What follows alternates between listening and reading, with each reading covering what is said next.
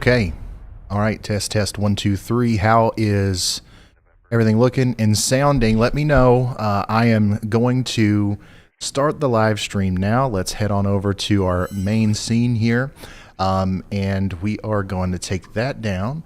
And hello, guys. Thank you for tuning in. This is another severe weather live stream here on the Ryan Hall Y'all channel. Today looks like it's going to be pretty significant. So we are kind of rushing everything together here. We're starting earlier than what we thought we were going to because we have warnings coming out already. I don't want to waste too much time with an introduction here, but I do want to remind everybody to please share this. Now's a good time to go ahead and get this out there on social media. Let's get as many people as possible in here so that we can share this vital information because, guys, there's going to be a lot of tornado warnings today, and these are happening in very populated areas. Indianapolis, Cincinnati, Louisville. I mean, like, there's a huge area that's going to be experiencing severe weather today, and it's not just tornadoes. We're talking about severe weather as far south as Arkansas, Mississippi, Alabama. So bear with me here and just make sure we're getting this out there. And if you don't have other forms of social media, just hit the like button and the YouTube algorithm will get us out there to the right amount of people. Okay, so thank you so much.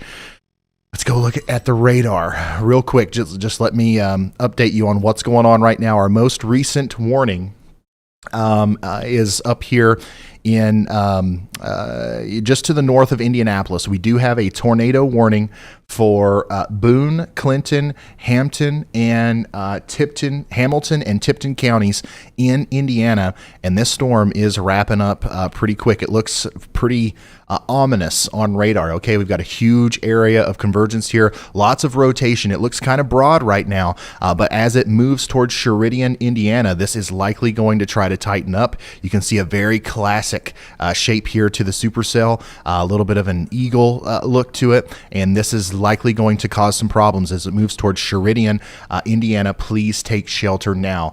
Already the lights are turning green behind me. That means that meteorologist Andy Hill has some insight for us. Go ahead, Andy.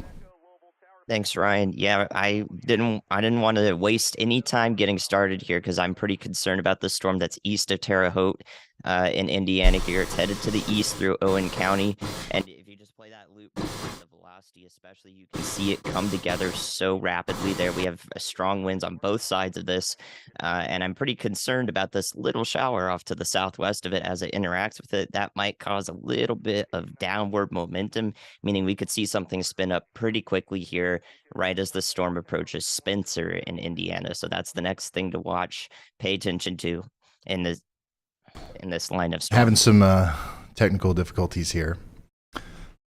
Not sure what that was. I don't know if you guys heard that or what. Did you guys hear Andy fine? Did you guys hear Andy fine? I didn't.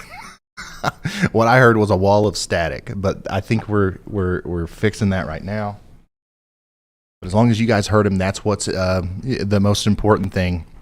But yeah, exactly like he was saying, we are concerned about this storm and the storm down here to the east of Terre Haute, which we are also going to take a look at that as well on radar.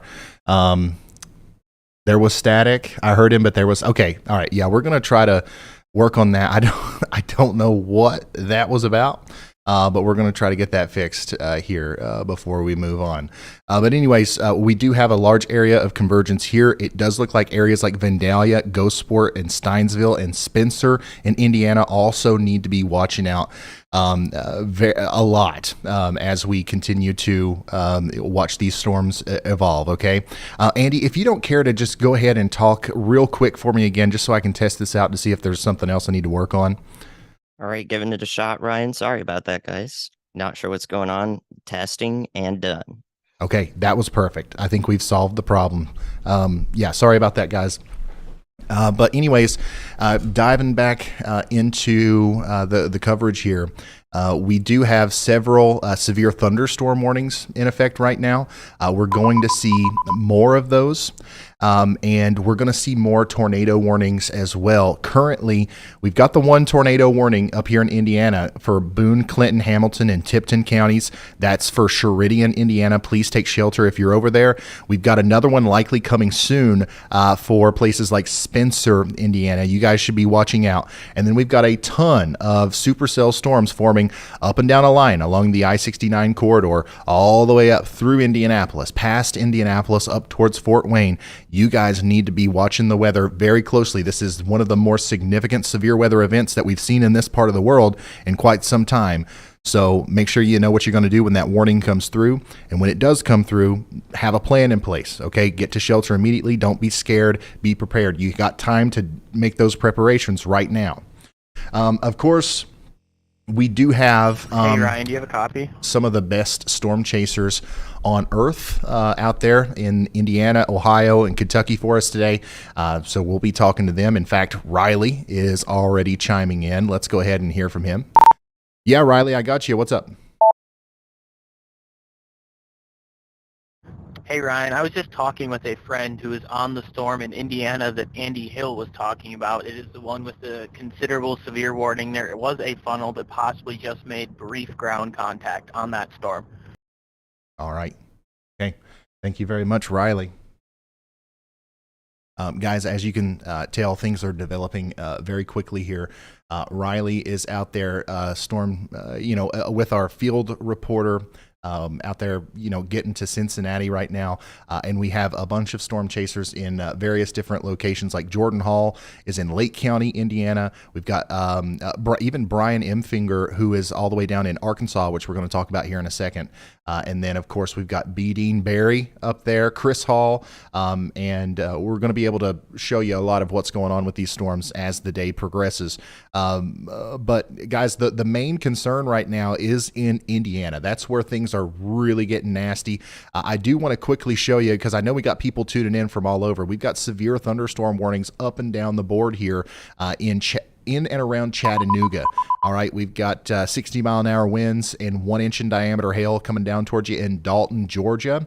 We've got the same things coming for you over here near Huntsville, New Hope, and Guntersville, Alabama. That's going to continue to turn into a larger convective system and likely cause some strong winds and maybe even some hail tonight down towards Birmingham and Atlanta. So make sure you're ready for that. Big-time storms are popping up now in Arkansas. These are going to get much bigger. And we're likely going to see another kind of mesoscale convective system get rolling over here, and it's going to fly through Little Rock, Memphis later, and possibly cause some damaging winds. I mean, this is a widespread event, guys. This is probably one of the higher echelon population events that we've covered in a while. Yeah, we've got like 40 million people under at least a slight risk of severe weather here. So I'm sure Andy has another update for us on that storm out there. Go ahead, Andy. Indeed, I do, Ryan. Since I was choppy the first time, hopefully not going to be choppy again here. I do want to re-emphasize that the way this supercell is coming together west of Spencer, Indiana, I am really concerned about what it might do here. It's got powerful dynamics. The winds on both sides of it, I think, are really strong here, and it's in a favorable environment. So with the second message here about this storm, I want to reemphasize that you should be thinking about taking shelter out ahead of this thing, just in case it does come together. Its potential is large right now, but it's not doing anything yet here in Owen County in Indiana. Again, this is southwest of Indianapolis. I encourage everybody ahead of this, go sport, Spencer, etc. here in these areas, especially along Highway 231 and State Road 67 here, to go ahead and take shelter out ahead of this thing. It's a great practice. Interior, most room of your house, basement if you've got it. Just bring a pillow, shoes, and make sure everybody's accounted for, and bring us with you. And that'll be all good. So this is just preventative out ahead of this thing. But when we see signatures like this, it tells us a lot about the potential of the storm. So hopefully it doesn't do anything, but if it does, it could be bad. A new tornado warning and they just has been issued a warning there. I believe it's for that storm. Yep. Like Andy said, my goodness, this, it's not doing anything yet. It probably will be soon, though. This is an unbelievable signature here on radar, something that you don't really want to see. Once again, in some of these places, not trying to scare you, but if you just got put under a tornado warning, you need to take this seriously. This is looking like it's going to be a very, very significant storm. Clay County, Indiana, Monroe County, Indiana, Morgan County, Indiana, and Owen County, Indiana. You guys have got to go. You got to go. Do not play around with this one. Oh boy, this is, once again, a classic supercell, and it's a big one. It's a strong one. Some things that we've got going for us, lots of cell mergers. There's going to be a lot of other storms that pop up around this that are going to try to take this one over. It's going to try to, ruin the balance that the storm currently has to try to produce a tornado. If this gets much more time, though, to do what it wants to do out here in this environment, this is a bad look for Spencer, Indiana. And once again, I'm only saying this to try to get you prepared and get everybody up to speed on how serious of a situation this is. Not your average tornado warning, okay? Let's get to shelter in Spencer, Steinsville, and Gosport. I don't think we have anybody on that storm. All of our chasers are on the eastern side of Indiana. I think Luke and Bryce might be the closest ones. But it looks like we're also starting to see some rotation build up on some of these other storms as well. Go ahead, Andy. Yeah, Ryan, also in that new tornado warning is Bloomington, Indiana. That's a larger population center there in Monroe County. So I want to make sure we're reaching those people as well. When we tell you that the tornado warning does include you, if you're getting it on your phones, you might hear those sirens soon. So that's the reason why we're showing it to you on radar at the moment. Beefy supercell coming toward you. Yes, thank you very much, meteorologist Andy Hill. This is the purple area here, the polygon. Everybody in that's under a tornado warning. And once again, guys, I want to emphasize that this is this is one that you've really got to take seriously. The amount of rotation that we're seeing here, the general structure of this supercell is, these kinds of storms, these kinds of storm systems tend to be memorable in this part of the world. We're going to hope that something like that doesn't happen today, but we're trying to do everything we can to make people take shelter here, because we hear it every single time we do this. People don't take shelter, or I've heard that before. I've been under a bunch of tornado warnings. I've been fine. Please take this one seriously. Take my word for it. And if all you did was take shelter and nothing happens, and what do you got to lose, really? Okay, anyways, that's a very serious situation developing there between Spencer, Ellettsville, Bloomington, and along the I-69 corridor between Bloomington and Wayport there. You guys got to be taking shelter. I'm watching this storm up here closer to Indianapolis as well, downtown Indianapolis. You guys are getting ready to get some hail. You're getting ready to get some strong winds, especially on the southern side. But this storm is trying to rotate as well. Right over I-70 right now, there's a little bit of a mezzo that's trying to form. Nothing happening just yet, but we're watching it. And then, of course, we do have another tornado warning up here near Sheridan, Indiana. That's likely going to be reissued if this storm cycles for places like Cicero and Noblesville, LaPel, and Hamilton in Indiana. So you guys need to be watching out as well. This is a very dangerous situation. A little bit farther north, we are dealing with similarly dangerous situations, but a little bit less so on the tornadic side, at least for now. Tornadoes are possible all up and down this line, but the main thing we're going to be dealing with is 70, possibly even 80 mile per hour winds moving into Wolcottville, Kendallville, all the way down to Columbia City and South Whitley. That'll eventually move into the Fort Wayne area. We even have severe thunderstorm warnings up here near Three Rivers in Michigan. And it doesn't stop there. Way down yonder in Alabama, we've got severe thunderstorm warnings right now for areas near Jasper. We've got them going on near Huntsville, Alabama, with 1.25 inches hail. Chattanooga, you're under a severe thunderstorm warning. Dalton, Georgia, you're under a severe thunderstorm warning. I want to go visit these storms again in Arkansas just to show you how quickly these are popping up. Look at this, guys. These storms are blowing up right now in Arkansas, and they're going to continue to do so and likely cause some big-time problems with damaging winds and hail as they move down to the south and east. I'd be watching out tonight in Russellville, Conway, Little Rock, all the way down to Memphis. There's a lot of instability out there. You guys know how hot it is right now. If you go outside near Little Rock, I mean, this says 105.2. I don't know how accurate that is. But you know, it's warm and it's humid out here near Little Rock, and there's a lot of energy for these storms to go off of. And we just got a new tornado watch. New tornado watch just now coming out right now. Let me show this to you.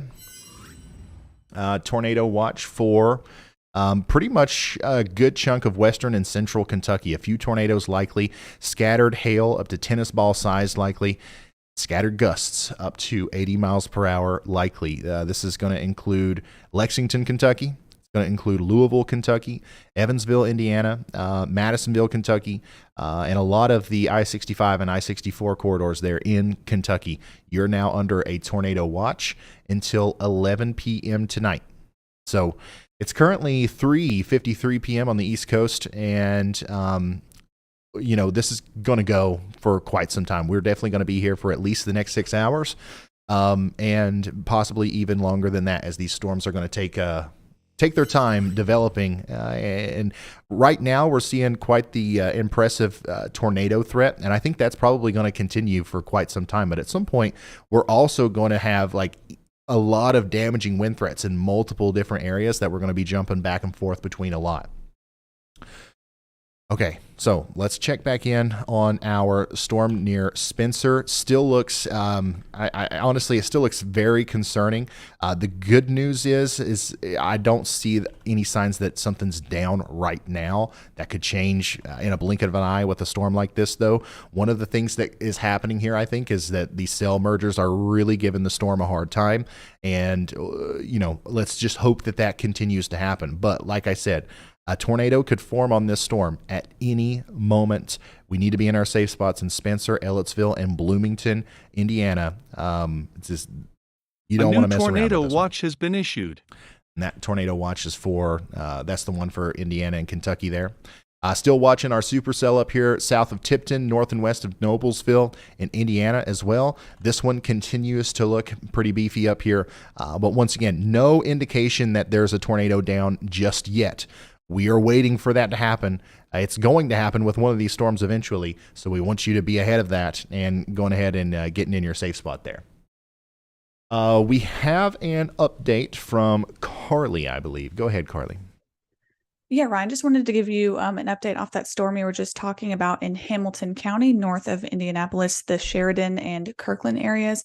There have been multiple civilian reports of funnel clouds on this storm. So nothing is confirmed yet, as you were mentioning, but we are already hearing of a tree on a home on Waterleaf Drive and some branches on the surrounding roads as well. So whether or not this is actively producing a tornado or not, it's still a very dangerous storm. And of course, outside of that, we are listening very closely to the other feeds for any information. Okay. Thank you very much, Carly, for that insight there. And I'm going to really quickly show you something that just came out while Carly was speaking from the Storm Prediction Center. Another tornado watch is about to be issued here for western Ohio and portions of northern Kentucky. This will include Cincinnati. This will include Richmond. It'll include Lima, Findlay, Toledo. And what they're saying is the potential for tornadoes, very large hail, and significant damaging winds will increase this afternoon as storms spread eastward. Tornado watch issuance will be needed. So also, I think that we've got a new tornado warning here for Hamilton and Tipton County, Indiana. And that's going to be, once again... Hey, Ryan, do you have a copy? Something that we watched unfold here with this storm. Let me show you. Like I was talking about earlier, this has got extended out to Cicero, LaPel, and Hamilton in Indiana. That's your new warning there, the flashing polygon on the Radar Omega app. And somebody just came through. Who was that? Riley? Yeah, Riley, go ahead. Hey Ryan, there's another cell further down the line that's starting to grow more upscale, and I just heard from another chaser that it's starting to become more of a right mover. So it is possible that some of the cells to the south of this line will be starting to produce tornadoes soon as well. All right. Thank you very much, Riley, for that information. And by the way, guys, Riley and Chandra are in a vehicle heading towards Cincinnati right now. They're going to be on the ground just kind of reporting on that situation. You can see a live view of inside our live field reporter car right now. They're currently, I think if you guys have the Radar Omega app, you can see their exact location or pretty close to it. They're currently on Highway 27 heading up towards Cincinnati. They do plan on covering these storms today as they approach the metro area. So yeah, lots of stuff going on there. Let's go back over here to the multi-view. We also have storm chasers in Shelby County, Indiana, Franklin County, Kentucky, Porter County, Indiana, and of course, places like Arkansas, where Brian Emfinger is right now. Okay, so let's dive back into our two main supercells that we've been kind of hovering over here. The one that we are watching extremely closely. Well, there's actually a couple that we're watching extremely closely. The first one, the newest warning that we just saw there for Cicero, Arcadia, LaPel, Frankton, and Indiana. This one still looks incredibly concerning. One of the worst things about this one in particular is that there's not as many other storms around it to steal its energy. So the other one that we were looking at, lots of cell mergers, maybe that was going to help us out. This one, it's going to be a little bit longer before any competing thunderstorms move into this vicinity. So this one has some time to really take advantage of that atmosphere here. The other one is back here near Spencer, probably one of the most impressive supercells at this point that we've seen in a while. But over the past couple of minutes, it has started taking hits from other supercells, and that's kind of taking away the balance that's needed for rotation and all that stuff. If it survives these hits, if it absorbs these cells, and continues to be a discrete supercell, then we might have a big problem on our hands. So that's why we have a tornado warning for Spencer and Bloomington in Indiana right now. And everybody in those places should be in their safe spots and taking this seriously, okay? Let's see. Okay. And then, yeah, like Riley was saying earlier, there's a bunch of other storms that are popping up all up and down this line, and they're all going to be big problems for us before the day ends here. This one looks continuously worse. The one that's moving towards Cicero right now. Once again, tornado warning for Cicero, Strawtown, Riverwood, Perkinsville, Hamilton, Edgewood, LaPel, and Durbin. Take shelter immediately if you're in Indiana. Let's see, what else do we got here? I do want to keep a very close eye on these storms in Little Rock or Arkansas as well. You can see how quickly they're blowing up. In the first couple of moments when these storms really start going, a lot of times you will get some, mesoscale accidents that cause tornadoes. Doesn't look like anything like that's happening right now, but these are still going to be extremely damaging storms as they move towards Clarksville, Hector, and Clinton in Arkansas. Okay, Cicero. Okay, my bad, guys. My bad. If you're new here, I am likely going to say your town name wrong at some point today. Just bear with me here. I try to cover the weather for the whole United States. Honestly, we're not in Indiana very often. So this one is a little bit new. But thank you for that. I'm going to try to make sure I'm right with the pronunciation from here on out. Once again, if you are in Cicero or Cicero. Okay, sorry. If you're in that vicinity, you got to be taking shelter right now. You're on your phone. You're trying to correct me. Hopefully, you're doing that in a closet or in the basement or in a storm cellar, and hopefully, you are ready for a potential impact from a tornado, because you are under a tornado warning. Lots of people are sending in hail reports to Twitter. I see y'all. This is from Zoo on Twitter. This is from Clayton, Indiana, about 2 minutes ago. Some hail there. This is going to be a very common sight. I'm just going to go ahead and tell you this is going to be a very common sight in Indiana today, and the hail is going to get bigger. All right, so make sure you guys are prepared for that. Tornado or not, these storms are going to be some of the strongest storms you've seen in Indiana, Kentucky, and Ohio in a little bit. All right. we got going on here? Thank you guys so much for sharing. There's a lot of people getting the link out there on social media. I appreciate it. And while I continue to look for other reports on Twitter, Andy has gotten an update for us. Go ahead, Andy. Yeah, Ryan, watching this storm near Bloomington, nearing the Bloomington, Indiana area, most closely still. We have one more stronger, larger shower that's going to merge with it here in just a moment. And that means, in my perspective here, that over the next 15 minutes or so, we could have an avenue or a corridor here of increased tornado potential that would include the city of Bloomington and areas maybe just north, just south, all around that metro area there. So I'm watching this most closely over the next 15 minutes. Again, you're still in an active tornado warning if you're just joining us from Bloomington, Indiana, and surrounding areas there in the pink polygon that you're seeing right here. So again, nothing that's happening yet from the best of my ability to tell from radar, but over the next 15-20 minutes with this interaction in particular is when I'm most concerned here. Okay. Thank you very much, Andy, for the update. Guys, meteorologist Andy Hill, along with several other team members, are in the background, helping us out. We're watching all of these storms, even whenever I'm just focusing on one. Somebody is watching the one near your house, I promise you. If there's anything that we need to let you know about, a new tornado warning we're going to let you issued. know. For example, just like that, brand new tornado warning here that's popping up, and that's going to be a little bit farther to the north near Fort Wayne, to the south and west of Fort Wayne. We've got a new tornado warning, and boy, that is a very interesting looking storm there. You can see the rotation near Gilead. Gosh, you guys are going to kill me on that one. Disco, Stockdale, Urbana, and North Manchester. And that one's coming together quick. I want you to look at the reflectivity as well. Big Hook, there's your tornado. It's somewhere near State Road 19. And if that's not down, it's going to be down pretty soon. Okay, I wonder if we got anybody up there. We do not. Okay, all right, that's fine. So let's come back over here, guys. This is a little bit farther north than some of the other areas that we've been talking about. I'm going to bring up the mesoscale just so I can, if this goes confirmed, I'm going to have a little bit of a better idea as to where exactly we are to help you figure out where exactly this tornado may be.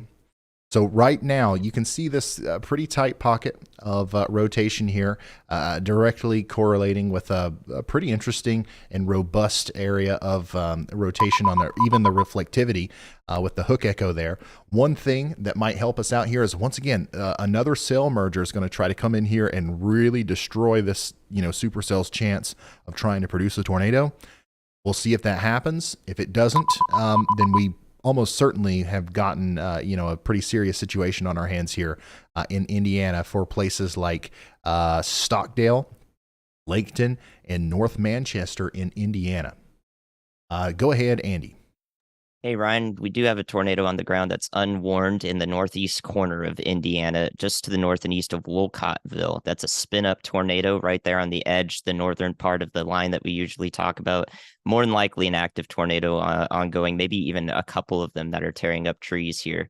So take shelter out ahead of this into Steuben County, Angola, and to the south near Waterloo in DeKalb County in northeast Indiana. I believe we have a debris signature there, or even a couple right along this line. Thank you very much, meteorologist Andy Hill. Everybody in front of this line needs to be taking shelter. You're under considerable severe thunderstorm warning. You could get up to 80-mile-an-hour winds out of this, or a quick spin-up tornado along the front edge, which is what we think we're seeing here whenever we look at the correlation coefficient near Woodruff. See the blues? There's likely something in the air here that shouldn't be there, and it could be getting sucked up there by a tornado. Okay, so near Woodruff, all the way over to Meadow Shores Park, Brushy Prairie, Helmer, Turkey Creek, Fairfield Center, eventually all the way up there towards Angola and Auburn, Indiana. You guys need to be ready for, even though you don't have a tornado warning, you've got a wall of damaging winds on the way that could spin up a quick tornado right on top of you at any time. So take shelter for this, just like you were under a tornado warning if you're anywhere over here, especially along the I-69 corridor between Huntertown and Angola in Indiana. Pretty much everything that we've been talking about so far has been in Indiana, but this is a very widespread event. If you're just now tuning in, Arkansas, Mississippi, Alabama, Georgia, Tennessee, North Carolina, Ohio, Kentucky, all of these places, even Oklahoma, all these places are going to be in for some sort of severe weather tonight, and probably even more that I'm forgetting to name off. So just make sure you're ready. Right now, the most significant weather is happening in Indiana, but things will definitely increase in coverage as the night goes on. Let's go back down to our storm here near Bloomington. Bloomington, Indiana is still under a tornado warning.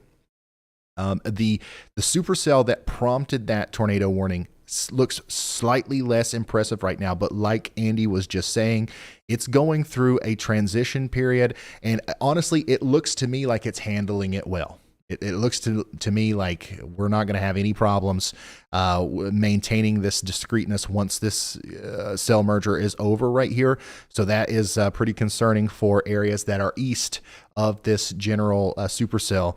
Nashville, Indiana, Columbus, Indiana, even, the northeastern side of Bloomington may need to be, you're under a tornado warning, but you might need to be on heightened awareness mode here as this thing comes together, because I'm telling you, see the last few frames there, how this thing is just blown up in the reflectivity. We've got some big hail near Spencer, Steinsville. It's just eating this storm up. Literally, the storm came in here to try to take it over. It said, nope, it's swallowing it whole.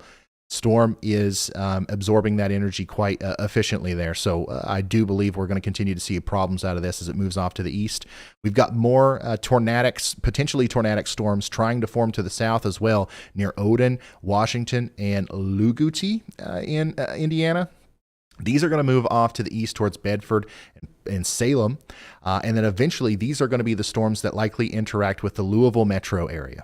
Okay, so Louisville, you guys are in for it later tonight. Same thing for you guys in Cincinnati. And once again, if you are following along with me in the Radar Omega app, link in the top of the description, you can actually look for this icon. And this is our field reporters, our Ryan Hall, y'all, field reporters out there today, almost making it to Cincinnati. They're going to be setting up shop there as the storms come in.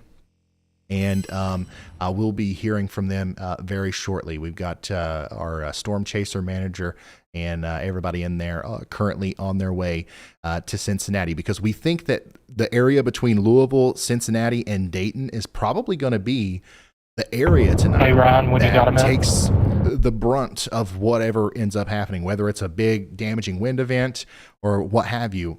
That's where we're most concerned about. A new tornado warning has been issued. We've got a new tornado warning. That does also include Bloomington.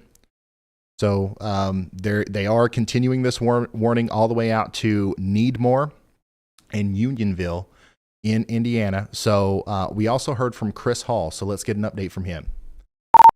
Yeah, Chris, go ahead.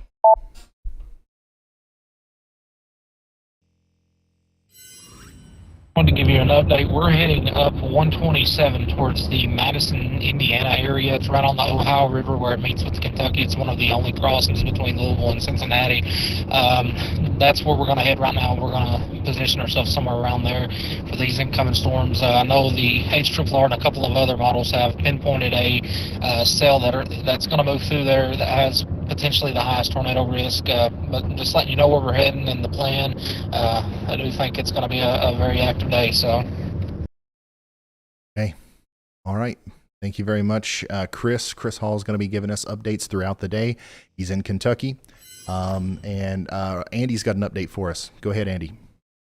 Yeah, Ryan, watching this storm south of Indianapolis, I've refrained from talking about it thus far because it has not been tornadic, so don't want to imply anything that it might not be doing. But from the terminal radar just to the west here, there may be an area of near surface circulation starting up here in the lowest levels that would go towards New Whiteland in Indiana, which is a place that was recently impacted this year by a stronger tornado. So that is a vulnerable area, and I want to make sure everybody knows ahead of time to be taking shelter.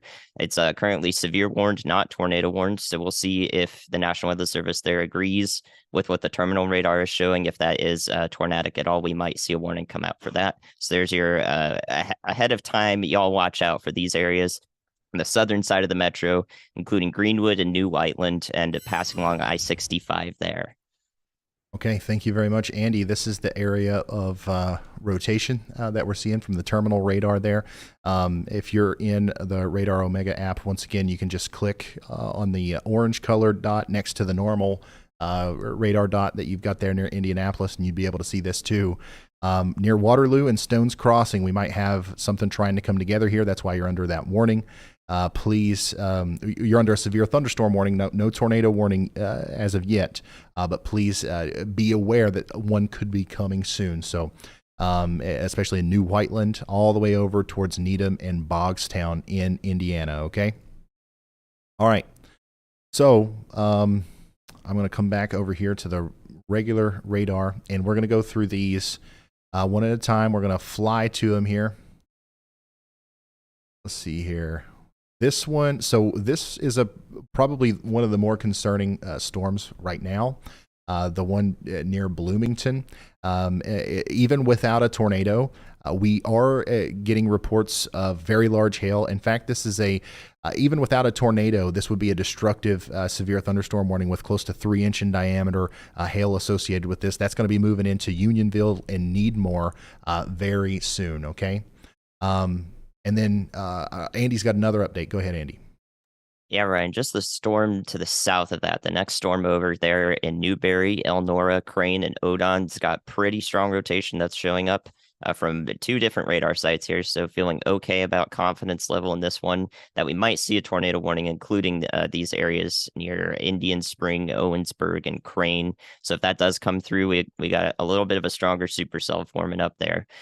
And just to reiterate, these are all in this area of the tornado outlook from the Storm Prediction Center is on the lower side. As these storms move to the east, their tornado potential could increase in the the bullseye, so to speak, of where we have tornado potential today: southeast, east central Indiana, into the Cincinnati and Louisville metro areas. Okay, thank you very much, Andy. We've got one of our storm chasers, Nick Gorman. I believe he's approaching the tornado warned storm that just passed Cicero and is now moving towards Anderson. You can see that above my head there. Looks pretty ominous. Or you could see that above my head. Let me go back to the multi-view. So let's get an update from him if we can. Let me see if I can't find him. Nick. Oh, he might be in a... Okay, there we go. Nick, we're live on YouTube. We can see the ominous-looking skies ahead of you there. Just wondering if you're seeing anything and what your plan is. A new tornado going on warning from has here. been issued. So we're going to get an update from Nick, and we're also going to go take a look at that new tornado warning, which is being issued for the storm that Andy called out here on the southern side and the southeastern side of Indianapolis near Greenwood. That looks... Hey, Ryan, I'm currently in the town of Louisville, Indiana. We got a rotating wall cloud on the storm, rapidly strengthened wall cloud on the... Okay, sounds like Nick is having a hard time. Thankfully going on. We can continue with our coverage here. I do believe that if we don't have a tornado down here near New Whiteland, it's going to happen very soon. A very nasty looking signature there on radar. We're very close to the radar, so it's hard to see exactly what's going on there. But yeah, if I'm in New Whiteland, I am taking shelter right now. You got to go. And Andy, go ahead. Yeah, Ryan, actually take a look at our correlation coefficient to see that there from the Doppler radar. That is a tornado ongoing right now just west of New Whiteland. Unfortunately, right through the same areas that were impacted in March, I believe at the end of March. So this is likely to be an upgraded warning. We also have the differential reflectivity to look at here, and it is an area of lower differential reflectivity right next to the radar. So that adds confidence that this is an ongoing tornado. So please be taking shelter out ahead of this thing and be thinking down the line in Shelbyville in Indiana as the storm moves toward you.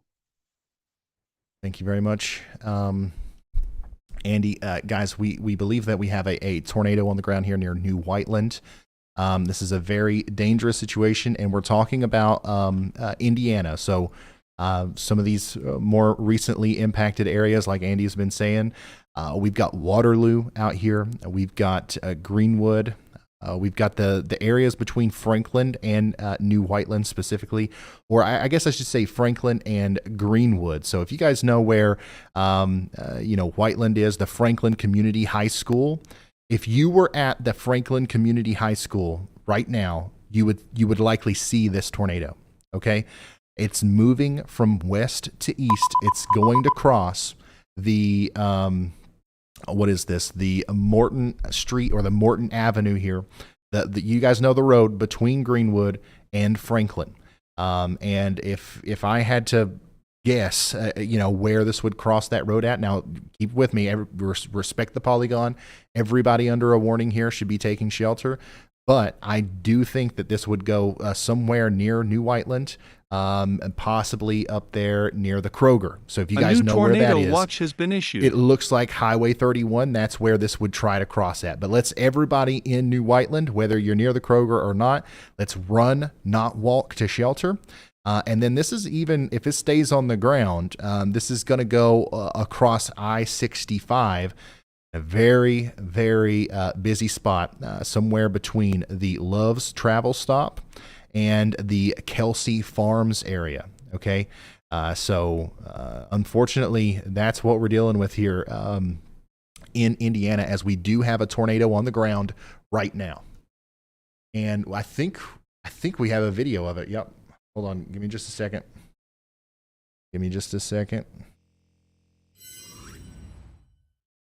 Yeah, so that is Storm Chaser Luke Hatton, who is on this storm, and we just saw this thing make contact with the ground there, and it looks like it's briefly lifted. So we're going to get an update from Luke here in a second, but also Andy has an update for us. Go ahead, Andy. Yeah, Brian, just making sure we're watching all storms here, because this is a very active situation ongoing. Wow.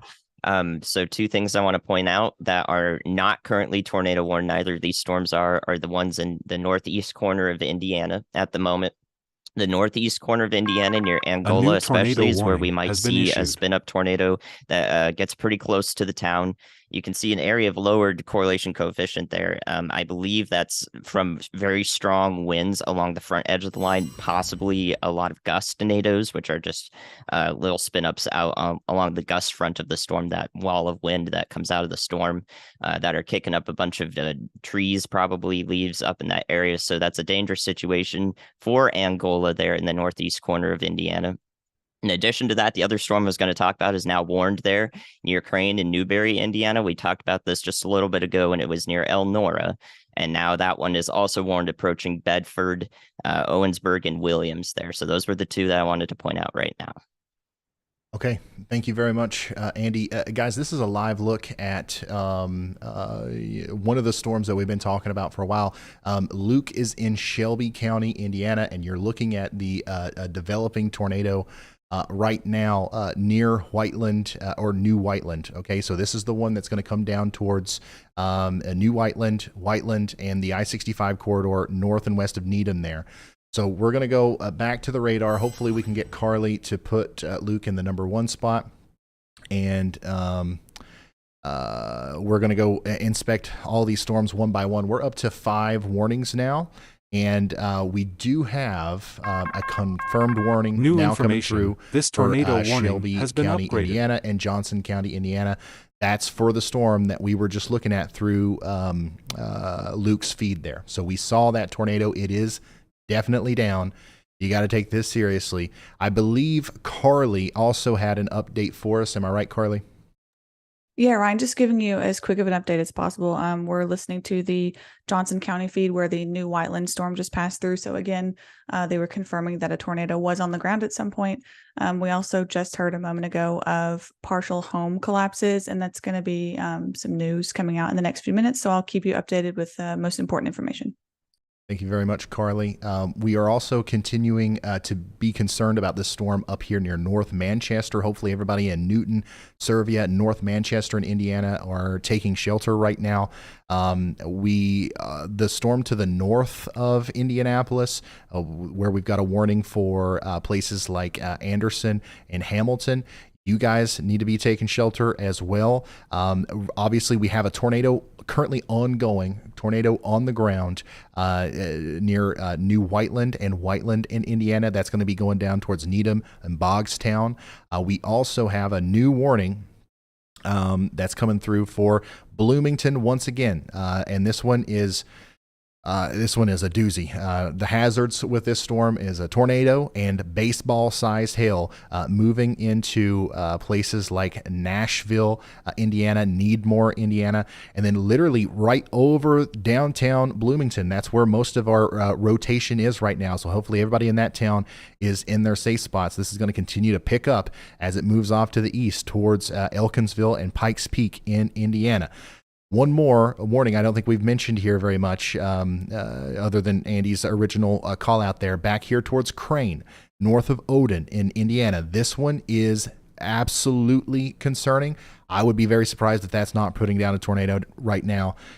If it's going to, if it's not already, in Crane and Silverville in Indiana, please take shelter. Guys, we have multiple tornadoes going on now in Indiana. It's exactly what we hoped it wouldn't be. Please start taking this seriously, and every single warning, get to your safe spot and don't come out until the warning has been gone for at least 5 minutes. Go ahead, Andy. Yep. Now watching that storm south of all of our tornado warnings near Shoals and Alfredsville in Indiana. So we have a storm that's quickly approaching it from the left of to the west of the storm. Now it's moving into it. And what that could do is accelerate the rear flank of that storm downward and cause a tornadic situation to pop up pretty quickly here into Martin County in Indiana. So that'd be southern Martin County towards French Lick and Paoli here in Orange County. So be aware of the storm headed in your general direction there in south central Indiana. Okay, thank you very much, meteorologist Andy Hill. Guys, I can't even begin to explain to you how serious of a situation we're dealing with here. We have an ongoing outbreak of supercells. I'm counting 1, 2, 3, 4, 5, 6, 7, 8, 9, 10 at least that have the very real possibility of dropping tornadoes within the next. They're either dropping tornadoes now or they will within the next 30 minutes. This is everybody in Indiana should be paying attention to this right now, as these are going to be some extremely damaging storms as they continue to come through. The one that Andy just talked about is likely going to be warned here very soon near Shoals.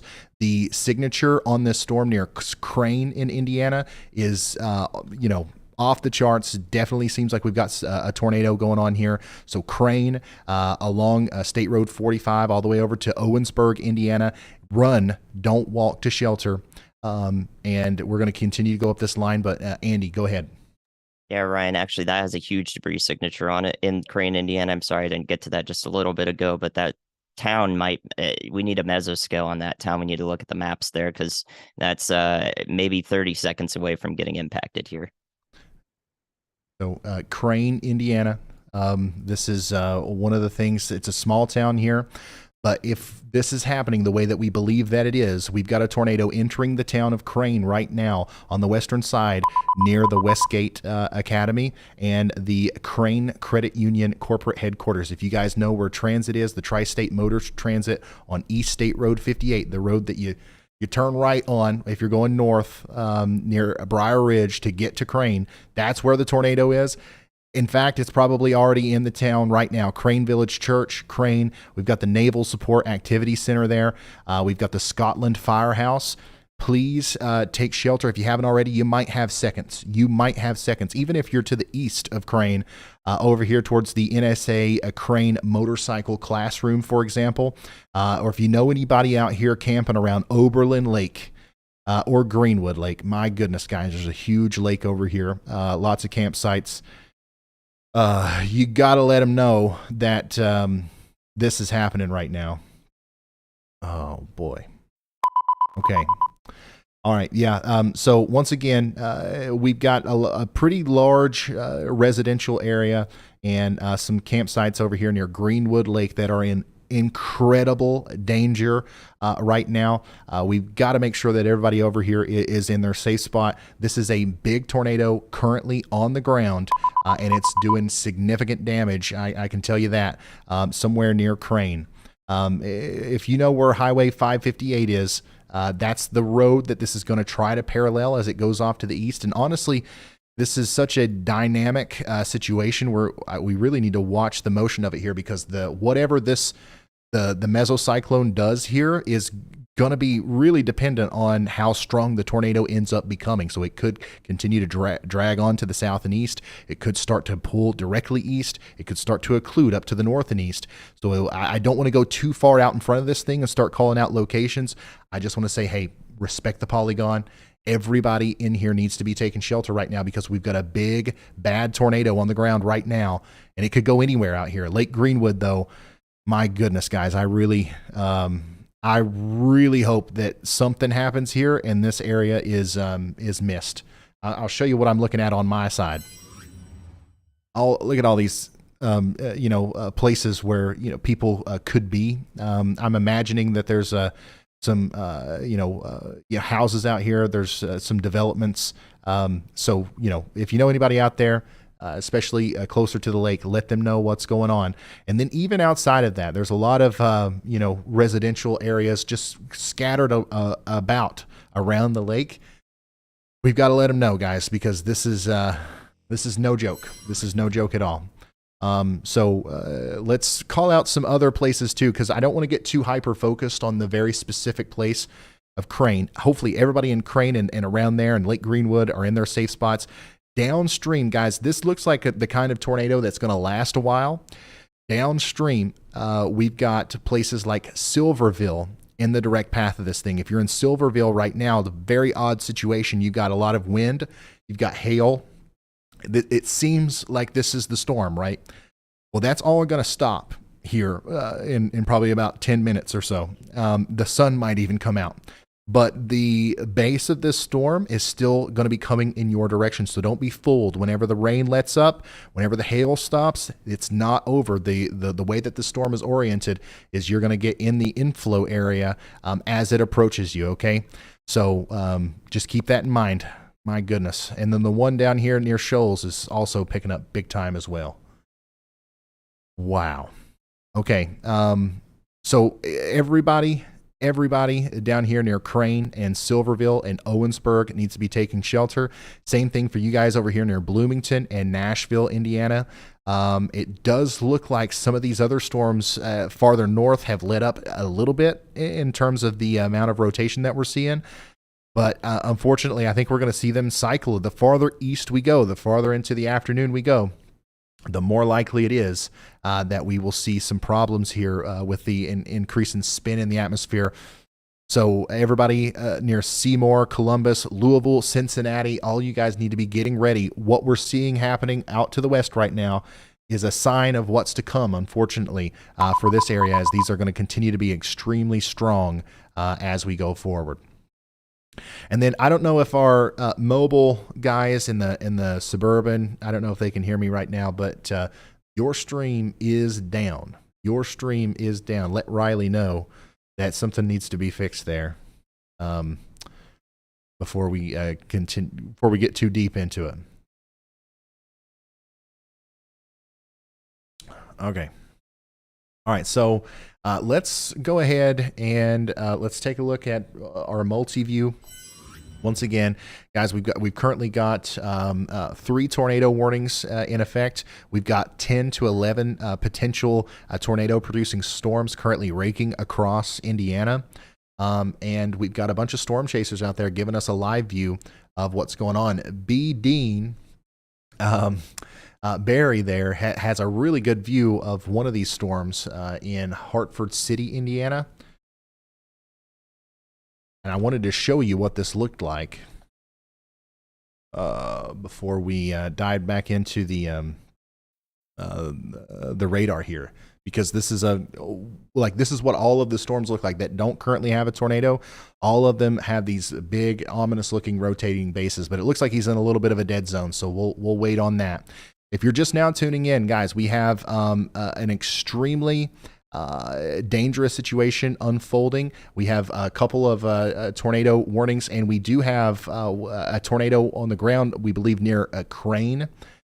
and we believe that that's going to continue to be a problem as it approaches Lake Greenwood. Now, it could lift and, hit the ground and come back up and hit the ground and come back up. But the thing is it's going to be on the ground at some point as it goes through Crane and Silverville and Fayetteville. Okay, so please, if you're in Indiana, you're going to want to take shelter right now. You cannot wait on this one. And even more concerning now, and there isn't even a tornado warning for this one yet, is the storm to the south of that near Shoals, Lacey, and Yenny, I guess I should say. In a new tornado Indiana. warning has been issued. So yeah, we've got our confirmed tornado warning now up here in Shelby County, Rush County, and Johnson County in Indiana. That's for the storm up here on the eastern side or the southeastern side of Indianapolis once again, as we do believe that this is still observed. Let me read the details on this. Tornado warning for Shelby County in central Indiana, west central Rush County, northeastern Johnson County, and southeastern Marion County in central Indiana. A confirmed tornado was located 8 miles east of Greenwood or 10 miles to the northwest of Shelbyville, moving east at 40 miles per hour. Weather spotters confirmed the tornado once again. So we do still have a tornado down here near Bogstown in Indiana. That's going to be moving over towards Shelbyville. So Shelbyville's a big area, very populated part of Indiana. If you guys know anybody out there, please let them know what's going on. They're under a confirmed observed tornado warning. This is not a precautionary one. We know it's there and we know it's coming. We want them to take shelter, okay? We did have Luke. Luke was on this. I don't know if he can still see it or not. He might be trying to give us a vantage point right now, but you can see above my head our storm chaser, Luke Hatton, is on that storm. So we should see something here soon. There it is. That's the base of the storm anyways. So we'll pull this up here and we'll watch this as Carly gives us an update. Go ahead, Carly.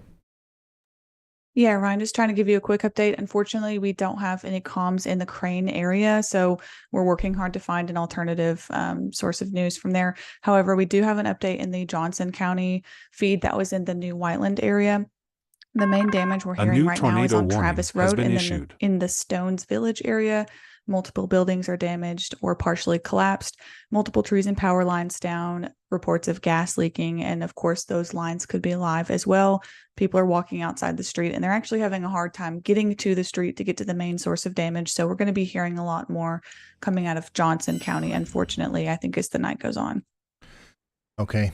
Thank you very much, Carly. And if my crew out there in the Suburban can hear me, I would love to hear an update from you guys at some point here soon. So just let Carly know to flip the lights purple when you're ready, and we'll pull you up.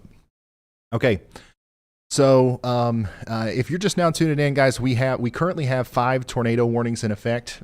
If you look at the Radar Omega map here, the black flashing ones are the ones that are the newest has been upgraded. Issued. Okay, and we actually just got a new confirmed tornado warning for Daviess County in Indiana as well. So, guys, this is one of the more active situations that we have covered here on the channel, especially for this part of the world. We have tornadoes dropping out of the sky like crazy right now in Indiana. I need everybody in French Lick, Bedford, Harrodsburg, Nashville, all these places to take shelter now if you're in Indiana. And then Andy's got an update for us. Go ahead, Andy. Yeah, Ryan, the Alfordsville, east of Alfordsville, headed towards French Lick and Paoli. That is a tornado ongoing right now, probably a large and even significant tornado, I think. It looks absolutely perfect on radar. You have every single box is checked here. So I don't like the look of this, and I am very concerned about Orange County here, which is not under the warning currently. So once we get that confirmed warning come through, just be prepared for that. And if you know anybody in Paoli here in Orange County, French Lick, Chambersburg, just go ahead and give them a call, because this is not a good one. All right, guys, just want to let you know that debris signature is there, and this has all of the environment out in front of it, nothing hindering it to the south. This might be pretty bad here. So please give them a call in Orange County in Indiana. Thank you very much, Andy. Once again, guys, this is we've continuously seen worse looking signatures as the day has went on because the storms have gotten stronger. This is leaps and bounds above anything that we've seen so far. There's definitely a destructive tornado going on here near Windham and Rusk in Indiana. So yeah, French Lick, you guys need to be starting to watch out. And obviously Rusk and Windham, this is a situation where you might not have too much longer to get into your safe spot. Let me pull this up over here. Let me show you a little bit better what we're looking at. The velocity is kind of off the charts. You see that signature right there? That is almost always what we see with very, very strong tornadoes. So I am going to pull up the a little bit of mesoscale information here, but with these big tornadoes, guys, I really don't want to get too caught up with what road is it getting ready to cross, right? Like what McDonald's is it getting ready to go by? This is the kind of tornado. It could be a half mile wide, could be bigger than that. You know, we don't know exactly what's going on down there. But paying too much attention to those kind of things might take away from the severity of everything that we're seeing here. If you're in French Lick, Indiana, this might be one of the more dangerous situations you've ever found yourself in. Same thing for you guys down here in Norton or anywhere in between in Indiana. This is a very big tornado. You can see the debris ball right here moving through right now. Currently, I believe it's near Yin or Yinny. I'm not sure exactly how you say that, near Blue Creek, right at the intersection of Lost River and Blue Creek, where they flow into the East Fork of the White River. That's going to move over there towards Rusk and go across Rusk Road. And then eventually this will make it somewhere between Hilham and French Lick, maybe around the Turkey Hill Cabin, the Donald Ross course, and the Comfort Suites there along St. Forest Drive. You guys know the road that connects Hilham and French Lick. Large, dangerous tornado currently ongoing in this area. Let me see which tower I'm on. I'm going to kind of convert a lot of our resources over here. This is unfortunately also the very storm that will likely end up impacting the Louisville area at some point downstream. Don't know exactly what that means yet. Obviously, this will be a very different storm by the time it gets there. But unfortunately, we're seeing signs that this is a very significant situation continuing to unfold here. And the fact that we're not seeing a bunch of convection fill in to the south of this is bad news. You know, we need those cell mergers. We need this to turn into a big line of storms. Now, don't get me wrong. Whenever that does happen, it's still going to be a bad situation. We could still see tornadoes and damaging winds. But if we continue to see discrete supercells, especially once we get past 6, 7, 8 p.m. or so, this could be an incredibly dangerous situation for the folks out here in and around Louisville.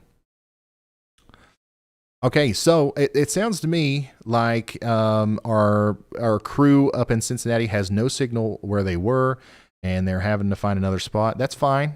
And just so you guys know, I don't know if they can hear me. If anybody on our team can confirm if our crew can hear me or not, you guys can just talk to me.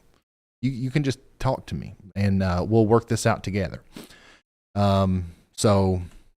Yeah, somebody just make sure that they're not muted. So, because I think we're going to need them here soon as these storms approach that area.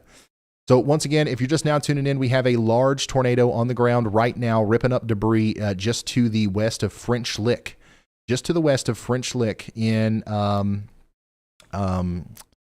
Indiana. And for some reason, this is still a radar indicated tornado warning. I imagine that soon here, we're going to see a new polygon that, yeah, there it is. Okay, there it is. Oh, it popped up for a second. It'll come back. A new tornado warning. We got a new tornado warning for Orange County and Du Bois County in Indiana. This does include French Lick. And it's still radar indicated. But guys, if this isn't on the ground, then the craziest coincidence is happening with whatever's going on here. We need to assume that it is if we're in Rusk, Hillam, Norton, or French Lick in Indiana. Okay, this is once again probably one of the more dangerous situations that you'll find yourself in. We've said that once today, and we're already hearing significant damage reports out of that county. This one looks even worse than that.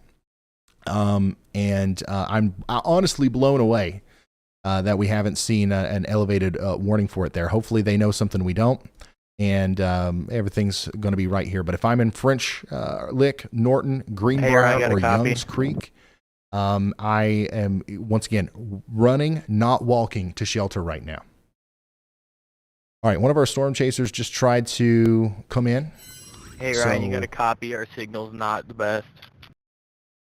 Get back with him. Riley, I'm just now getting these. You got an update for me?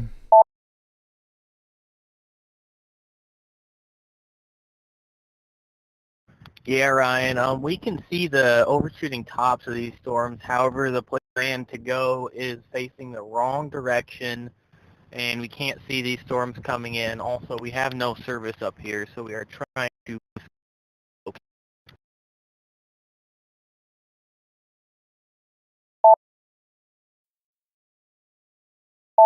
I'm going to try to get back up with them, but they literally have no service.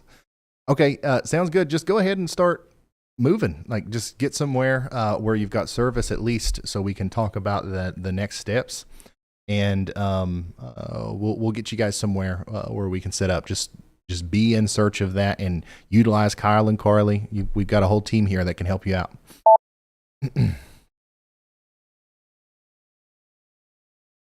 Okay, so if you're just now tuning in, we are continuing to watch this situation unfold here near French Lick, where we do have a tornado on the ground.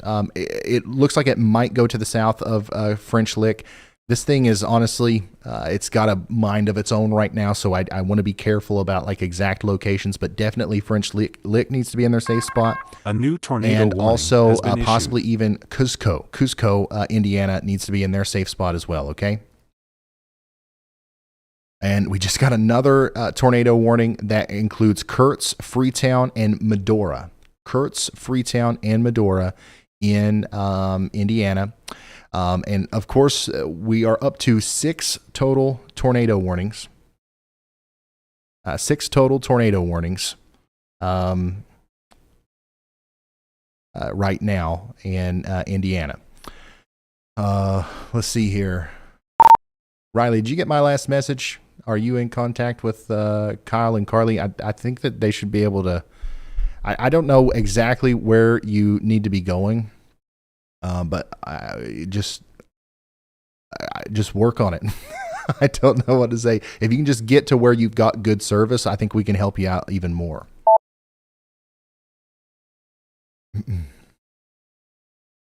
Kyle's got a list in there of some places. All right. So Derek Smith in Shelbyville, Indiana, has a really interesting look at this storm.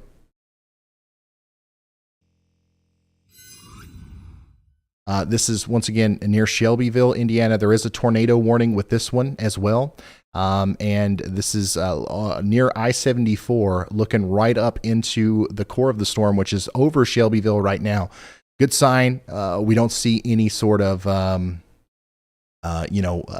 ground circulation or anything right now, but you are under a tornado warning in Shelbyville, so we want you to, get in your safe spot as well.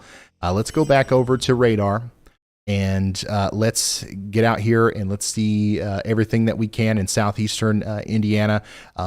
We have most of our action, everything that we've been talking about for the past little bit has been right in here in southeastern Indiana and southern central Indiana. But I do want to very briefly show you that we also have some strong storms down here in Georgia, South Carolina, and Alabama. I know during situations like this, we get a lot of people pouring in. I'm hooting and hollering about tornadoes. You're hearing thunder out there near Chattanooga. There's no tornado warnings or anything down here, but we do expect some very strong storms to move through Birmingham, places like Atlanta and Athens as we go through the evening. And we'll be keeping you updated on those as soon as we get brief moments of breaks. And then we also have very large storms forming in Little Rock, Arkansas, moving towards Little Rock. These will likely produce very large hail, damaging winds as they turn into kind of like their own mesoscale convective system and move off to the south and east. So Davies County, Greene County, Lawrence County, and Martin County, Indiana. That is now radar confirmed. So let me just get an update on all of this.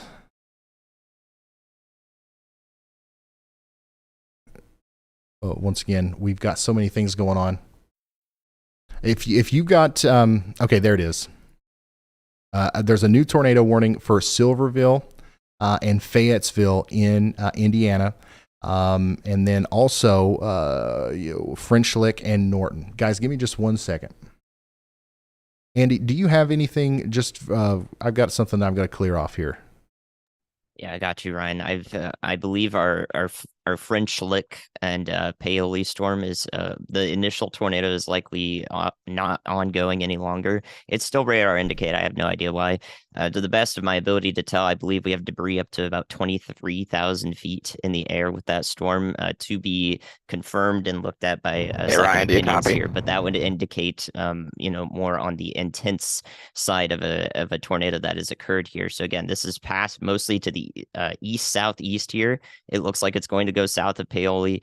But I do believe the initial tornado is not ongoing there in Orange County any longer. However, still an incredibly strong supercell, could easily cycle, which means it would restart the tornado process essentially and instate another tornado in this area. So please continue taking shelter, interior most room of your house or basement if you have it, here in Orange County in Indiana, especially the southern half of the county. We could see another tornado with this very soon. So that method, of course, based on debris height and so forth, is based on solid science and data sets. So it does look like an intense tornado ripped through the area east of Alfredsville, and we might see another instance of one here near French Lick. So hopefully that's off the ground. It doesn't do it again, but that's what I've been able to tell so far. So you good, Ryan? Yeah. Thank you very much, Andy, for that. And guys, I haven't had much time to breathe this broadcast, but I am looking over Twitter now. Once again, Twitter at Ryan Hall, y'all. If you have something you want to send me to help tell the weather story here, please do it that way. We've got people looking at that stuff. And also, please remember to tag your local National Weather Service as well. I'm seeing a ton of pictures of tornadoes right now that are literally just tagging me. That novel information is valuable to the National Weather Service as well. So go ahead, Carly. Yeah, Ryan, really quickly, I just wanted to point your attention to one of the imagery sent in the stream text. It just kind of, again, gives a visual to the confirmation of damage in Johnson County that we've been hearing. That's really the main damage we've heard thus far. Some of the counties like Orange County don't have comms, unfortunately, but Johnson County is one that we can confirm. It looks like the majority of the damage, as mentioned, was on Travis Road in the Stones Village area and Lakeview Street. So unfortunately, we are already seeing confirmation of that damage and probably will continue to do so for the rest of the night. All right. Thank you, Carly. So yeah, there's a lot of damage reports coming in. And I think that, I don't know if we've heard anything from Crane yet. Obviously, we're having a hard time reaching those specific areas. But I think that from what we're seeing, especially that storm that was just to the south and west of Shoal and to the west of French Lick, I think that's probably been the biggest one, the strongest storm that we've seen today. And I don't think we've heard anything out of there yet. So, Carly, keep us updated as soon as we start hearing stuff from that. And then, of course, Andy's got another update for us as well. Go ahead, Andy. Yeah, Ryan, just want to talk about something non-tornadic for once. Thankfully, I can here, but it's still not good. We have a couple of destructive severe thunderstorm warnings. One is in the northwest corner of Ohio and also southern Hillsdale County in the mitten of Michigan here.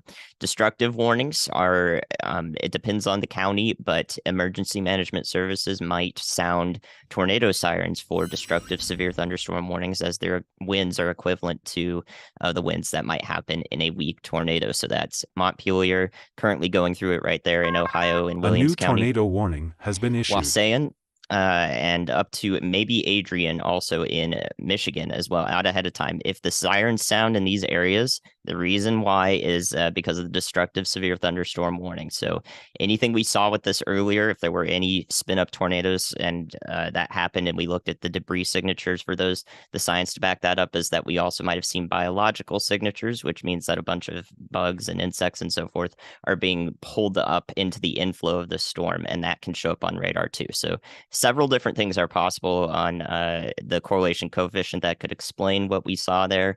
Just want to make sure that everything we say here is scientifically sound and backed up. The other destructive severe thunderstorm warning, and then we'll get to that new tornado warning, is also includes Seymour down here in Indiana, and Elizabethtown and Jonesville along Interstate 65 there. And just outside of Columbus as well. So if you hear sirens in those areas, that's for destructive hail and also considerable winds. So that means baseball-sized hail is possible with that warning down there. Tornado sirens indicate as such it is a dangerous storm. You should be inside for it. Okay. Thank you very much, Andy. We do have a couple new tornado warnings. One of them is way down here in Alabama. So let's take a look at this. Coleman County, Alabama is under a tornado warning. We do have some rotation over here near Fairview and Enon. That's going to be moving down towards Holly Pond and Union Grove. So this is, a collection of some strong thunderstorms capable of producing 60 mile per hour winds and 1 inch in diameter hail. One of these has kind of started rotating a little bit too much for comfort, so we've got a preemptive tornado warning, and let's take shelter here in Holly Pond, Roswell, Brooklyn, and Baileyton in Alabama. Okay. Other than that one warning, all the rest of our warnings, or tornado warnings specifically, are in Indiana. So I'm going to go through these. I'm going to go through these here. Give me just a second. And we'll go through them one by one, because I know we've got people just now tuning in. People are confused. What's going on? So let's keep you updated. Okay, we had what I believe was a tornado back here between Lacey and a Crane in Indiana, and also down here to the west of French Lick. In fact, I am seeing plenty of photos and videos of this thing. I don't know how long it went on. I don't know how much damage it did. I don't know how big it got, but I do think that specific tornado is probably since lifted, but a new one may try to form here as this storm in Indiana near French Lick moves towards Greenbrier, Youngs Creek, and Chambersburg. Okay, so make sure you guys are ready for that. We also have one of the newer tornado warnings for Norman and Brownstown in Indiana. This is also a very dangerous storm. I believe that this one could probably produce here soon as well. And then we've got that pesky storm up there near Shelbyville that's been continuously causing problems throughout the afternoon. Still not currently putting down a tornado right now like it was earlier, but still looks like it's in a spot to where it could at any time. So everybody needs to be staying in their safe spot near Shelbyville. And then we do have an update from Andy. Go ahead, Andy.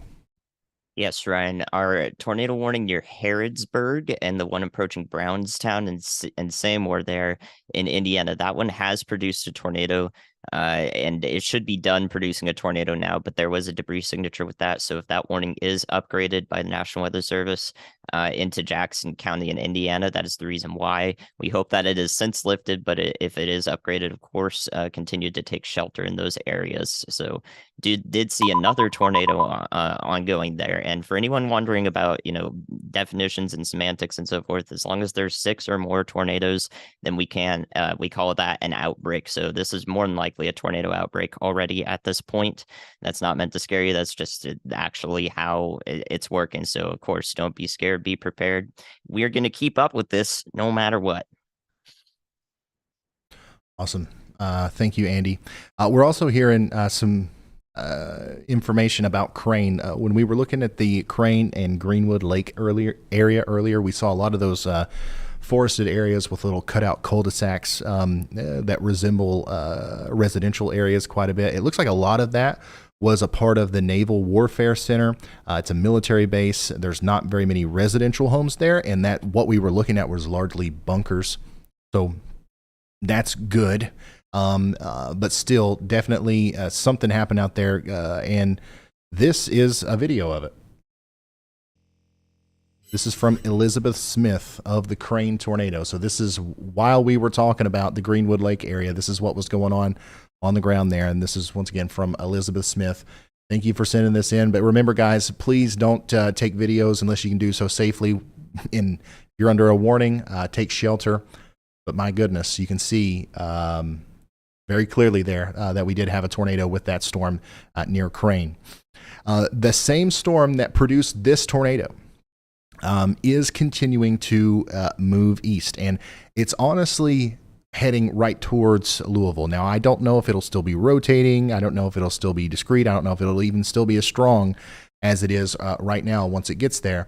But the people of Louisville do need to be paying attention to this because, it's definitely looking like it could be a significant situation if the storm does remain discrete as it gets closer to town. So, thank you for sending that in, Elizabeth.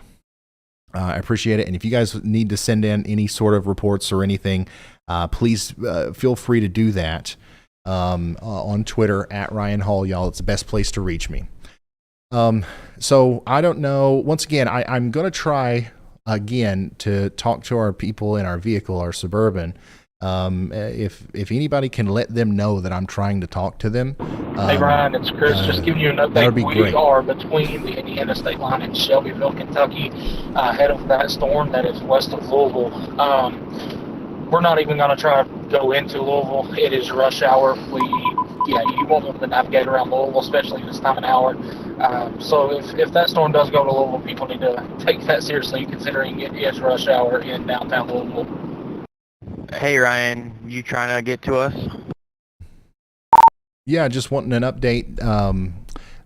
Feel free to unmute and Zoom at any time and do your all's thing. Just once you get to wherever you're going, do you need any help? Do you know where you're going now? Just give us an update on your current situation.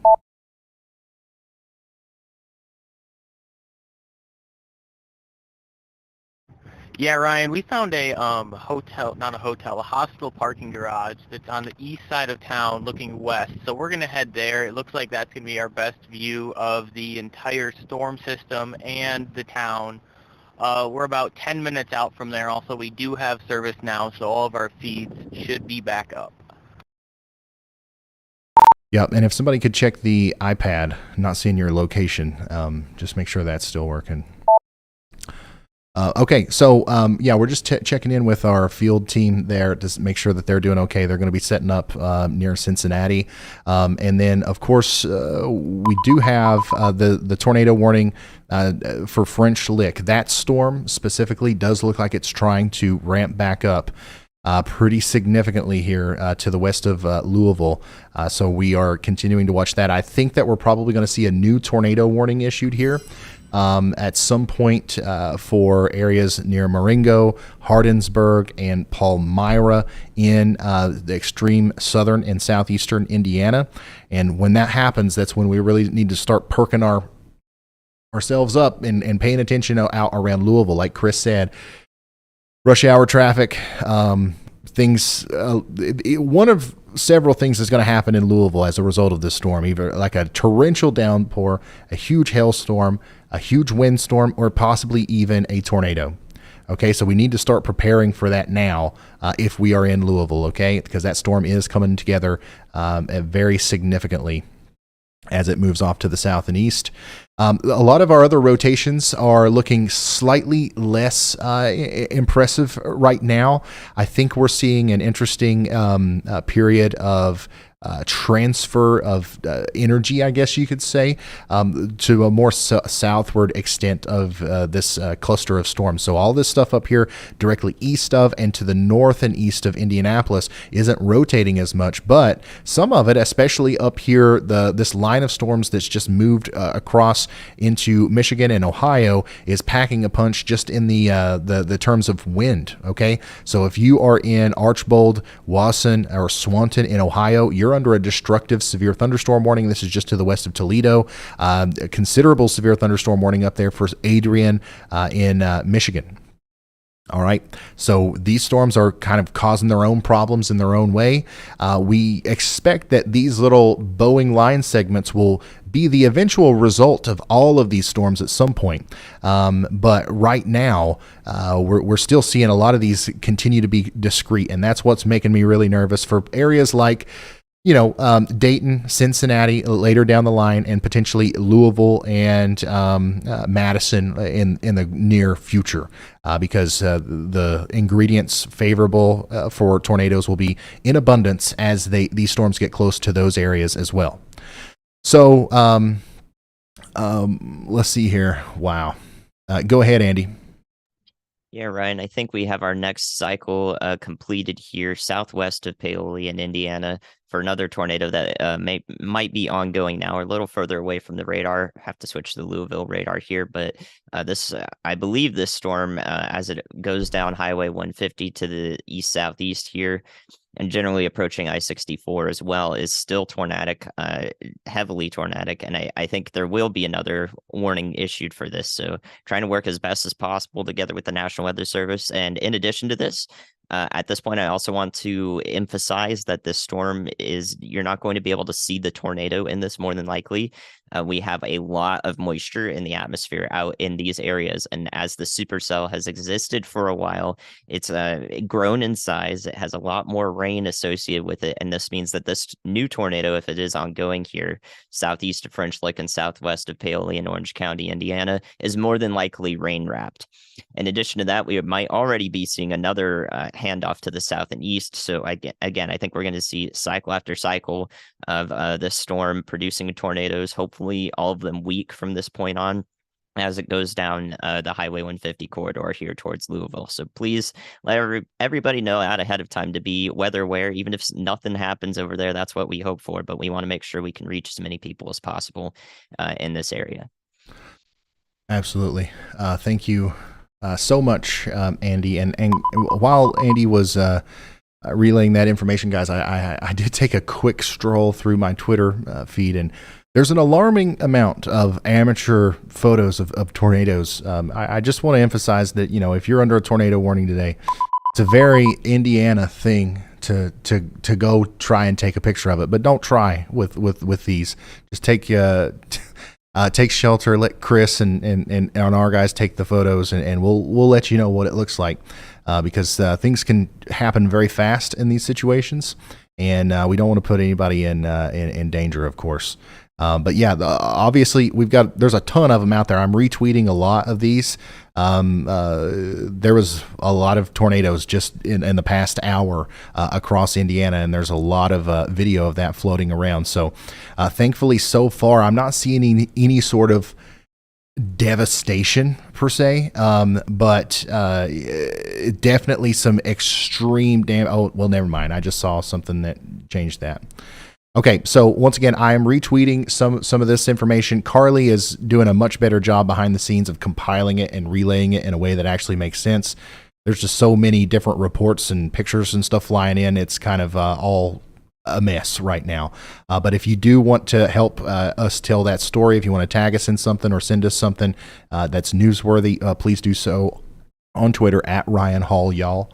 And if you're just now tuning in, guys, this is wall-to-wall coverage of a tornado outbreak that's currently occurring mostly in Indiana, but also getting ready to kind of pour over into Ohio and Kentucky as well. We also have tornado warnings and severe thunderstorm warnings down in Alabama, Georgia, South Carolina, Arkansas right now. We're covering those intermittently, but we kind of had to focus intensely on these storms in Indiana, as these have been some of the stronger ones that we've seen today. A new tornado warning has been issued. We've got another new tornado warning. We've got 5 now for Jackson County, Indiana. So that is going to include Brownstown, Seymour, Shields, Crawfordsville, and the I-65 corridor there south of Jonesville and north of Austin in Indiana. This is a dangerous situation. You're going to want to take shelter. There's your rotation. Okay, it's going to be moving in this direction. Freetown, Shields, Uniontown, you're in the direct path. More concerning, I think, is going to be our cycle of the storm that has been causing all these problems since way back when it was near Shoals in Indiana. This is the storm that's going to be coming towards Louisville. Currently, you're under a severe thunderstorm warning in Marengo and Fredericksburg, but I would be very surprised if we didn't see a tornado warning issued here soon for places like Marengo, Milltown, and Moberly as that storm continues to progress off to the south and east. This storm and the storm just to the north of it have a history of producing tornadoes.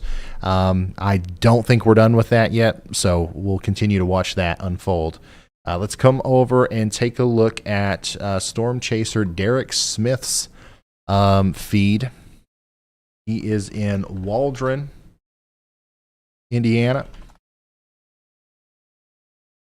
And he is showing us the base of that storm up near Shelbyville.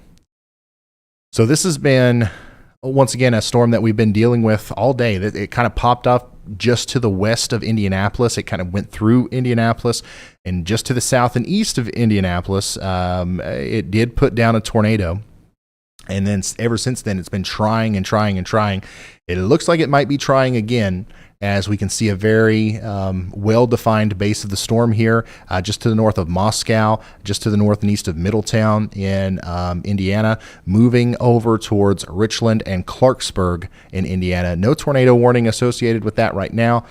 Wouldn't be surprised if they issued a new one for that very shortly, okay? All right, switching back to the multi-view here. Lots of things going on all over the place. And we're going to get an update from our chasers as well. We're going to start with Carly, though. Go ahead, Carly. Yeah, Ryan, just trying to give you as much information as possible. I know a lot of you are anxious, kind of waiting to see what's happening with a lot of these storms, so I just want to give you as much as I have. So we talked about the Crane County storm the Crane storm that went through in Martin County. We talked about the fact that that was a military base. There are a lot of bunkers in that area. So as of right now, the only real news I have from there is that the credit union and the Westgate area outside of the base itself is fine. We don't have word yet whether or not the base itself took a direct hit, so I'll wait and see if there's any updates there. The real damage is coming out of Johnson County, as I've mentioned multiple times before. That was the New Whiteland and Greenwood area. At this point, we've seen multiple videos and pictures of that storm as it moved through. As I mentioned, the main damage is around Travis Road. Multiple buildings, as we saw again, had their roofs torn off. A lot of damage in there. Civilians have actually come in at this point to help bring their chainsaws in and clear the area as much as they can, so emergency personnel can get in. And really, unfortunately, we are hearing report that a husband and daughter are currently missing. I will keep you updated on that the second I have an update for you. Okay. Thank you, Carly, for all that information. Once again, it's important that we continue to talk about the future, what's happening with these next storms, but it's also very important that we talk about what just happened with these storms. We got a lot of people that tune in from these places that have family members. We don't want to just disband and disregard every town that gets passed by the storm, because we want to keep you updated on what's happening and what happened throughout this entire event. So thank you, Carly, for that. If you are just now tuning in, though, we currently have 4 tornado warnings. We were at a point earlier where we had about 10 supercells that were trying to produce tornadoes at the same time. It looks to me like quite a few of those were successful at that. One of them, at least, was very damaging, and there's video of that on Twitter. We're trying to look in to see if we can show you that here, just to kind of keep you updated on what these things look like, what kind of situations we're dealing with today. It's scientifically proven that if I can show you the tornado that's coming for you, you're more likely to take it seriously and ultimately survive it. So a couple of interesting areas that we're watching right now, just to the north and west of Louisville, Kentucky. We've got a rotating supercell that is getting ready to move into Marengo, Hardinsburg, and Fredericksburg. We don't know for sure what's going on with that storm right now, but this one does have a history of producing tornadoes. There's some rotation on it. For some reason or another, right now there isn't a tornado warning on it. But I imagine that if there's any increase whatsoever in that rotation, we will see that.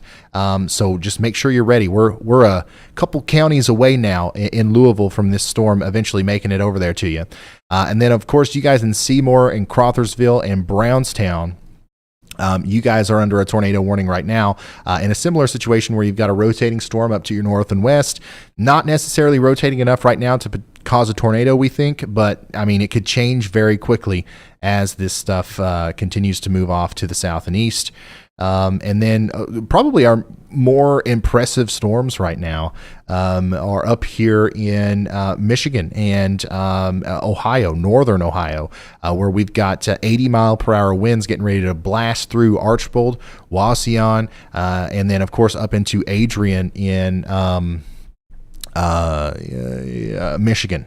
So make sure you guys are taking shelter just as if you were under a tornado warning if you're up there in Adrian, because 80-mile-per-hour winds can do damage just like a weak tornado can, okay?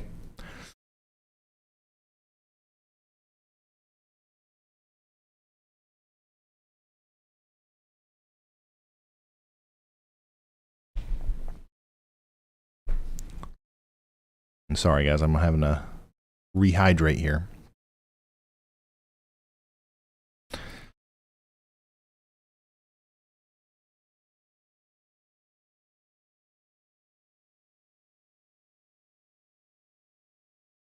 Okay. Yeah, so Willation or Willation, I believe, just sent me this video on Twitter of one of the tornadoes. I believe this is the one that we were looking at near Crane, or the one near Shoal. He says that this is near Stones Crossing Road and State Road 135. So this was taken, earlier. This is not currently happening right now, but just to kind of show you what we're up against here with these storms today. Very photogenic, very classic, tornadoes that you would normally kind of see, in the spring or maybe in the plains. This is the kind of stuff that we're dealing with today on some level, but we're also seeing a lot of rain-wrapped tornadoes like we talked about earlier. So this is, once again, a lot of damage was just done there, and notice how quickly it happened. That's the kind of situation that we're dealing with today as well. You'll get a really beefy looking supercell that doesn't produce a damaging tornado for a long enough time to produce like this big, massive, deep CC drop. We're not getting a lot of confirmed warnings and stuff because of that. But everybody that's in the path of any storm today that's tornado warned needs to be aware that something like this could happen in the course of 30 seconds and then lift. So that's why it's important to take shelter regardless of the level of the warning and all that stuff, okay? So thank you so much to Will, or Willishin, for sending that in. Incredible footage there of that tornado. That was the Greenwood and New Whiteland tour south of Indianapolis earlier. Okay, yeah. So still, once again, that's the kind of situation that we're dealing with today. Let's look at... We've got Trevor McAllister in Indiana. I've seen a couple of baseballs today. We've got a lot of large hail out there, that's for sure. And that's one of the things that, whether we get a tornado or not in Louisville, it's one of the things that we're worried about, as already we're dealing with around inch and 3/4 size hail up here near Paoli.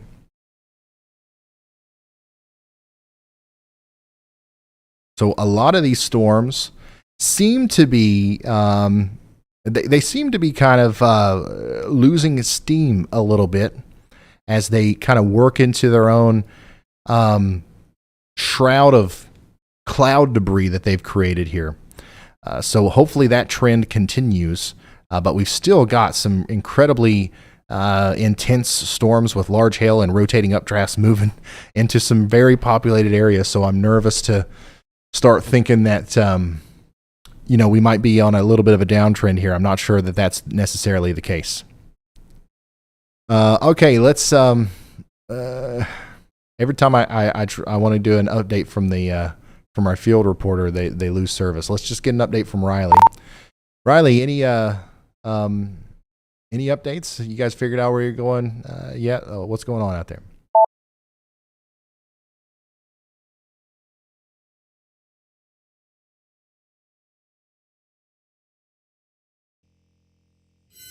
Hey Ryan, we do have our location picked out. We are going up the parking garage right now. It does look like we are under some sort of overshooting top, although I don't know which storm it's from, as it looks like most of this line's weakening, but we should have a pretty good view for you pretty soon. Okay, thank you very much, Riley. Let's also get an update from Chris.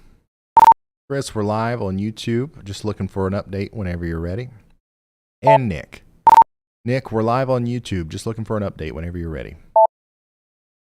Hey Ryan, we are heading down towards Shelbyville, Kentucky, around the I-64 corridor to get in front of the storm that's coming into Louisville.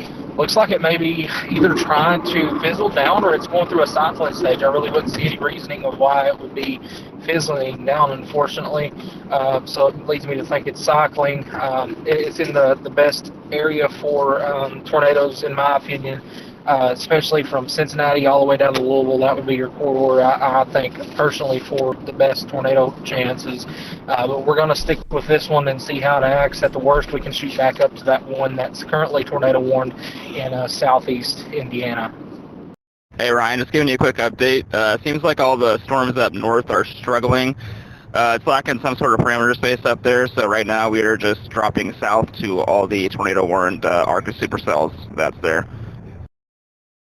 Okay, so that was an update from both Chris and Nick Gorman, who are out there chasing today. We did have a view of a tornado from storm chaser Luke Patton earlier up there near Indianapolis. So that is all of those guys were around that storm, and now they're kind of dispersing off to the south and east a little bit. So we'll keep on keeping up with them. And we've also got an update from Andy. Go ahead, Andy.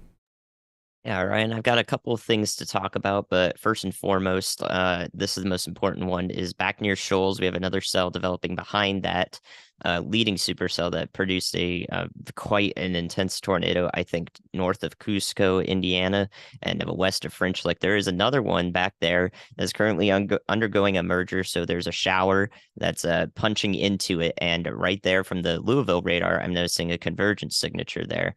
So we have winds kind of coming together there, and that can turn into rotation.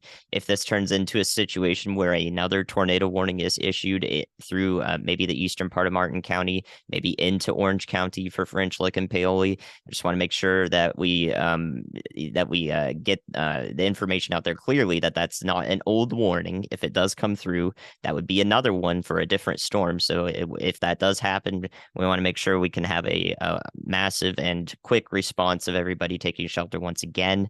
So be on the lookout out ahead of time for that. If we keep talking about that storm and it looks like it's coming together and there's another warning, that would be one of the most important things, is that we have clear communication. In addition to that, that leading supercell, I'm sure you have an eye on that.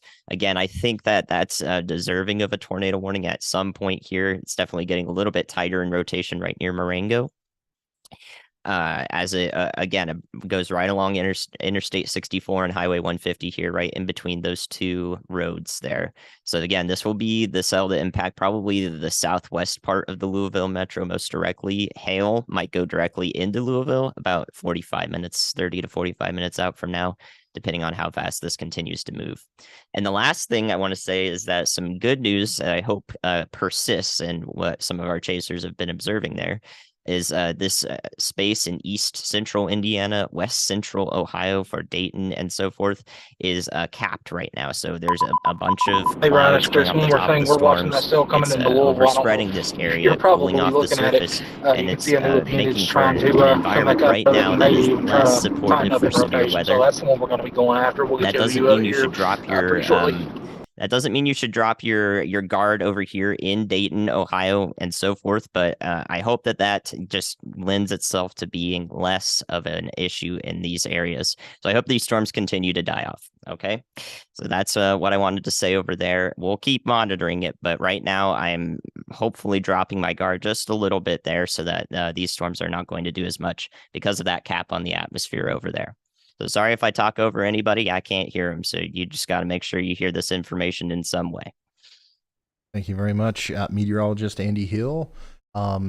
Absolutely. Everything you said, I agree with. And also, there's a couple other things that I want to mention. First of all, here's what the rotation looks like on the leading supercell moving towards Louisville. Okay, so it does look like it's trying once again to wrap up a little bit, and as well as the one behind it. So we're watching both of those very closely.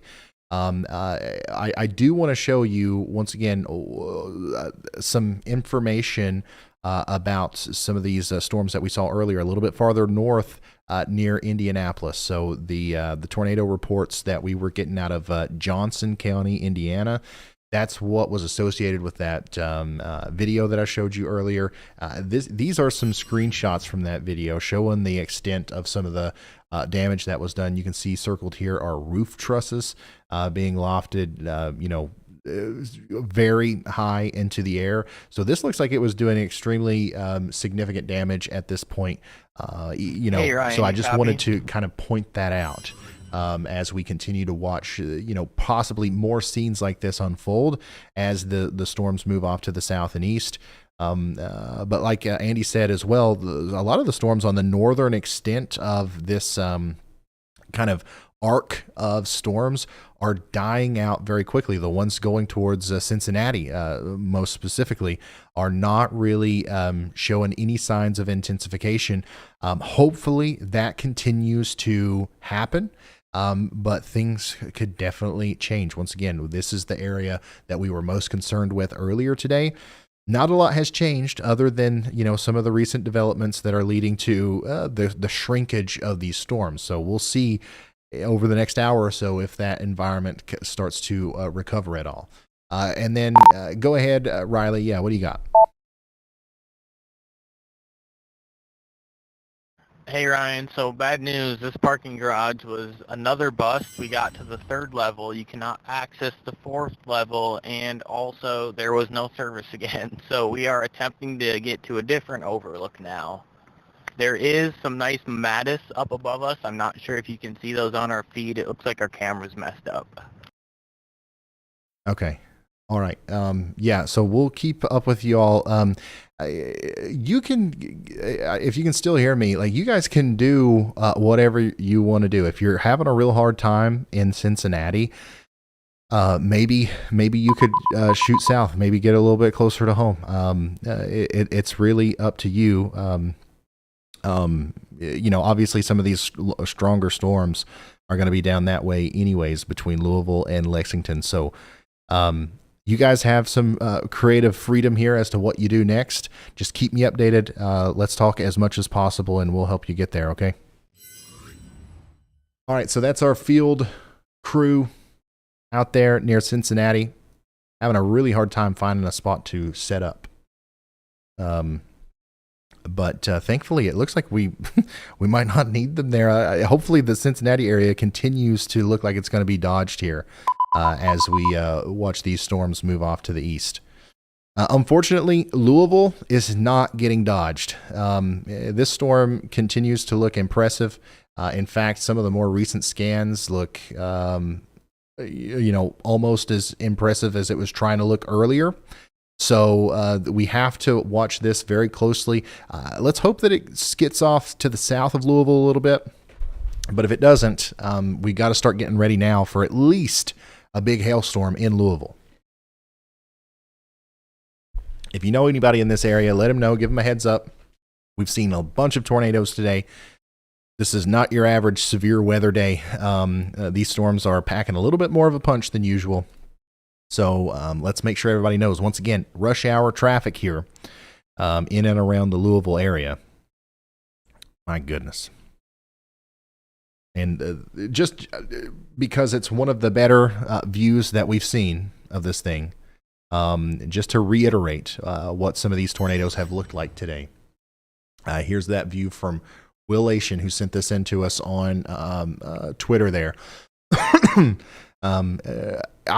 do want to emphasize as well that even if we don't see more of this today, what we are going to start seeing is more reports of damaging hail and damaging winds. At some point, even these more discrete storms are going to kind of congeal together into a line, and we're going to see damaging winds probably all the way down into places like Bowling Green, Kentucky, Elizabethtown, Frankfort, Lexington, all those places.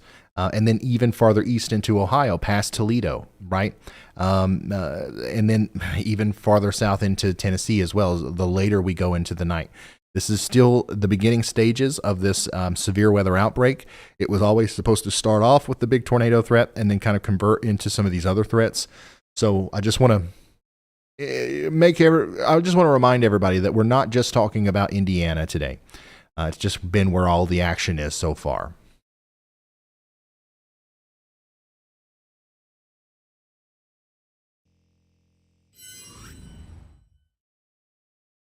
Hey, Ryan, do you have a copy? Yeah, go ahead.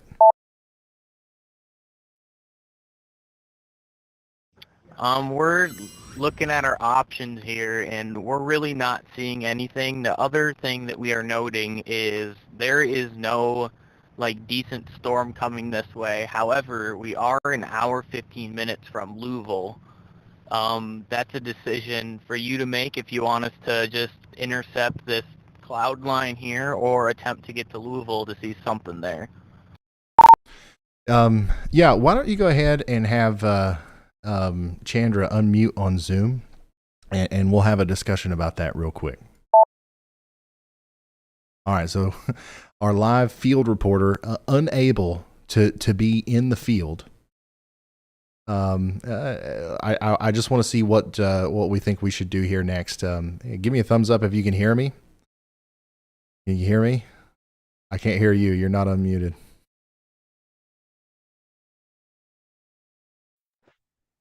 Hello? Hey, okay, I can hear you now. Can anybody hear us? Yeah, we can hear you. So you guys are in Cincinnati right now, and you're thinking about going south. What do you think, Chandra? Is that what you all want to do, or give us the 411? What do you think? That was probably our best plan because we've not had any luck here whatsoever. Also, just want to note that I've been coaching Riley on how to pronounce Louisville, and I'm very proud of him. He done very well. Okay. All right. What was his original pronunciation? What did he say? Louisville? Tell him. Louisville. Louisville. No, can't be doing that. No. All right. Well, you guys can head that way. Or you can go south to Lexington. It's really going to be up to you guys. Just park somewhere where we can see a cloud and keep us updated on what's going on. Okay. Okay. Sounds good. Thank you. All right, so guys, I don't even know what we're going to call that thing. The Y'all Mobile is in Cincinnati. It's departing and it's heading south and west towards either Louisville or Lexington, as it looks like the action for the most part is moving in that direction as well. If we take a look at the current landscape, we've got only one tornado warning currently in effect. Okay, that's going to be for Seymour in Indiana. Now that is a very interesting looking area of rotation. So if I'm in New Farmington or Chestnut Ridge, I would definitely be taking shelter. And then, but everything else, all of the other considerable severe thunderstorm warnings, all of the other big areas of rotation are occurring even farther south and west from that. So the storm approaching Louisville, these storms back here near Tell City and Owensboro, these are the ones that we are watching now, whereas earlier they were all up here. So I'm seeing a trend. The tornadic parameters are going to kind of shift south like this throughout the night tonight. So we'll definitely be watching this area very closely as we go farther into the future.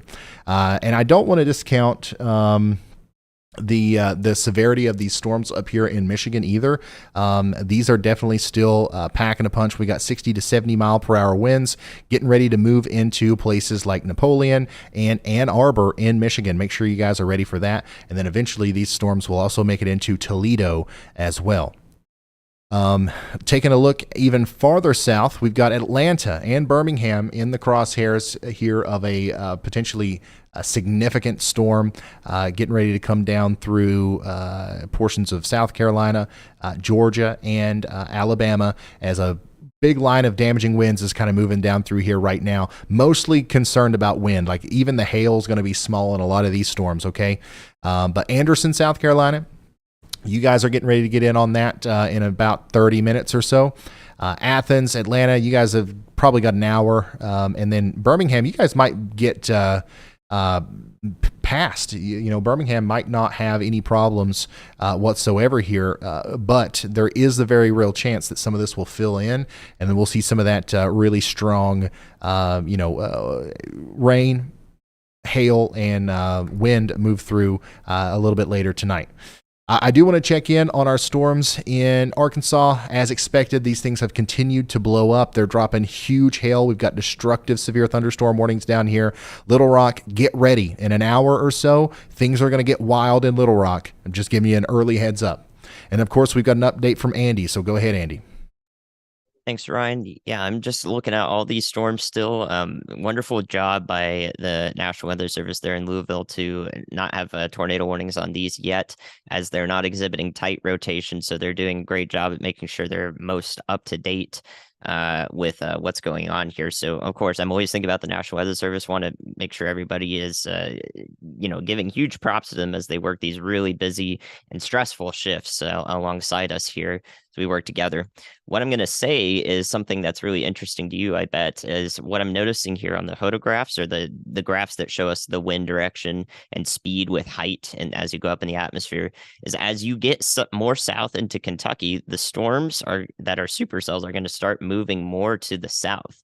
So if we watch the loop back of the storm that is approaching Louisville from the west here, it has started to arc more to the south. And that's represented on those photographs there as you get into the state. So it looks like this will pass to the west of Louisville and then to the south of Louisville, closer to Elizabeth, West Point, as it goes into the state of Kentucky here. And we may see some impacts here of hail, perhaps in the west metro area and on the Indiana side of the border especially. So that's something really interesting I'm noticing with these storms, is that they begin to move more to the south, just in line with those photographs that I'm looking at here. So really interesting observation of the storms as they progress. Okay, yeah, thank you very much, meteorologist Andy Hill. If we look at that loop once again in Louisville, you're seeing the dark clouds. You're probably starting to hear the thunder.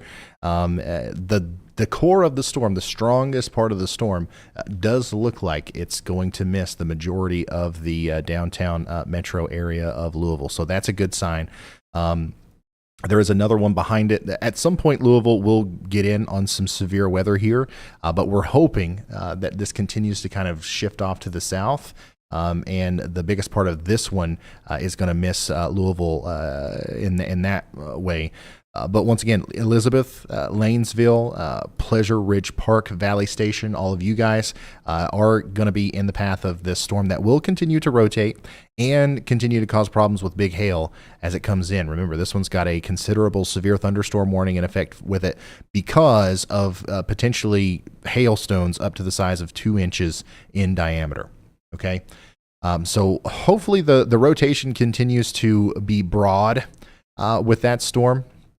Hopefully we don't see any sort of tightening up with that, and we won't see any new tornado warnings come out with that. But if there is one, just make sure you're ready for it in those places that we just called out, because things can change very quickly. Very large hail getting ready to move into places like Nebo and Madisonville and Earlington, Kentucky. Okay, close to 2 2 inches in diameter. Same thing for you guys over here in Calhoun and Livermore, Kentucky. These storms are just now kind of popping up. They've got huge hail cores in them, and they are looking to drop at least some golf balls as they move into the western Kentucky area. Back up here towards Indianapolis, we've got some new little cells popping up just to the south and east of town, which is actually behind our main area that we were concerned with. It'll be interesting to see how much the atmosphere has recovered back here and whether or not this is going to be an area that we have to be concerned with, the formation of new severe thunderstorms. But we'll be watching that closely, as this is the area that will be going towards Cincinnati eventually as the night goes on. Now, we did just get a new tornado warning. This one just is the storm that keeps on keeping on. It popped up way back here near Terre Haute, and then went through Bloomington, and now is all the way down here near Seymour. The brand new warning was just issued all the way down to Comiskey and Lovett for this area of rotation right here. We've got a pretty broad spinning storm here near Newry, and that's going to be moving towards DuPont and Walnut Ridge here over the next little bit, so take shelter now. Some of these storms to the south of that are actually rotating more than that, but it's a little bit broad, right? The rotation is kind of spread out throughout the storm more so, and that means that we may not be looking at as much of a tornadic threat in the immediate future with these. But man, this is a nasty storm with definitely some damaging winds, and the slightest little change here in the direction of that wind flow is going to try to wrap this up as we've got a strong a supercell moving down towards Corydon and Lanesville in Indiana. All right, let's see here. We've got more damage reports coming in from Greenwood, Indiana. Look at this. This is from JT on Twitter. Significant roof damage there. Yeah, so this looks to me, I can tell literally just from looking at this. This is around that satellite image that we were looking at earlier. So, near Greenwood, Indiana. This is some of the damage that we're seeing out there. So, JT, thank you for sending this in, and I hope everybody's all right. It looks like the houses are mostly intact, but definitely significant damage there.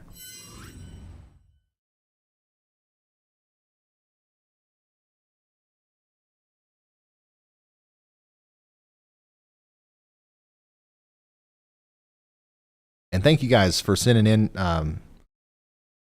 your stuff. There's so much stuff coming in through Twitter. I really appreciate it. We are missing nothing. Thanks to you guys.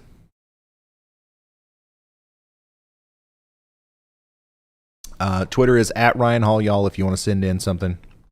Only do so if you can, safely.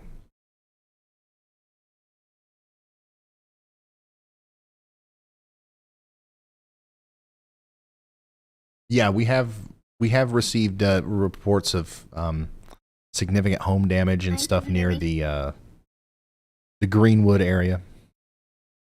We have no signal yet. Okay.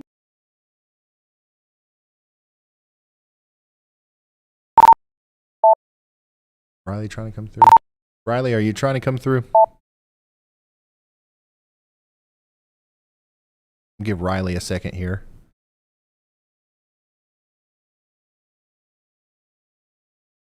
Okay, we're going to try to let Carly sneak in. You got an update for us, Carly? Yeah, just a really quick one, Ryan. So just trying to keep you all updated, of course. As I've talked about before, Johnson County is the worst damage we've seen so far. We've not really seen a ton of other news come out of these places so far. However, we do have a combined county feed that is in southwestern Indiana, where those numerous severe thunderstorm warnings are. So we are getting some reports come in of trees down and stuff. We can't exactly pinpoint which county, but they are that cluster of severe thunderstorm warnings that are in southwestern Indiana. So, of course, take those incredibly seriously as well because they are causing damage. We have had a report of a tree on a home thus far from these severe thunderstorm warnings. So, again, just a note of caution, take these very seriously as well. Thank you very much, Carly.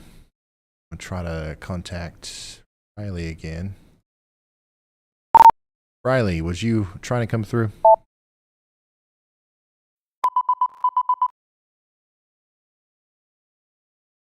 Have some updates.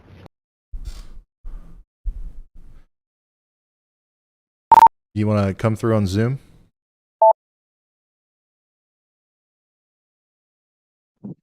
Can anybody hear me? I can hear you. Can they hear me? Yeah, you're on. Oh, louder. Oh. Okay, I don't know if anybody can hear me, but we're going to Lexington, and we're running low on chicken nuggets and gas. I'm not sure which one's worse. It's looking like the chicken nuggets. I'm getting hungry again.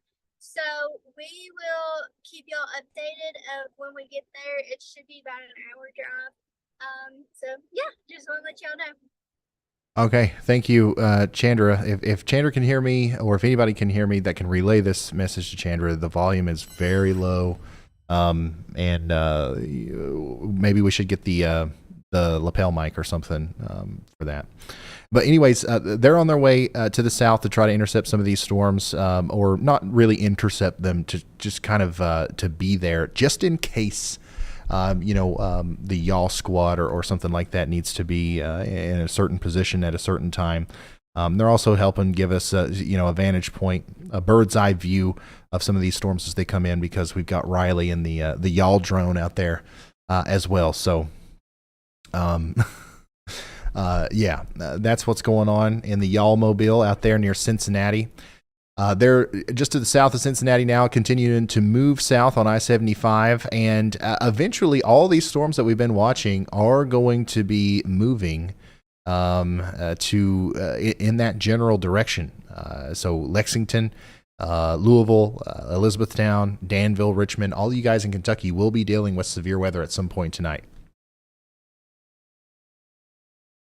Yeah, her name is Chandra. We've just got live field reporting on there. Chris, you may be able to verify we have this two. for me. I'm looking at radar on this storm coming into Louisville.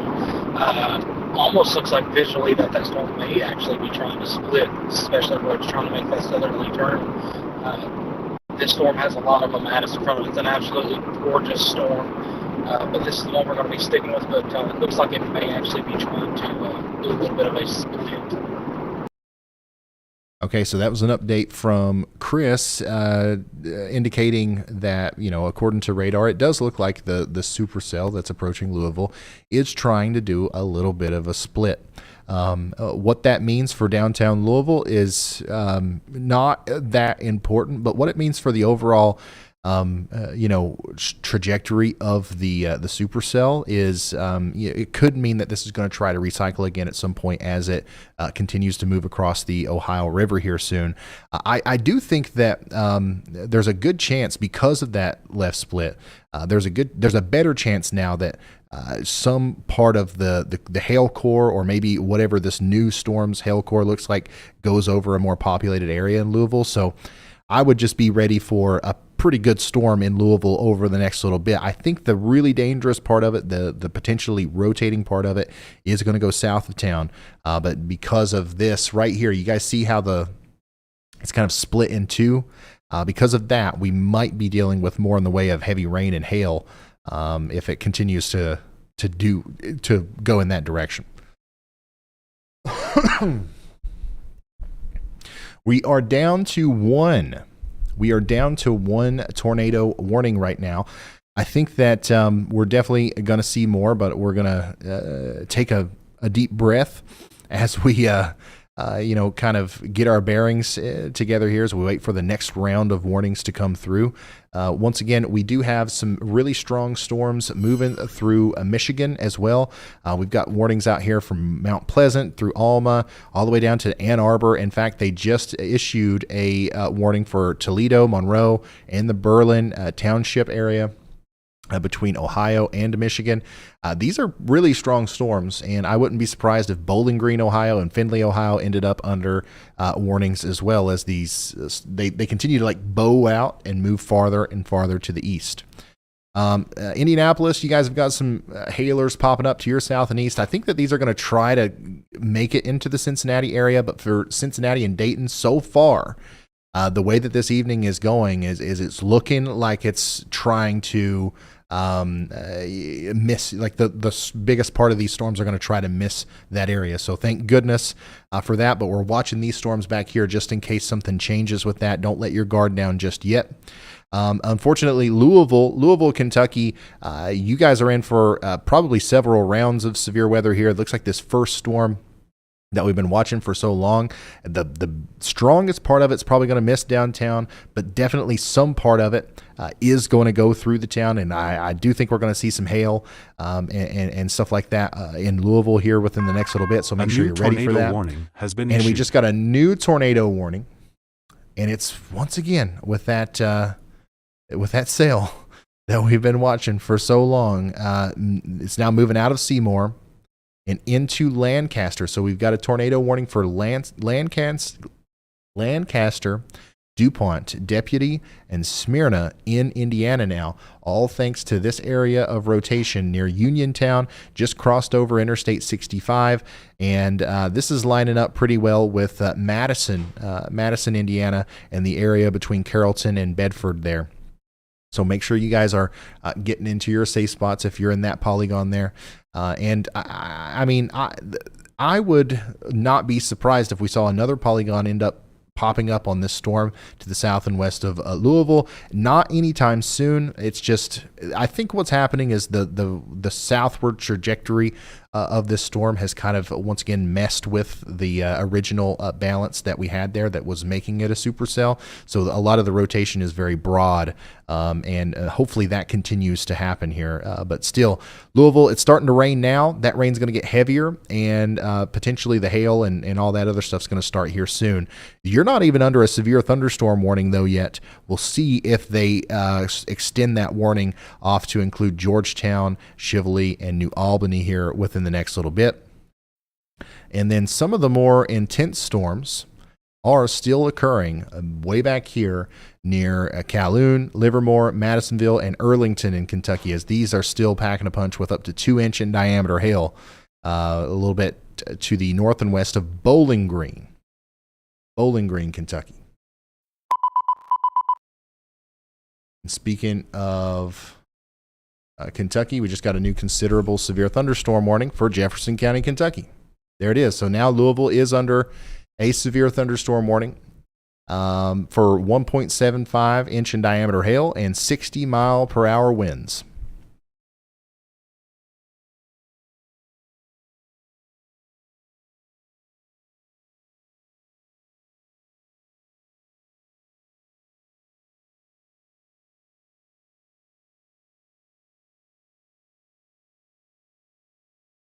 Sorry, just reading some updates here. Lots of them to read. Okay. Interesting development here from the Storm Prediction Center, guys. We just got a brand new SPC update. Cincinnati, Louisville, Lexington, Elizabethtown, and Owensboro are included in this. This is Mesoscale Discussion 1264.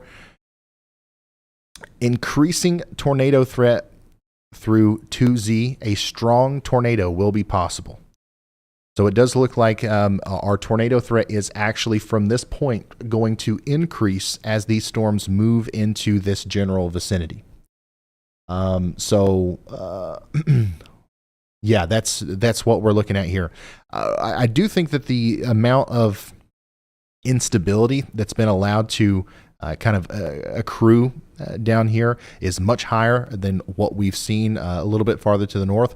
We've also got a lot of wind shear in place, so we'll see what happens here. If these storms remain discreet at all, we could have a problem. Kentucky, we're about to have a storm However, they did just warn it severe, considerable. However, it does have a tornado possible tag, so we'll have you mute in probably about 10, 15 minutes. All right, that was an update from Chris. Update from Chris Hall out there near Louisville. He's going to give us a view of this thing as it moves in. Our field crew is having problems with their stream, but they're trying to get that back up now.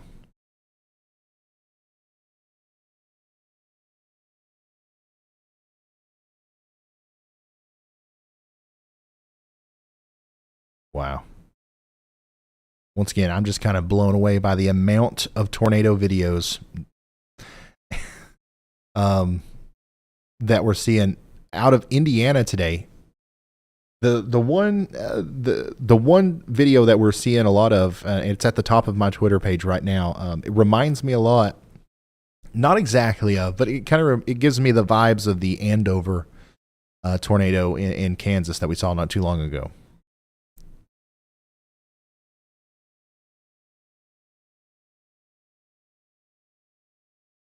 So unbelievable that we're seeing that today in Indiana. And I see a lot of people in the chat asking about radar. What radar do you use? What you've been seeing me use all day today is Radar Omega. It's an app, literally an app. You can get it on your phone, iOS or Android. They're a supporter of the channel, so you can get there's a link to it in the description. I use this radar to guide millions of people through some of the worst weather events that the country has to go through. And it's like cheaper than a Big Mac meal. You know, a lot of TV stations and stuff pay like $90,000 or more for the same thing. So it's really cool. That's what I'm using. If you guys want a radar app, that's what I would recommend.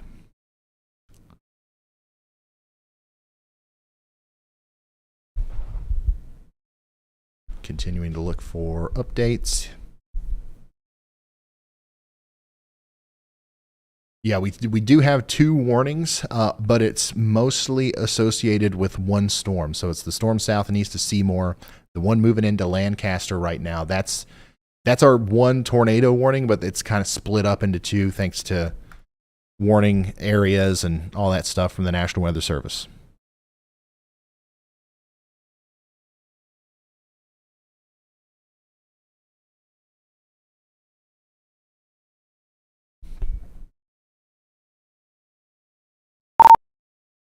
All right.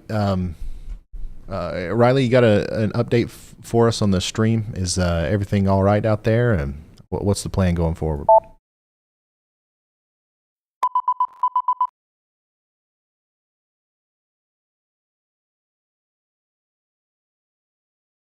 Oh, okay, so we're going to do Zoom here. Colin, hey, Ryan, you got me? Yeah, I got you. Go ahead. You have to mute on your phone. Go past this one. You have to mute the stream so we're not echoing. Okay, I don't think he can hear us. I can hear you. I can hear you. Oh, you can hear us? Yeah, I can hear you guys.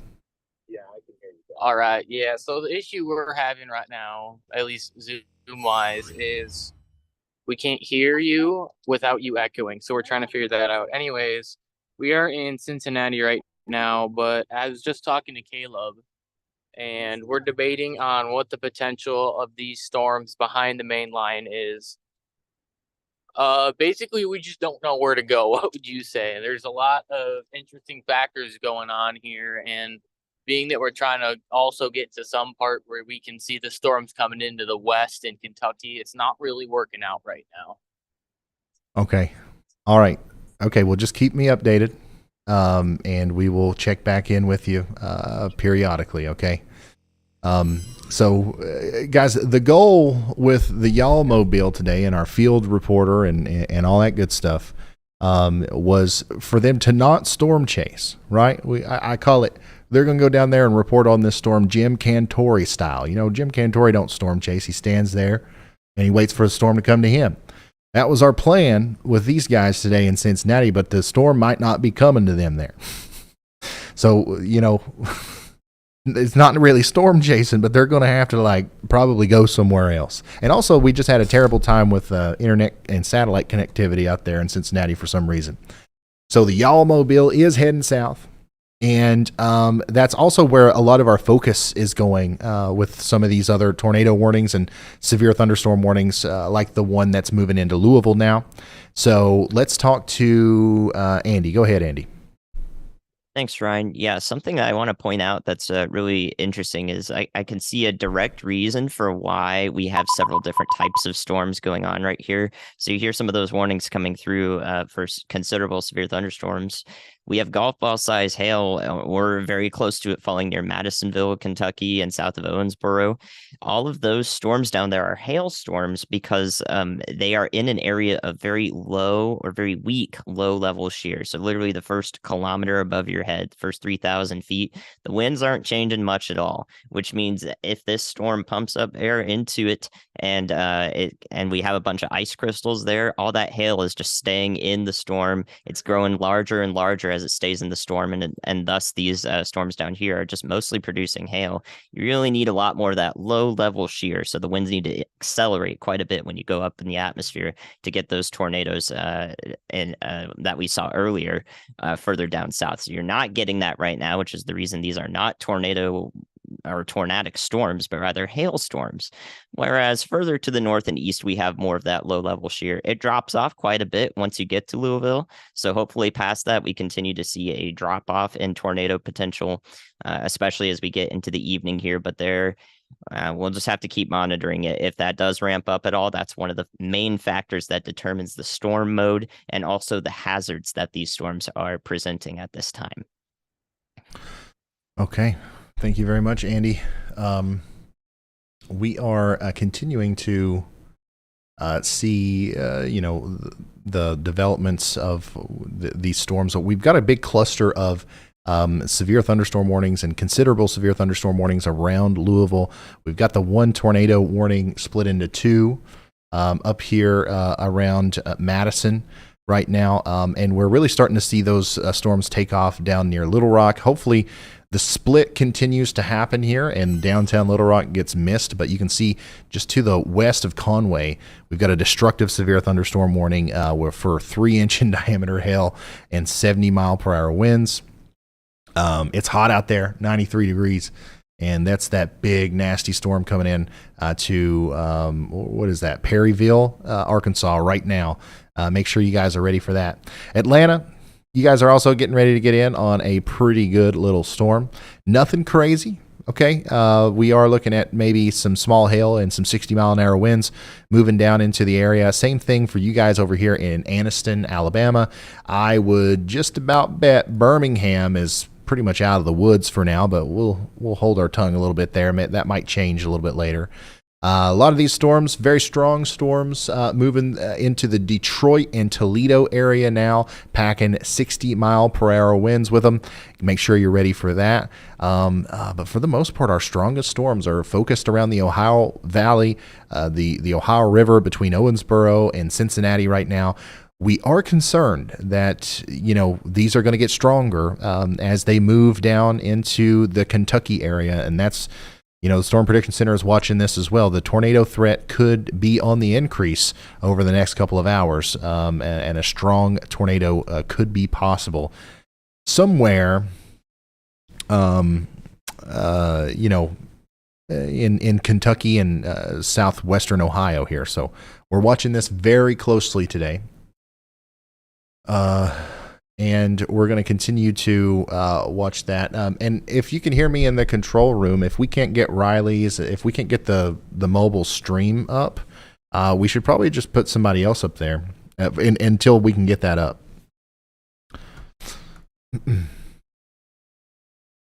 So, my goodness. Look at this. Sorry, I can't show this. I'm going to retweet it. Yeah, just monitor that, Carly. Make sure that whenever they come back up, we throw it back up.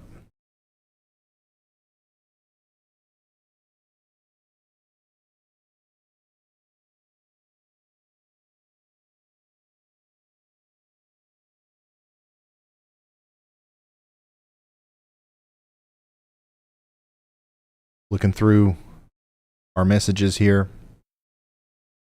Thank you guys so much. It's kind of overwhelming, but we do have a lot of confirmation behind the Crane tornado, and of course the Greenwood tornado. Thanks to your all's vigilance on social media. Really appreciate it.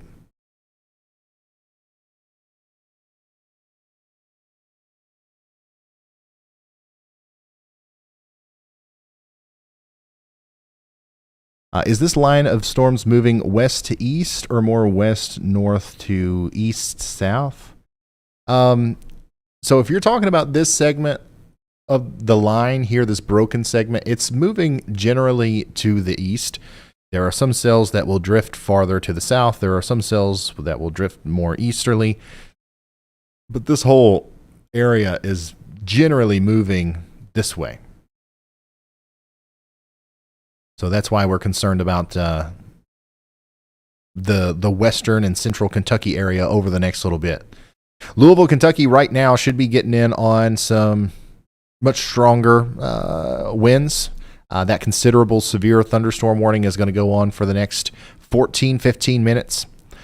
So get ready for some large hail there in Louisville, especially on the southwestern side, Chivalry, Parkland, New Albany, Duncan, all these areas. Definitely in the path of some strong storms there. Madison, Indiana, I don't know if they're going to continue this tornado warning on to you or not, but certainly a severe thunderstorm warning will be warranted regardless if this continues to go down the line here across the Ohio River.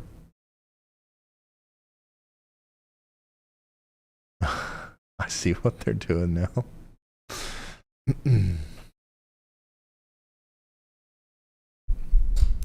How about you, chat?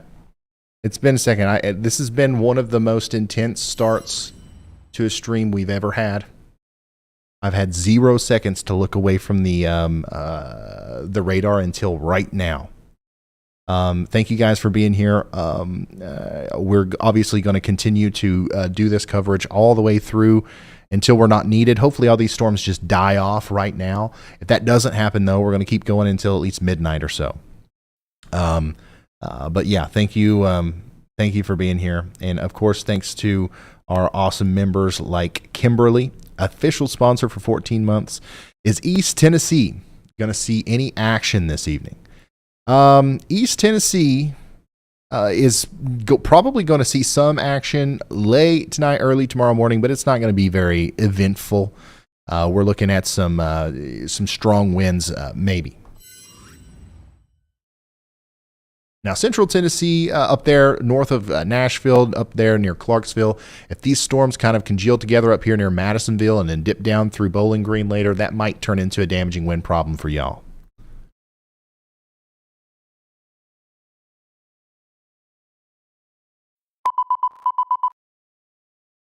Yeah, we do expect that there will be more tornado warnings.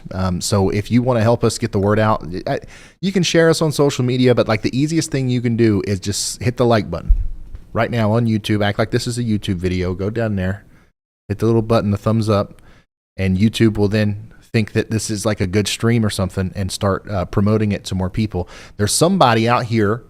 There's somebody out here right now in Madison or Smyrna in Indiana that's watching cat videos or something on YouTube, and they have no idea. They have no idea that they might be getting ready to be under a tornado warning or there might be a severe thunderstorm warning coming. So let's pop up in there recommended and help them out. What do you say?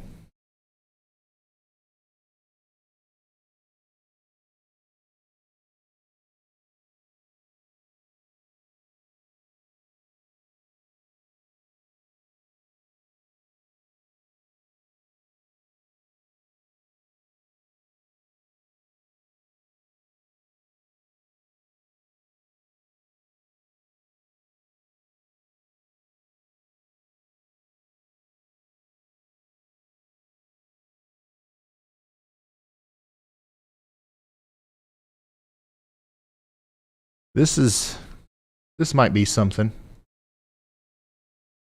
right here. This is our storm to the west, to the north and west of Louisville. Just in the past couple of frames there, we have seen an increase in at least the outward winds in this part of the storm. Might be a little bit of a damaging wind event happening right now somewhere between Milltown and Little St. Louis in Indiana. But you can see this is still a big supercell. And there is inflow coming into the storm right here. If that can kind of undercut the rear flank a little bit there, that might lead to enough rotation to lead to a new warning here. To the west of Louisville, if there was a warning to be issued for that, it would probably include Moberly, Corydon, and Lanesville. But it's we're just kind of like looking at future potential problems here. Everybody in the severe thunderstorm warning should be watching this storm, but this is the danger zone. That's the part that we really don't want to see organized too much.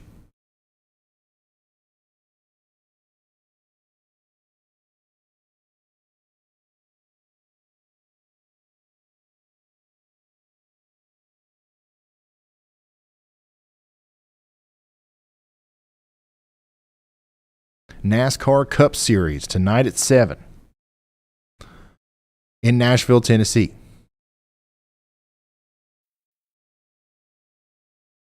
They just extended that severe thunderstorm warning, by the way, all the way out to Jeffersontown.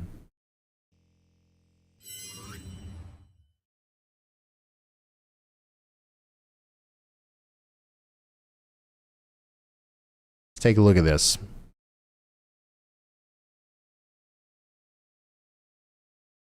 Jeffersontown.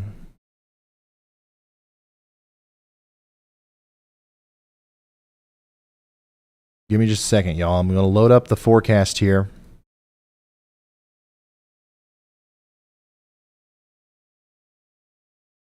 Go ahead, Andy. So, Ryan, one thing that's happening here is I believe our radar feeds are behind just quite a few minutes here. It's about 5 or 6 minutes behind is where I'm at. I think you might be in the same boat. But I was getting ready to tell you about this rotation wrapping up near Milltown and DePaul, back behind this thing. And now that this radar data might be a little bit old, that makes it even more concerning that we're able to get this information out, because we might see a tornado warning issued with that too. I could definitely see one being issued as I get these next scans. So our lead time is dropping because we can't get this data fast enough. But hopefully with what data that we do have, we can get people, maybe out in shelter preventatively out ahead of this thing near Corydon in Indiana. So that's the area of concern between Crandall and Corydon if this does continue to wrap up. Thank you very much, Andy. This is the storm that we're talking about. We're not getting radar updates as quickly and as we normally do. So this could be doing something else right now, okay? And what this looks like is potentially the first stages of a new tornado trying to form up here. So just be ready around Fairdale, Georgetown, Lanesville, Corydon, Moberly, these areas in Indiana. There could be a tornado warning getting ready to come out. Even if there's not, there could be just a tornado trying to form up here, and we don't see that through the radar yet. So regardless, there's definitely some strong damaging winds, some hail, dangerous storm. Get indoors and get ready to take shelter if you need to here. As there definitely is a tornado possible with this storm as it moves off to the south and to the east.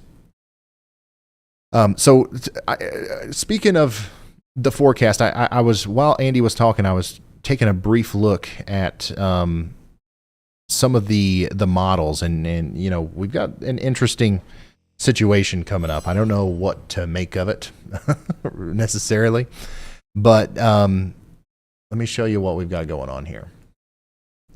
So the latest HRRR model, now this is not the best one to use in this kind of situation, but it makes sense because we can show the composite reflectivity. It's easy to explain. But what we see happening here, according to this most recent run, is pretty much all of the storms that we're currently seeing are expected to potentially die off as they kind of get choked on their own, cloud debris here in central Kentucky. And then maybe, just maybe, we see some storms start to reform here right along the Ohio River once again, and then move back into central Kentucky between 7 and 10 p.m. tonight. If that was to happen, first of all, if that's the way that it goes, I don't think Nashville for the NASCAR thing, I don't think they've got much of anything to worry about. Just keep an eye on those storms up near, Bowling Green right now. But if that was to happen, that could pose a pretty significant threat for places like Louisville and Lexington once again tonight, all the way down through Bowling Green by midnight. So that's interesting. This is something that we'll have to definitely continue to watch. You can see there's a lot of favorable conditions out there right now for tornadoes. But just notice, according to this one model, those favorable conditions become more abundant actually as we approach 9 p.m., 10 p.m., 11 p.m. until this kind of line of storms comes through and munches up all of that energy as it moves off to the south. So very interesting to see, like, at what we're looking at right now on radar very well might be round 1, and round 2 hasn't even shown its face yet. So another reason for us to continue our live stream as long as possible, so that in the event that something like that does happen, we're going to be here when those storms start popping off. So this is not over, even for places like Cincinnati. It's not over for places like Louisville. It's not over. Of course, it's not over for places like Bowling Green tonight. We want you to stay hyper weather aware until this entire system moves through. And Andy got an update for us. Go ahead. Yep, Ryan, and to add one more to that, we just got that destructive severe thunderstorm warning that came through that includes all of the Little Rock Metro. And that is for 80-mile-an-hour winds in addition to golf ball size hail. So golf wind-driven hail is possible here throughout the storm complex as it approaches Little Rock from the north. So this has a history of producing 3-inch hail, but now this destructive warning is in place for the intense winds associated with this this line of storms here. So we're gonna watch that come through as we get a new tornado warning. A new tornado warning has been issued. So as that's issued, I do want to let people know in Little Rock, anyone who's watching or may come in during this, they might, once again, we're in this destructive severe thunderstorm warning spot where they may have the tornado sirens go off through the city for a destructive severe thunderstorm warning to let people know who are outside to seek shelter inside. That is the reason for those sirens. If you do hear them come through at any point as these storms approach Little Rock and the metro area. Okay, thank you very much, Andy. Let's fly over to that new tornado warning, which does include Floyd County, Indiana, and Jefferson County, Kentucky. So this is the storm that we've been watching for quite some time. We've been worried about this area of the storm. We've been talking about how it could potentially produce enough rotation to spark another warning here, and that's exactly what it's done. It does include part of Louisville. Parkland, Chivoli, you guys on the southwestern side of Louisville, you got to take shelter. But more importantly, and more immediately, Corydon, Corydon Junction, Crandall, King's Store, Breckenridge, Lanesville, and New Middletown in Indiana.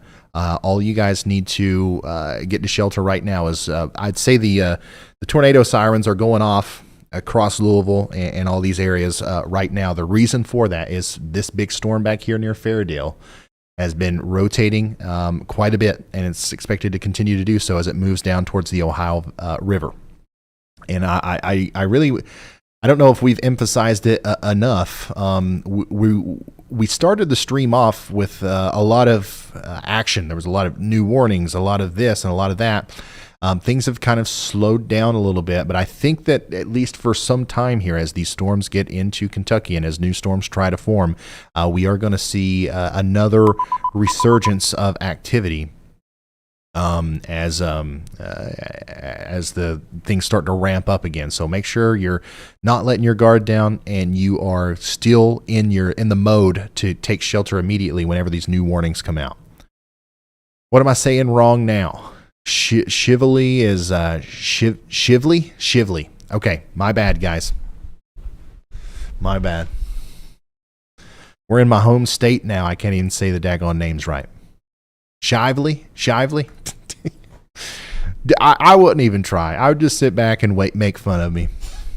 You guys know what I'm talking about. I'm hopeless. I will try to continue to say it right from now on, though.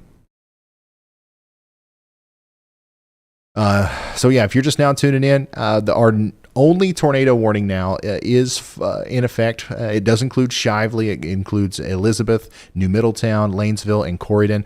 This is the area of concern, and if you notice, it actually doesn't look as concerning as it did earlier when there was no tornado warning.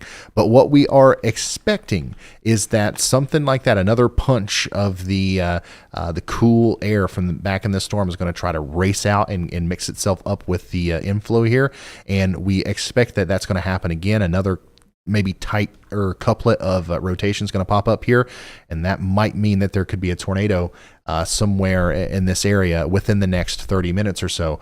Bryce Shelton is right here. Look at this. You see that little indicator? That's Storm Chaser Bryce Shelton. My goodness, if there's going to be a tornado with this thing, he's going to see it. So let's get an update from him. Bryce, we've got you pulled up. You are in our only tornado warning right now, just to the north and west of Louisville. Just wanted to know what you're seeing. What do you got eyes on out there? And what's your plan? Are you going to sit there and let it hit you? Or are you going to try to parallel this as it goes towards the south and east, or what?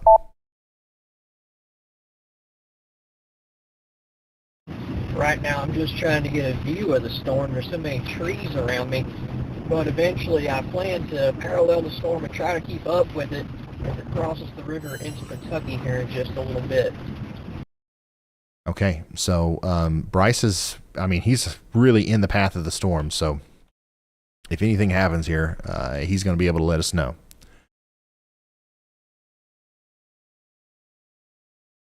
Okay, go back to radar full.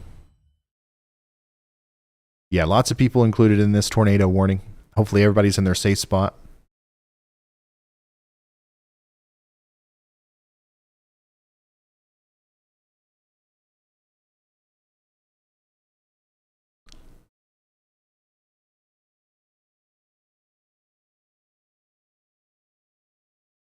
We are starting to get some hail reports out of Louisville. We must have a lot of people watching right now in Louisville, because that's about all I'm seeing on our feed.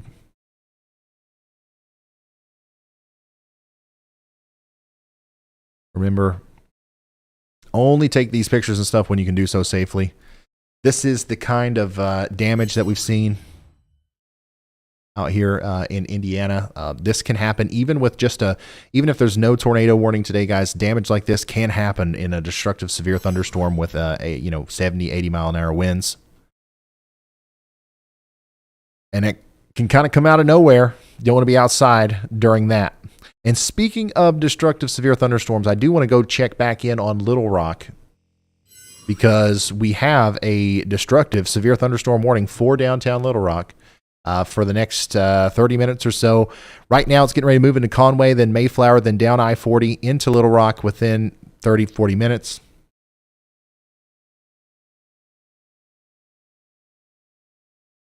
And up to 80 mile per hour winds are going to be possible with this. So keep that in mind. And I would take shelter just as if I'm in a tornado warning for that. Go ahead, Andy. I agree, Ryan. And something interesting has presented itself for a little bit of a radar lesson for those of you more in tune with the radar. From the Louisville radar, right over Shively and here in the southwest part of the city, there's actually a downburst signature. So where we would expect to see rotation here, we actually have more of a downburst. And this is not convergence, but divergence. So this little pocket of red is going away from the radar, and that little pocket of green that's got about 55 mile an hour winds with it is actually going toward the radar. So winds are coming apart right here, which means that some very heavy rain and possibly small hail, blinding rain that would reduce visibility here on I-264 on the southwest part of the city would be ongoing. So little interesting radar signature there for a brief lesson on what a downburst looks like right over the city here. Awesome. Thank you very much, meteorologist Andy Hill. There's your downburst signature. There's what it looks like on the reflectivity. Lots of rain, lots of probably lots of hail, at least small hail in Louisville now, all the way down towards Heritage Creek, and probably some of those stronger winds and stuff right there around Shively, moving over towards Abaddon Park. Our storm that prompted the tornado warning back here near Corydon continues to look impressive. It continues to look concerning. However, the most recent scans do look slightly less so. But once again, it looks like it's probably just recycling again. We'll see what happens in the next 15 minutes as it continues to try to rear up. The pattern I'm noticing with a lot of these storms, including this one, is the storms are moving to the south and east. Okay. And they're rearing up. They're getting ready. It looks like they're about to put down a big tornado, and a lot of them have. A couple of them have. But the ones that don't, are just kind of falling apart, or they are recycling and trying again. This is one that's been trying again for quite some time. And the concerning thing is if nothing happens with this, if it doesn't fizzle out, if it doesn't, go linear, if it doesn't get beaten up or beaten out by a bunch of other storms, it's going to try again and try again and try again until it does. So everybody in the path of this thing, whether you're in Louisville, Corydon, once again, Elizabeth, down towards West Point, Shepherdsville, even like deep down into Kentucky towards Elizabethtown and Bardstown, everybody should start paying attention to this because it does look like, nothing is happening yet to make me think that these storms are just going to go away, So keep that in mind. If they do, though, there's a chance that more are going to form. According to the HRRR model, anyways. We'll see what happens with that. James says, do you think these storms will be just as bad in southeast Tennessee? No, absolutely not. I don't think that at all.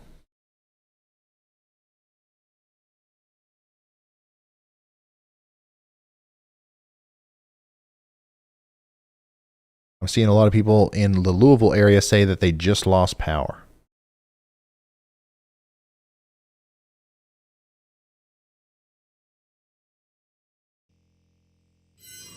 Michael Kidd says, I swear she's going to be a meteorologist when she grows up, almost 8 months old, and hates being interrupted anytime you and Brandy are on. Yep, I can see it. That's a future meteorologist right there if I've ever seen one. You just know. You just know.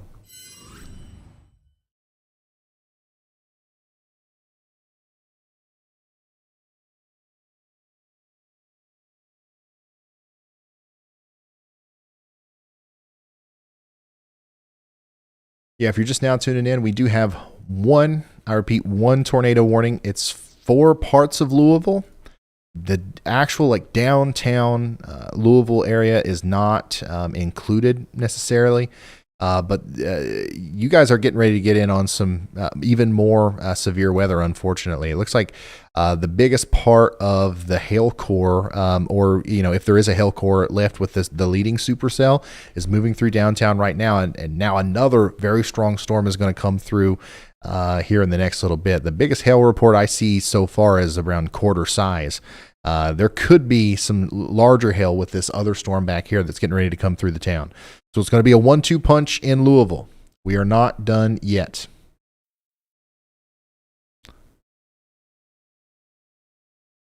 Yeah, we can go back up to Michigan real quick. Let me go to Michigan. I want to show you guys Detroit, you are under a severe thunderstorm warning. So earlier today, when we were talking about these storms back closer to Fort Wayne, these were destructive storms. We saw some damage reports out of here.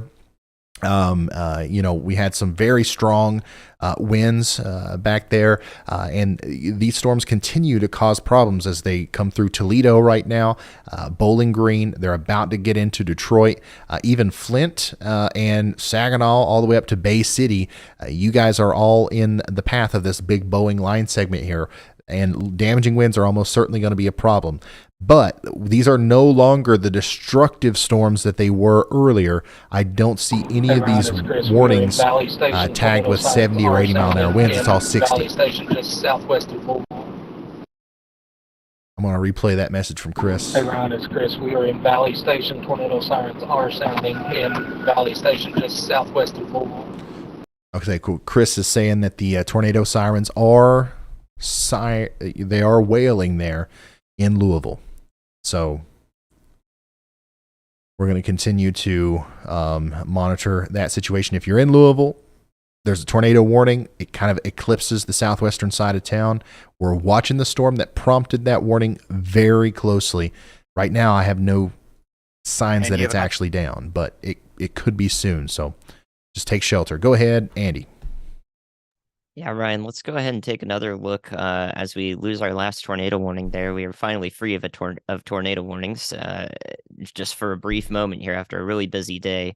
But something that's equal to weak tornado damage and widespread of it is just north of Mayflower, Arkansas, with an incredible presentation of velocity just north of Mayflower. That's moving straight into the Little Rock Metro over the next hour or so. There's a pocket of 95 mile an hour tornado winds, watch has been less issued. than 1,000 feet above the surface, which means down to the surface that easily translates to 85 mile an hour wind gusts if you do about 10 miles an hour difference every 1,000 feet. So yeah, that is a pocket of incredibly damaging winds. And honestly, near this area, the last time I saw this happen was when we saw that weak tornado from the tornado emergency last year. So situations like these that are incredibly dynamic with super strong winds could whip something up really quickly. And that's why it's equally important to heed any sirens that may be going off in Little Rock or just starting to, depending on whether this whether Pulaski County Emergency Management will sound the sirens or not. It's extremely important to heed those sirens just the same way you would as a tornado warning, because these are incredibly powerful winds. Look to be focused right along a path through Mayflower and Cato, Sylvan Hills down to Sherwood over the next 15 minutes. Okay, thank you, Andy. Yeah, incredible signature there on velocity. Definitely looks like we've got some big-time damaging winds coming through Gold Creek and Mayflower right now.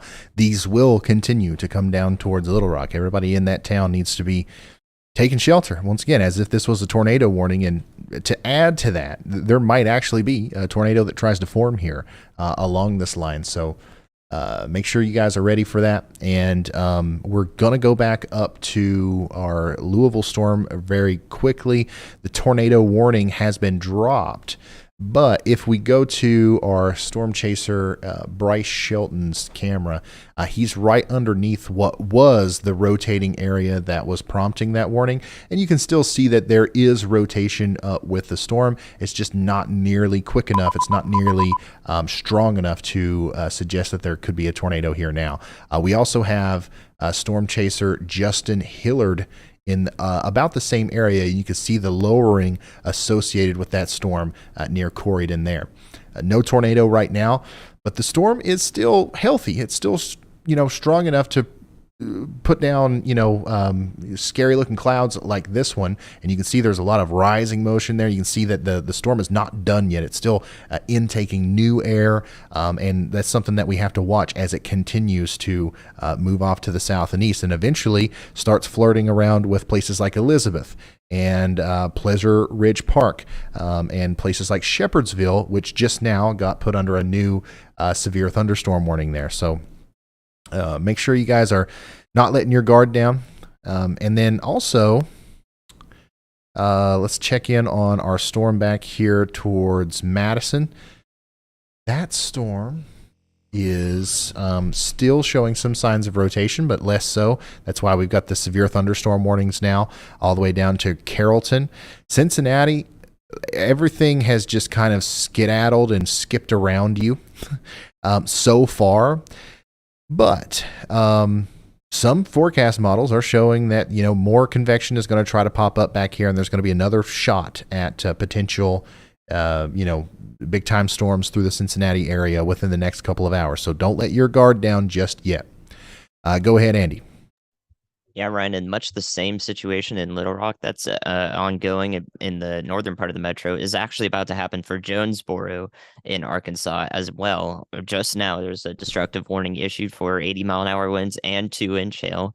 From the Memphis radar, you can see just as equally powerful pocket of winds here, but a little bit much further up in the atmosphere. So those have the tendency to mix down, lose a little bit of their speed, but we have several thunderstorm wind damage reports there to the west of Jonesboro about trees down and hail being reported with the very gusty winds. So again, another situation where if in Jonesboro here in Arkansas and Craighead County, if they do sound the sirens for destructive warnings, that is the reason why you have a very damaging windstorm with hail also in it approaching your location. It's a great idea to be inside in the Jonesboro, Arkansas area.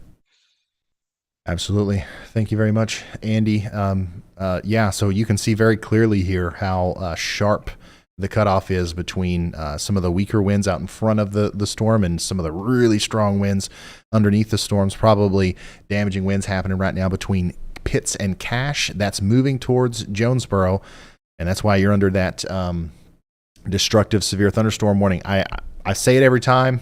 I'm just going to keep saying it. If you're under a severe thunderstorm warning, you should treat it as if you're under a tornado warning, and you should take shelter. You should get into the basement. You should get into the most interior room of your home. This one in particular is going to have, maybe close to tennis ball size hail and 80-mile-per-hour winds. So you really can't treat that much different than a tornado warning. I mean, you got to take shelter for that. And we do have, I don't think we have a storm chaser on that right now. I don't know if we still have M-Finger out there or not, but Radar Omega does have a live camera here on a tower near Truman that I believe points west. So as that storm gets closer, we'll see the result of that as it moves in.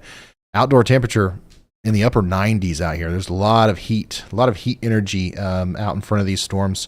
And that's something that we're going to continue to watch, even down here in Little Rock, where once again, if we take a look at the velocity, just something really incredible is happening here as the storm approaches the radar.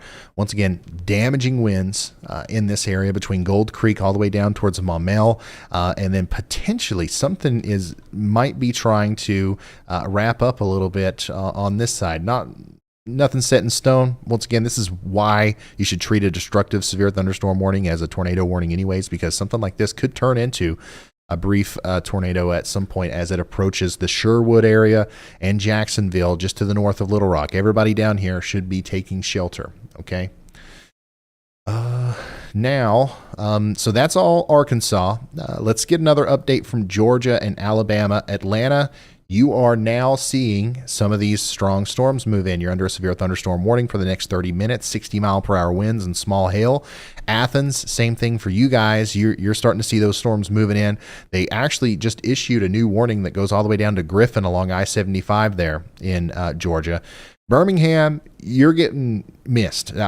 We've been playing around with the idea all evening. It looks like all of the action is to your east, but there is a severe thunderstorm warning for Anniston, which is probably pretty significant with 1-inch in diameter hail and 60-mile-an-hour winds over there. In South Carolina, we've got a severe thunderstorm warning just to the east of Anderson, and that's going to include the town of Friendship and Princeton. Let's come over to New Jersey. Yeah, New Jersey. Couple of severe thunderstorm warnings right now in New Jersey. Tabernacle, Early's Crossing. How about 60-mile-an-hour winds and some small hail? Even just to the west of New York City, we've got a pop-up storm that is potentially producing some 60-mile-an-hour winds there just to the west of Woodbridge near South Plainfield and Piscataway. I think I'm saying that right. So, yeah, this is just I guess a teaser for what could be coming tomorrow as more of a organized severe weather threat will be present in these areas as these storms that we're watching over here move farther east.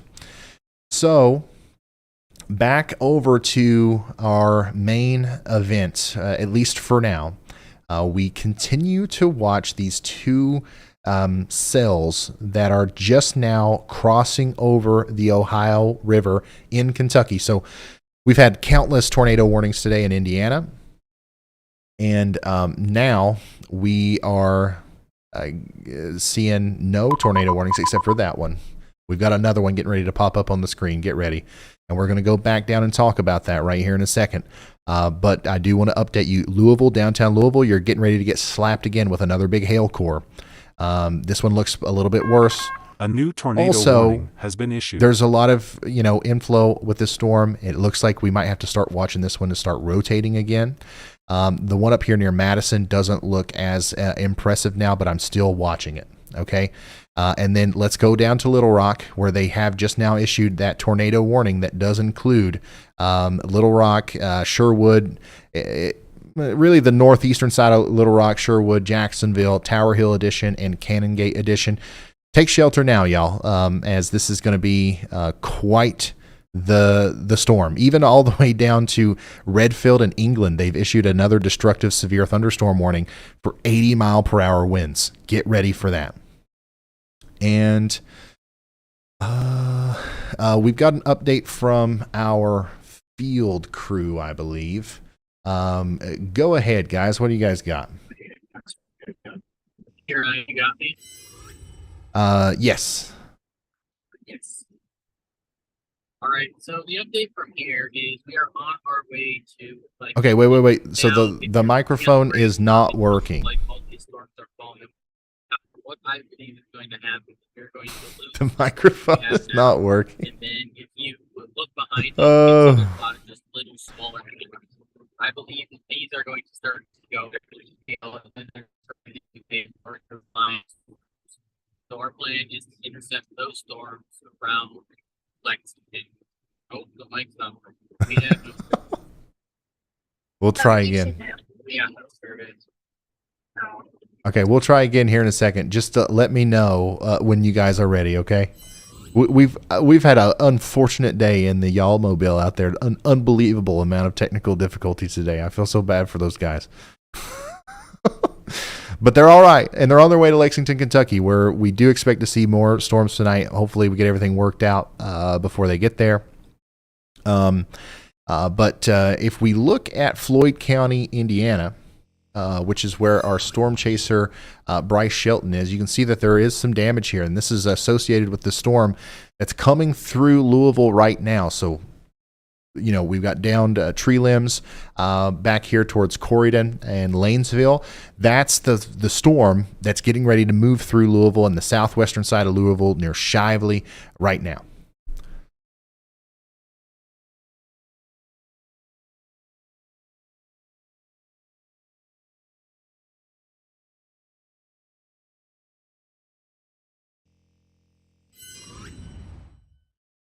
Yeah, I could hear them. It was just coming through the phone microphone and not the actual microphone, so it was hard to make out what they were saying. Go ahead, Andy. Yeah, Ryan, just updating you on the Arkansas storms. There is a chance for the Jonesboro, Arkansas storm to maybe have a tornado warning also assigned to it on the northern side. So this is a complex that has extremely damaging winds with it that's being pushed forward on that northern side is where we can see the counterclockwise rotation that could lead to a tornado warning up here that would go just north of the city of Jonesboro. So even if that doesn't happen, doesn't matter. Like the storm is just as powerful regardless. There are destructive warnings out there. If anybody is hearing sirens in Jonesboro, it'd be good to put that in the chat. I'll monitor it. So I'd love to hear anyone reporting from that area as the storms are very quickly approaching from your west. It's going to get very nasty out there in Jonesboro, just as it is now in Little Rock. With these storms rapidly approaching the location. So basically everybody in the northeast side of the Little Rock Metro is about to experience 70-mile-an-hour gusts, probably widespread in local pockets of 80 to 90-mile-an-hour possible. So it's going to be really, really gnarly outside, and anybody outside should be inside and away from the windows in a case like this. Okay, thank you very much, Andy. looks like one of the stronger storms of the day is getting ready to move into Jonesboro right now. 80-mile-per-hour winds, 2-inch in diameter hail, possibly even larger. Potential spin-up tornadoes all up and down this thing. Jonesboro needs to brace for impact as an extremely dangerous storm is moving in right now. So, yeah, hopefully the sirens are going off and all that good stuff. Same thing down here in Little Rock. The radar is being overtaken right now by the front leading edge of some of these damaging winds, and we're seeing some, just once again, really, really interesting returns here on the velocity, indicating that we've got damaging winds currently occurring between Cato, Mamel, and then, of course, down towards Olmsted, and it's getting ready to move into Macon. All of this is going to come right into Little Rock, Sherwood, Jacksonville, Camac Village. All you guys need to be, once again, taking shelter because parts of this warning are included as a tornado warning. The rest of it is just as bad, with 80-mile-per-hour winds likely going to impact a very large populated area here.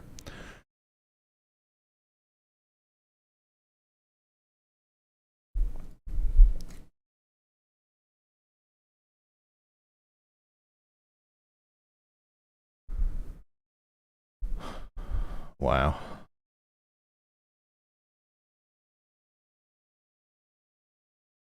Yeah, go ahead, Andy. Hey, Ryan, out ahead of time, just in case there's a warning issued up here in the Detroit metro, it does seem like, and meteorologist Ben Price was backing me up on this, that he thinks that there is a spin-up tornado that just occurred in Dearborn Heights and Dearborn, hopefully very weak. But that's right outside of the city proper to the west and now to the northwest there. So if that is warned there, brief spin up tornado likely occurring with a very localized area of possible tree damage, minor damage. So just be inside for that, out ahead of it in Warren, St. Clair Shores, East Point on the northern side of the metro. Thank you very much, Andy. Detroit Metro getting ready to experience a strong, severe thunderstorm within the next little bit, and it may even be capable of producing brief spin-up tornadoes as it moves through. Everybody needs to be prepared for that, as literally within the next couple of minutes it's going to be coming through. Also, Toledo, the worst of the storm is over for you now, but now we're starting to see the stronger storms move into places like Port Clinton and some of these other areas that were hit hard the other day. No tornado warnings or anything with this right now, but definitely a very strong storm coming into play in the next little bit. So go ahead, Carly. Yeah, Ryan, just quickly letting you know we have a report coming from the Little Rock tornado warned storm. A funnel was reported to be observed over that Cabot area. Okay, thank you very much, Carly. Unfortunately, we don't know exactly what's going on around here right now, but I'm sure it's chaos around Sylvan Hills, Oak Grove, very strong winds. That's all getting ready to move right into the downtown Little Rock area. Get ready for, seriously, 60, 70, 80 mile per hour winds, possible embedded tornadoes, all that stuff. You guys have got to, batten down the hatches here in Little Rock all the way down to Redfield, England, Carlisle, Lonoke, and Hazel. Same thing for you guys over here in Jonesboro. It looks like some of the stronger winds are making it into town now, or at least within the next couple of minutes. And then Paragould, Lake City, Truman, Harrisburg, all you guys are in the path of this thing as well. You need to be taking this seriously. In fact, they just issued a new warning that goes all the way out to a marked tree in eastern Arkansas. This might even make it all the way into western Tennessee. So, we'll have to watch the Memphis area. We'll have to watch the Millington area, the Covington area, as these storms dive off to the south and east very quickly.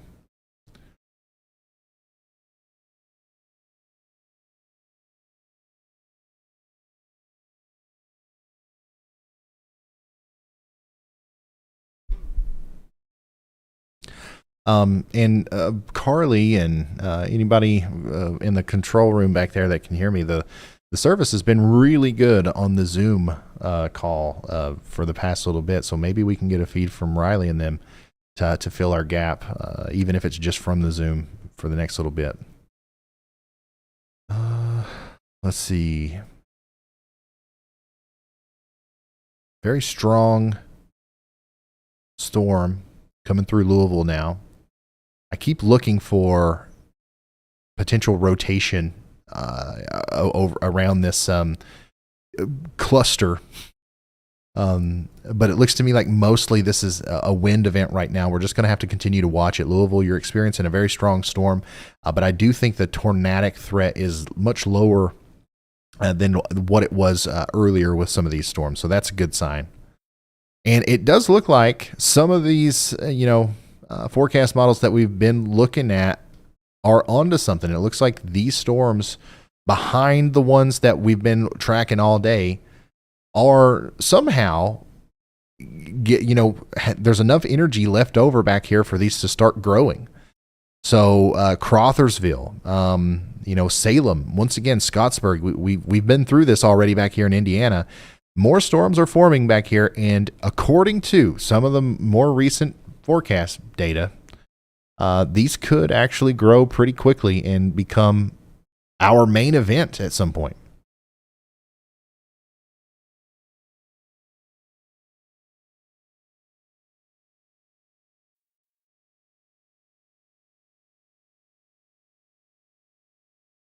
It's currently 7 p.m. on the East Coast. And according to the latest run of the HRRR, which is what we use a lot of times to show you that composite reflectivity, quote unquote, future radar, between, I would say, what we got, 8 p.m. and 11 p.m. We're going to see, higher favorable conditions for tornadoes than we've seen all day. Down here between Louisville, points south towards, let's say, Campbellsville, Bowling Green, that general area right there. So we'll see what happens. Hey, Ryan, do you copy? Yeah, go ahead, Nick.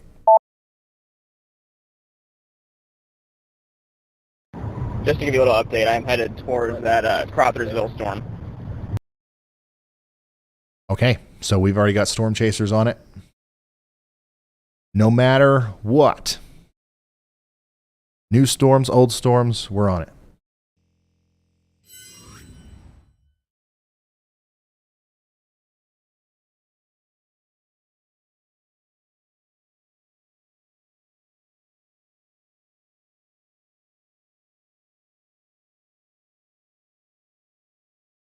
Lots of people sending in some preliminary reports from Arkansas. I don't think we have a whole lot of people watching in Arkansas, but I do see some videos coming in of the strong winds out ahead of the storm. Remember, you got to take shelter, guys.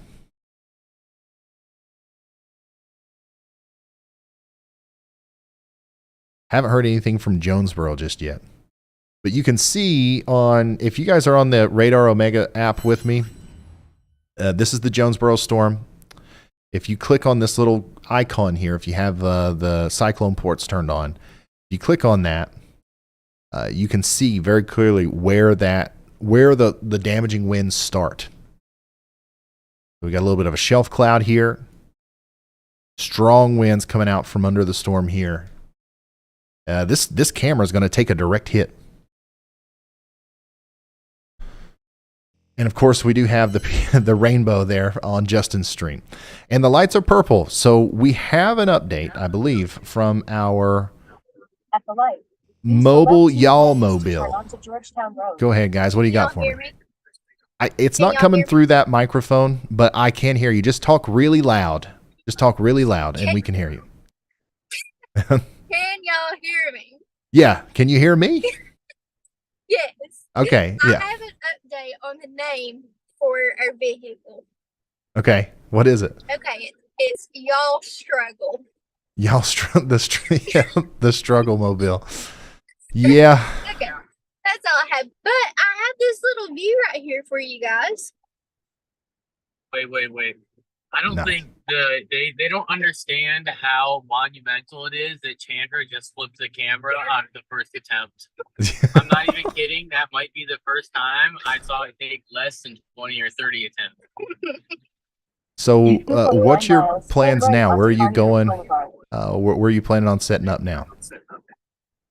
We are going to a random parking lot with possibly the only clear view in Kentucky. Looking west. So we're gonna look west and we're gonna watch this line behind, which should become the dominant line of storms approach Lexington from the north. I think I might have said Louisville. Hey Ron, it's Chris. We're south of Valley Station. This storm, I believe that's an outflow dominant. It's got a leading wall of wind south of it, pushing way out ahead of it. All right. Thank you, guys. So that's our our live look from the Y'all-mobile there. Once again, the what's going on there is we were trying to get kind of like some a different vantage point of the storms today up near Cincinnati. There weren't any storms up near Cincinnati, so now we're going to do that down near Lexington. And they are all there just in case. We have our official 501c3 nonprofit organization now that tries to help people, whenever storms hit. If something happens today and we need to do a Y'all Squad thing, we're going to have a group of some of our, nonprofit members right there with the ability and resources to go immediately help. So that's part of the reason why we have the Y'all-mobile. And they're not just really storm chasing; they're just trying to be in a centralized location, and they're doing a good job. Just a lot of technical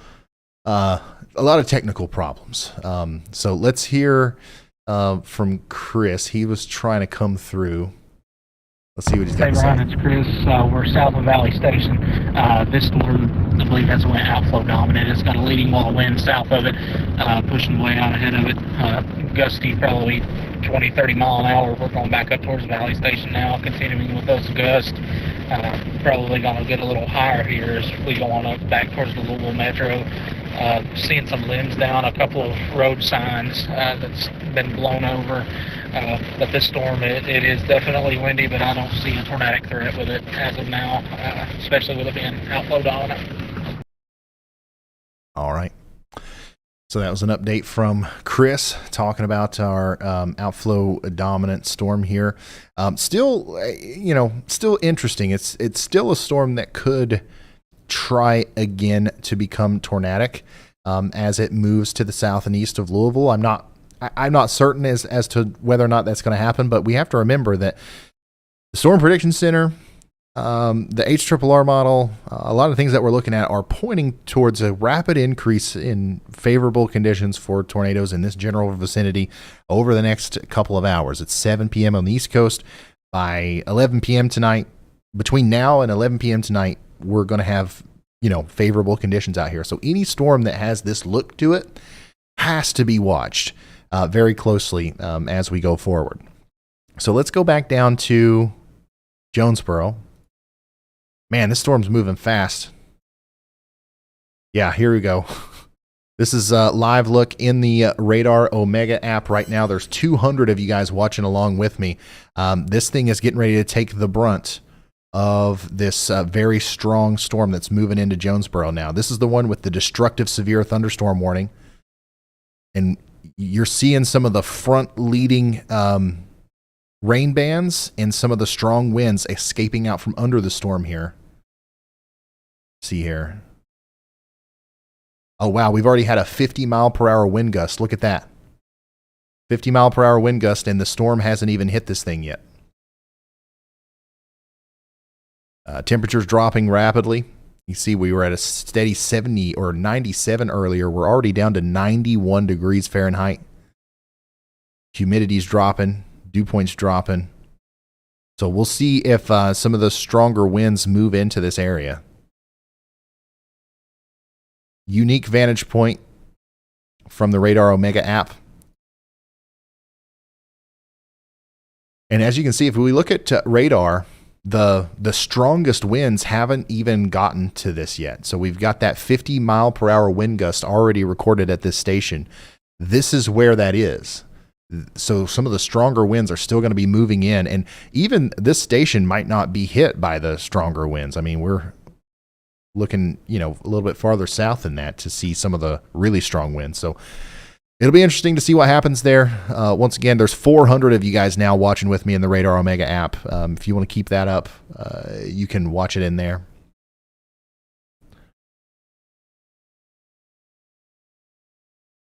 Winds are sustained at 40 miles per hour, which is pretty nuts. Getting pea-sized wind-driven hail here on the south side of Louisville currently near Valley Station, and a lot of people are under the overpass blocking the road. Okay, so that's going to be Storm Chaser Chris Hall chiming in from Louisville there. And we have an update from Carly. Go ahead, Carly. Yeah, Ryan, just a quick update. We are hearing some reports of lines down in the Detroit metro region where those severe thunderstorms are moving through. So dangerous lines of storms, of course, and lines are already down. So I think we'll probably end up hearing a few more things from there in the next hour or so. Okay. Thank you very much, Carly. So we've got damage reports coming in all the way as far north as Detroit. We're currently focused in on an area much farther south than that, way down here near Little Rock and Jonesboro. In fact, let's go back over here to Little Rock. Looks like the majority of the strongest part of that storm has moved past the downtown area now. In fact, there could still be some very strong winds, but now the strongest winds are going to be moving into places like Wrightsville, Toltec, and Keogh here within the next little bit. And this camera right here is just taking a beating as we're still probably about 5 minutes away from the strongest parts of this storm to, move through this specific camera. The temperature has officially dropped more than 15 degrees, though, in just a matter of minutes. Winds are only sustained at 20 miles per hour now, but I think that's going to increase.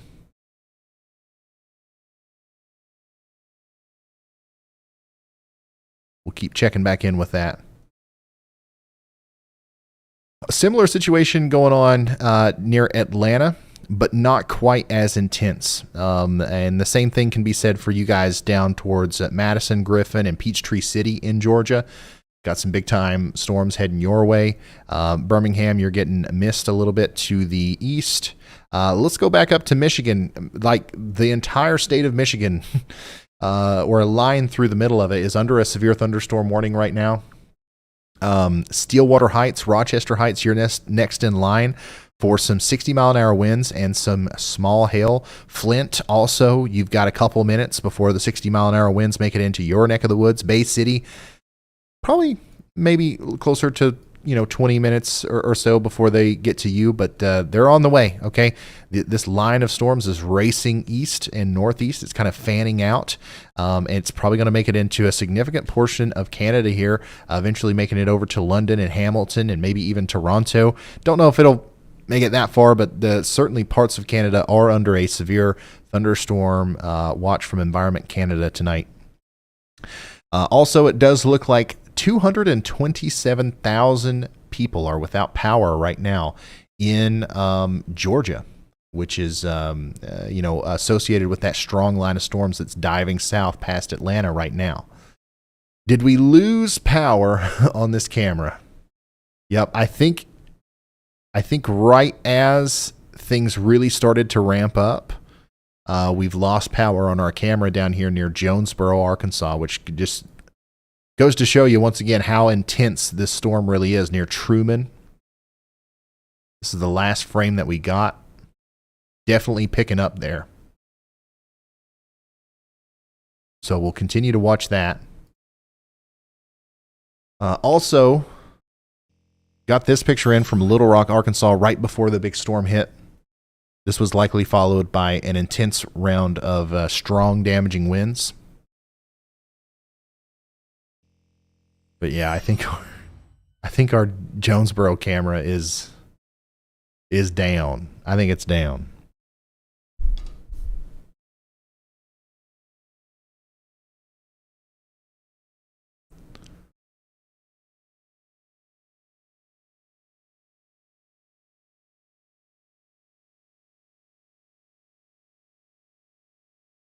I'm waiting. I'm trying to see if it's going to give us anything else, but I'm probably going to come visit it again here in a little bit. And we're going to visit our storms up to the north once again as well. It does look like more storms are trying to pop up behind Louisville. So Louisville, you guys have seen several rounds of strong storms so far today. It probably looks like it's clearing up. It looks like it looks like things are shaping up to be a nice evening there in Louisville. Unfortunately, round 4 or 3 at least is forming back to your north and west, and I am concerned about this part of our storm system being even more intense than some of the earlier storms that we've seen today, especially generally around the Louisville area, because that's what some of the model data is suggesting. So we're watching this line right here form. Let's hope it stays linear like that. But even if it does, we're going to see some big time wind problems probably develop from this as it moves off to the south and east. If you have the Radar Omega app, you can see this little R logo here in Lexington that represents where our y'all or our struggle bus or whatever they was calling it is currently. They're setting up to just be in front of the storms as they approach in Lexington there.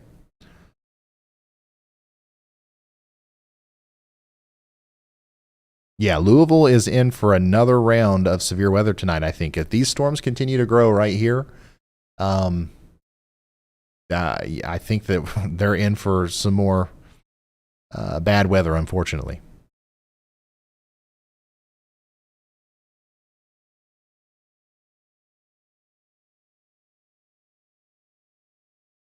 Okay, we got the camera back. Things are definitely picking up.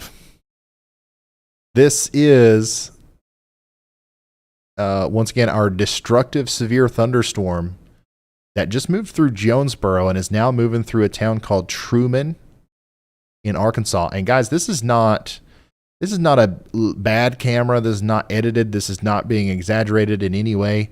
This thing's about to snap off the pole here.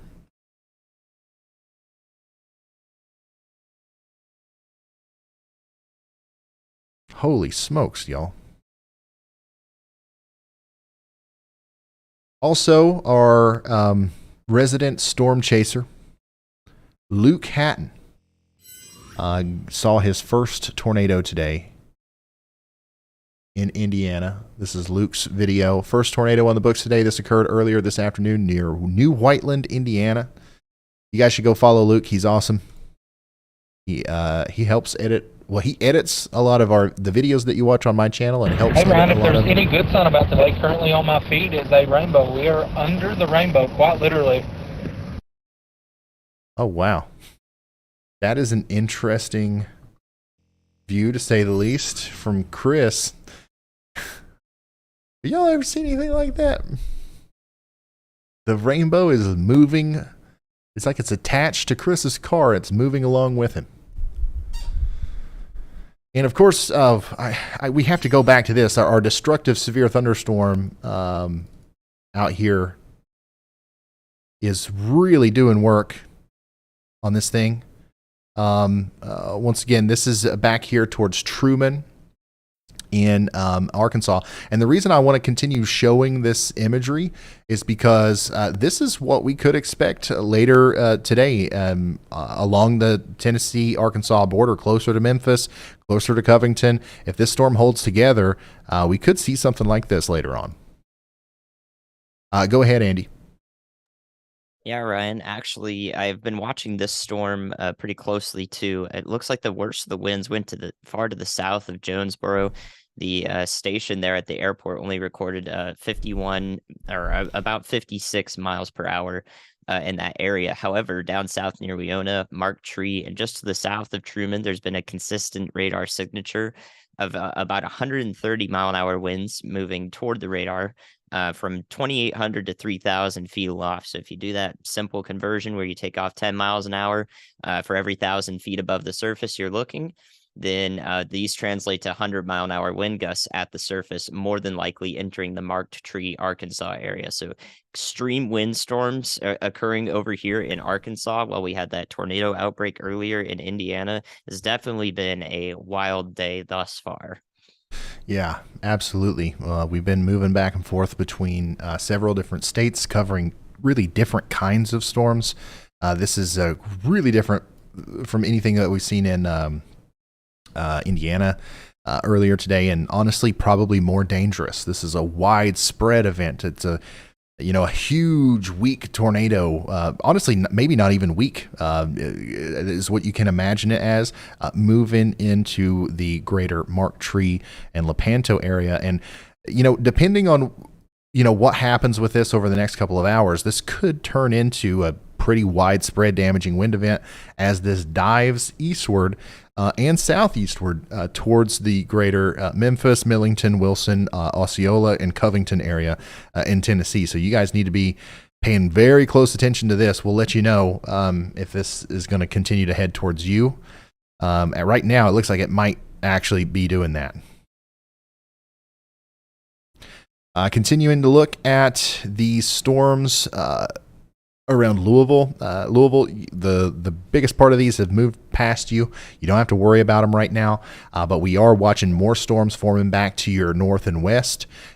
Cincinnati, we've been talking about Cincinnati all day as missing out on the action. Well, here we go. The action is on the way as there is now a severe thunderstorm warning for western parts of town, more towards Harrison, but that'll probably continue to grow and bring some hail into Cincinnati within the next hour or so. Make sure you're ready for that. It looks like these forecast models that we've been watching are right about these things kind of ramping up over the next little bit. So get ready. We're going to have another big round of severe weather tonight as these things come together. Go ahead, Carly. Yeah, Ryan, just giving you some updates on the storms we've been keeping an eye on, namely in Jonesboro, Arkansas, and Craighead County. So there have been multiple trees that have been blocking the roads, some large trees even that have been knocked over by that really powerful storm that just went through. The good news is that law enforcement has already really been able to clean up the main debris that's in the road, so it is passable and open again.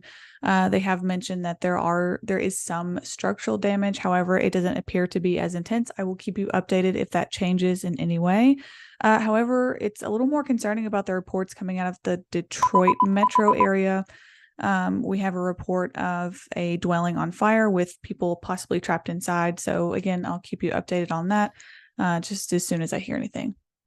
Okay, thank you very much. Andy, if you could just relay a little bit more information. There's something I've got to take care of that might take about 5 minutes, and you can pass it back and forth with Carly, whatever you've got to do, okay? Okay, thank you, Ryan. Yeah, I'll do my best here. Thankfully, we haven't been dealing with any tornado warnings for a while now, guys, which is great because, earlier on, if you missed it, if you tuned in later, we had a decent tornado outbreak going on there with probably some pretty significant tornadoes that occurred in south central Indiana up through just south of the Indianapolis metro near Greenwood and New Whiteland there. So that was intense to cover. I'm still recovering from that myself. And now we have these windstorms ongoing. They just extended the destructive severe thunderstorm warning for the Little Rock storm out to the south and east. That includes Pine Bluff, Stuttgart, Clarendon, and Monroe counties here in, Jefferson and Monroe counties here in south to central eastern Arkansas. There's a huge destructive severe thunderstorm warning extension there. So quite a bit ongoing here. Again, the tornado threat with these is very low. What's impressive to me is that we haven't seen much of a tornadic threat with how powerful some of these winds are with these storms. Again, I saw 130 mile an hour winds from the radar a couple thousand feet above the surface.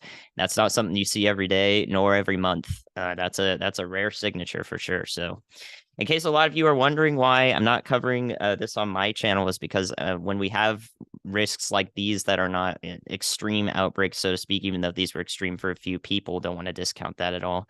I definitely dedicate my services to making sure that everything is accounted for to as large of an audience as we can reach at the moment. So that means dedicating my services here alongside Carly, who's doing wonderful work today so far. I've been really happy with our coverage today, which is, it's tough for me. I'm a perfectionist. So the fact that we've been able to cover everything so well so far has been wonderful. And I hope we've been able to help quite a few people in that regard. So We're going to continue this coverage, of course, over the next couple hours. I believe is we're prioritizing making sure that any attendant tornadic threat up there, once again, passing through the Louisville metro in the next hour or so with that line of storms is covered. And it does look like, for the most part, the rest of y'all in the tornado watch in the west central to central Ohio region are missing out on the storms. That might make a few people sad, but it's really good news because we don't want a severe weather outbreak ongoing over there. So if you're in Columbus, Dayton, and so forth, it really doesn't look like we have had anything move through. And the reason for that, in case you're wondering, is a bunch of the storms earlier that did produce tornadoes through south central and central Indiana have cooled off the air with their huge anvils that extend hundreds of miles out in front of them. And that's stabilized the surface. We need unstable air to get tornadoes. So stable air is good news to prevent these storms from being prolific in that sense. So great news. Hopefully we can calm down in Dayton and the Columbus metro. It looks like our area of interest is being focused down through central Kentucky. For those of you in Nashville, I know a lot of you have been patient watching this broadcast today. Nashville, Tennessee is expected to get this line of storms that's now forming through south central Indiana in the midnight vicinity, maybe a little bit later than that, 1 to 2 a.m. Anywhere from midnight to 2 a.m. might be some of your stormiest hours over there, possibly another round in the early morning thereafter. So you might be woken up. If you're going to sleep there in Nashville, that's expected to be a damaging wind threat as those storms move through. So that's going to be the case for basically everybody in Tennessee from Nashville over to Knoxville. If those storms do reach you, it's going to be a damaging wind threat first and foremost. Same is true for hopefully Lexington, Kentucky into the south. Some storms initially are going to reach you soon, but I really hope that tornado threat stays down because we're not seeing that low level shear I talked about earlier, which is great news. So yeah, wow. Intense day so far. Thank you guys for being here with us so far too. Much appreciated, y'all. Happy to help in any way. Just in case you're looking out for where I am, of course, there is the meteorologist Andy Hill channel. You can follow that too. And I do cover a lot of severe weather days like this that don't quite eclipse the tornado threshold, the tornado risk threshold that we saw today. That has prompted this live stream and very much needed coverage. And much of the days that I've covered that have those lower risk levels end up being very significant in their own ways. So that's a valuable resource. And I'm really happy to see a lot of you over there. When I'm doing my thing over there. And Carly has been on there recently too. If you need another reason to go over there, that's a good enough one on its own. So it's been wonderful working with Carly over there. But yeah, still just waiting for these destructive severe thunderstorms to give us some sort of damage reports. Again, it's moving right through marked tree right now. Large tree down reported in marked tree in Arkansas there. And the warning was extended to include parts of the northern Memphis, Tennessee metro. So that's the next 25 minutes for y'all, 30 minutes as these storms approach from the west. I think the worst of the wind damage will probably go in the Millington area, right where the radar site is, and hopefully lose intensity by the time it gets there. It does look like it's not as intense as it has been, but these types of storms tend to be progressive, self-progressive, meaning that it's going to carry that damaging wind threat quite some ways. It's going to continue to be a problem. So I'm sure we'll hear Carly come through with any news on that as we get much closer to Memphis. I think that the worst of the winds will go to the north of Memphis right now, once again, but that threat can definitely evolve as we get closer here. So be weather aware in Memphis, Tennessee over the next 25 minutes or so as this gets closer and closer to you. And then you're going to be weather aware by default because these storms are going to be loud. What do you think, Ryan? There we go. I agree. Thank you, Andy, for everything. I agree. I think that the vast majority of these damaging winds are going to be moving to the north of Memphis. We do have to watch how much this is kind of like kind of bowling down, though, if you know what I mean. Like this is probably going to try to take a more southward turn here, but at the same time, I agree with the Terrell, Millington area, Wilson, right in there. That's where some of the stronger winds are going to be. And that's what the National Weather Service is saying as well, with their considerable severe thunderstorm warning covering this area between Covington and Bartlett here. It sounds to me like we've got an update from Riley out there in the field. So let's see you. What do you got, Riley? Hello, can you hear me? I sure can. All right, so we are somewhere west of Lexington now. We don't really know where we are, but we're here. It looks kind of lame above us, but we actually have anvil crawlers, so it's really fun here right now. I think we're gonna try and hang out here and see if we can see something or somewhere around here. We're having a really interesting time storm chasing, but trying to stay away from the storms. I don't really know how to describe the art of whatever we're doing, but if you look over here, we actually have the outflow boundary from an old storm. So this is probably not anywhere we're going to see another storm anytime soon until that other line comes through. But for now, at least we have anvil crawlers because those are always pretty. Absolutely. Thank you, Andy. Or I'm sorry. Thank you, Riley, for that. And guys, they're going to be set up there in Lexington for, I guess, probably the rest of the evening. I don't know if they're going to be in that exact spot or not. But we'll be checking in with them periodically. Hopefully they can keep us updated on whatever's going on out there. Remember, the purpose of the Y'all-mobile and having these guys out there at all is associated with our nonprofit organization, the Y'all Squad. We finally gotten to a place where we can actually not only have storm chasers out, covering these events, but people associated with our nonprofit that are kind of like in a centralized area that are able to, start talking to people and get into these towns that need help immediately afterwards. Gives us kind of like an HQ, a meeting point for everybody involved. Which is very nice. And of course, leading up to that, we'll have our reporters, Riley and Chandra, out there giving us an update on what's going on the ground. If we can get them away from the rain long enough, I'm sure Riley will send the drone up in the air as well. So that's what's going on out there. Let's see. We do have another update from the Storm Prediction Center. So let's look at what this says. SPC mesoscale discussion number 1266. The risk for damaging gusts and very large hail continues. A new watch may also be needed downstream.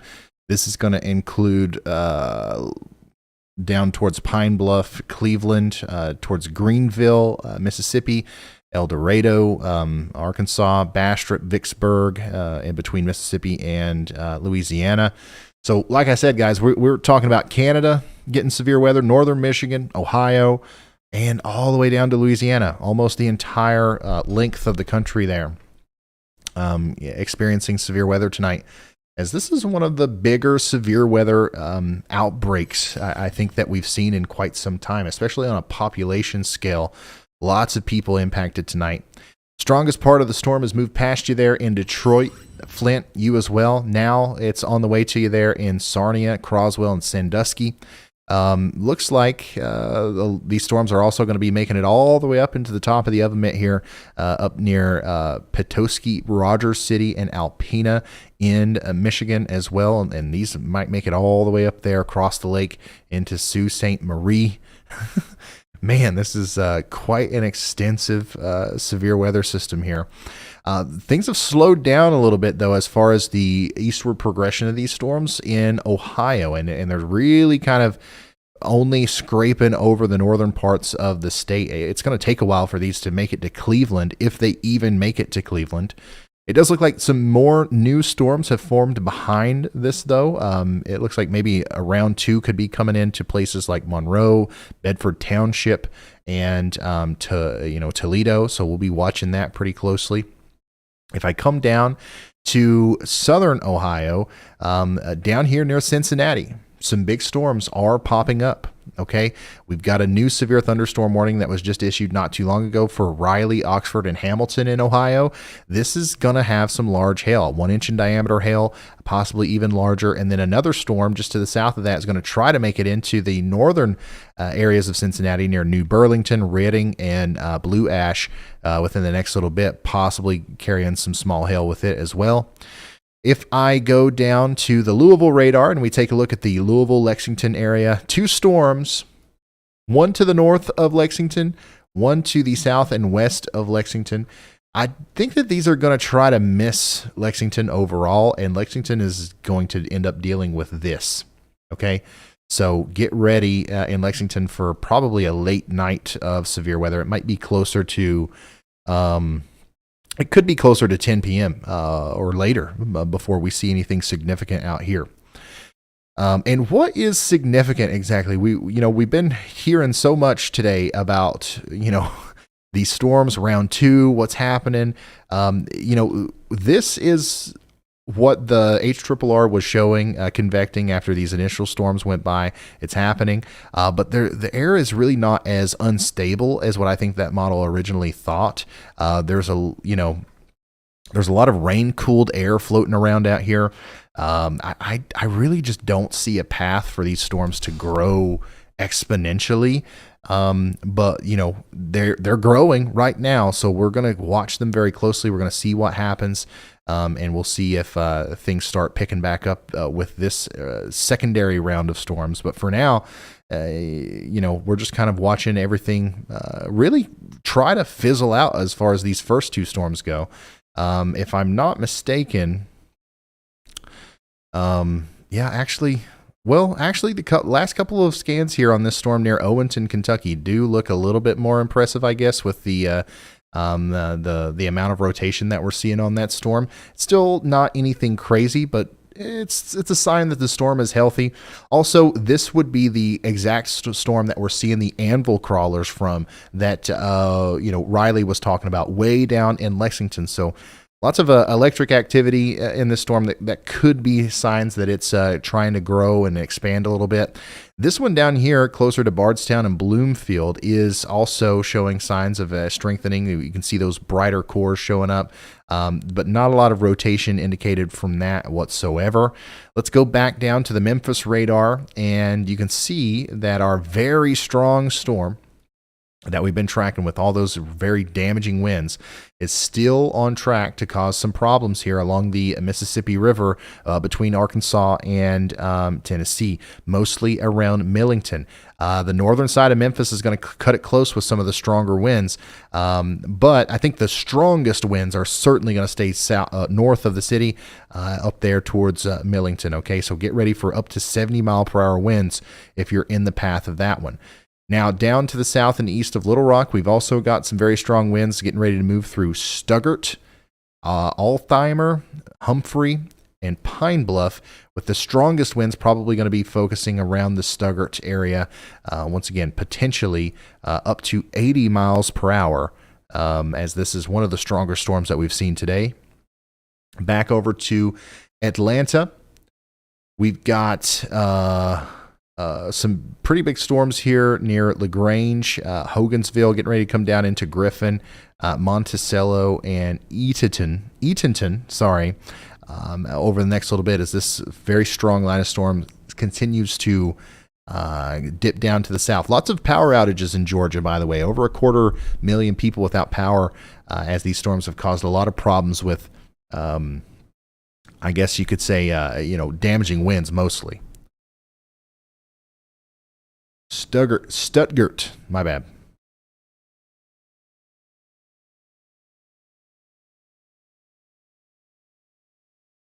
All right. Give me just a second.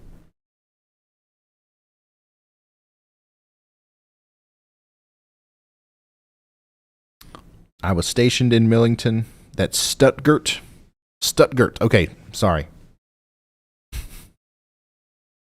Sorry. Okay, we've got an interesting tweet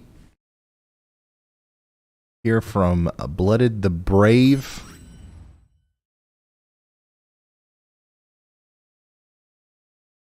This is a tornado that occurred earlier today, I believe up in Indiana. It says Ryan Hall is who we watch all the time, and we are grateful for him and all the storm chasers. I should have tagged him in the photos. Oh, okay.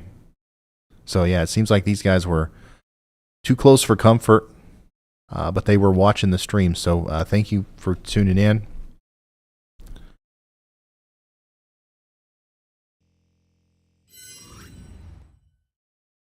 I appreciate everybody, and I appreciate everybody tuning in and sharing it and all that good stuff. It's a responsibility that we take very seriously. I don't think we ever imagined that we would have this many people watching during severe weather outbreaks. But the responsibility is not taken lightly. Just know that. We really appreciate it. We're trying hard over here.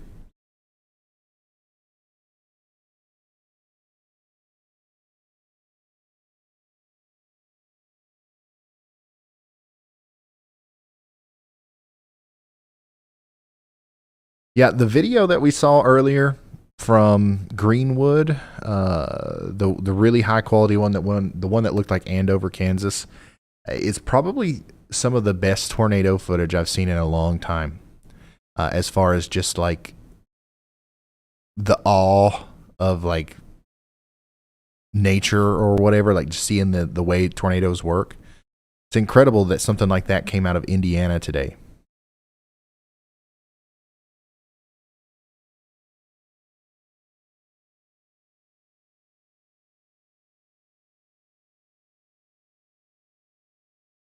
Continuing to watch our storm here near Owenton, Kentucky, very closely.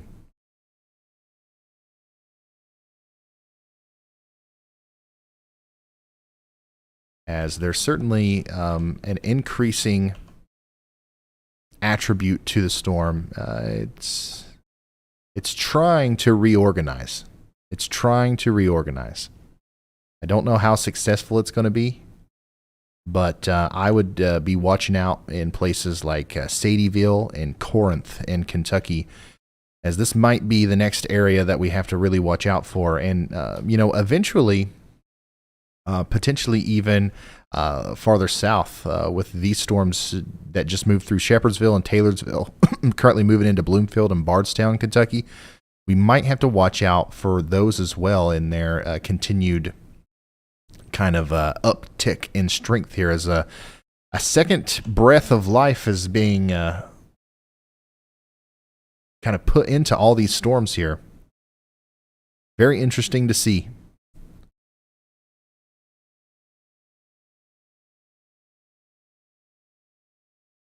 Here's some more damage. This is from Patriot Jones. Southern part of Redford, Michigan on our street. We're hearing a chainsaw from the next street. So you can see this is up in Michigan, some of the damage that we're seeing up there. Lots of tree limbs down, lots of larger tree limbs down. It's really kind of crazy how much we're seeing here. The widespread difference in areas.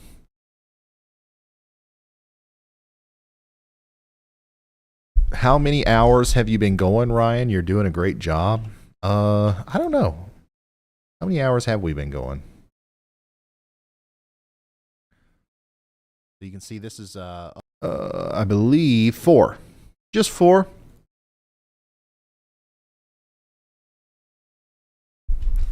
We've still got some time to go. We are in what I would consider a little bit of a lull in activity here. If, I'm watching this area specifically. I'm watching this area right here very closely for new developments that look concerning. If we go another hour or two without seeing anything, crazy kind of pop up out of this new development, then we might call it a night.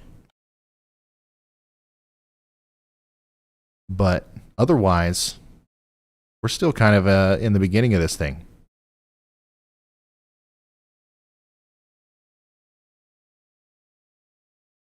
There is a live camera in Memphis on the Radar Omega app. Lots of them in Tennessee. Lots of them in Tennessee.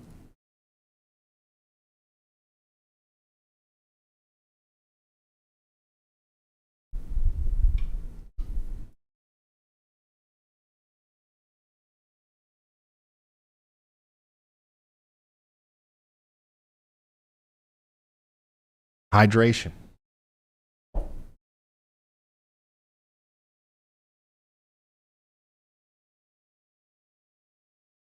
Mm.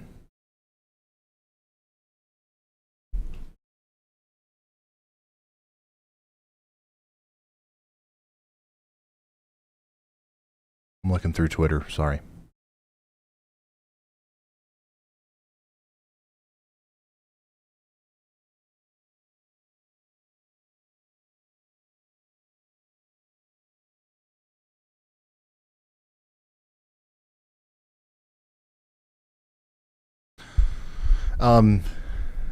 Does the Y'all Mobile have the ability to hear me live right now? They should. I'm just checking. Hey, Ryan, do you hear me? Yes.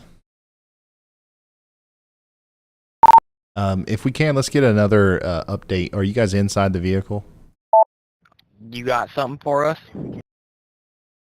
Yeah, we just got back inside the vehicle. There's not much going on here anymore. It looks like the storm that just went through Louisville is starting to die out. There's one off to our north that looks interesting, and then there's the other line, but we don't really know what to do here.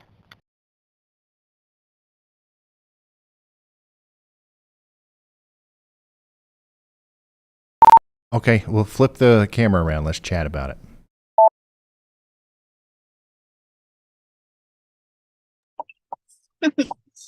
Nope. Okay, so whenever... Unplug it? Yeah, we can just screen. All right, what's up? Okay, so whenever the current rain passes by, are we going to be able to get the drone up, do you think? There's like stratiform rain everywhere, so if we wanted to get the drone up, we'd probably have to head north towards the cell near Owenton, because there should be clear air there, it looks like. Okay. Well, I do think that there's a pretty significant clearing that's happening, like right now around Louisville, for example. It's spreading over into LaGrange and Frankfort. I think that it might take a little bit of time. I think that is going to come over where you guys are eventually. And that might be something that we can do whenever that happens. But Chandra, I've got a question for you. What do you think about field reporting? How's your experience been so far? It's not been good, Ryan. It's not been good at all. I'm hot. I'm hungry. And let me tell you, absolutely nothing in this car has worked. And that includes me, because I'm a 75-year-old woman and I cannot work a cell phone. So Okay. All right. Well, as we experience a little bit of a lull in activity here over the next couple of hours, you guys just feel free to chime in as much as possible. In fact, I'm going to be leaning on you a lot. So if you can think of anything to update us on, or anything that we can cover from your vantage point, just let me know. And do you have any ideas of where you think that we should start heading to? We're in Lexington right now. Like, I would almost say that we're close to Keeneland, if I'm not mistaken.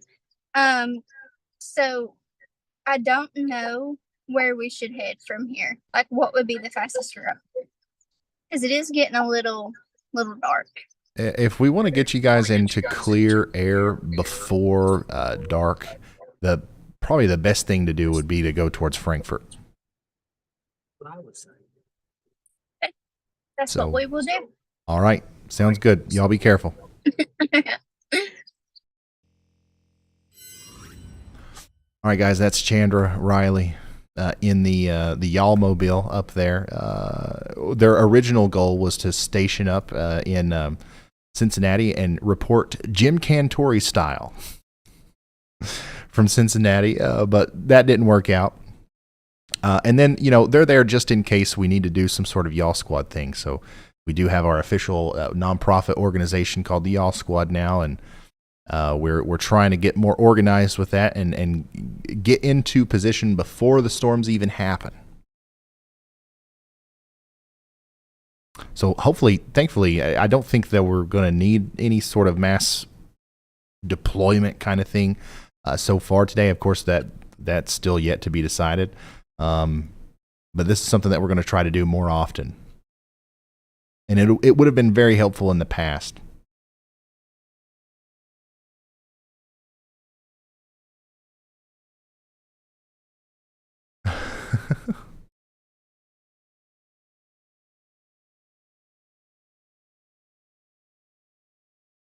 Some people in the chat are asking if the forecast busted.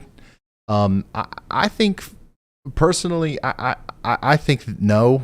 I guess it just depends on where you are. We had some big bad tornadoes today in Indiana, and that's kind of what was expected.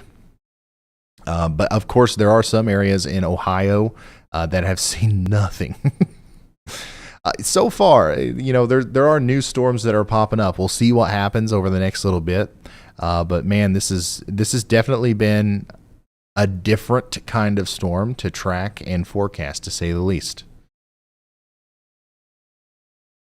I think it's pretty disrespectful to call it a bust for all the people that lost their roofs tonight and the close to 1 million people that are without power.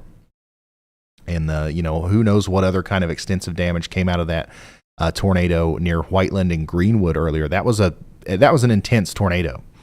I don't think we know the full extent of what's going on with that yet. And then also south of Jonesboro and near Little Rock, lots of damaging storms down that way as well.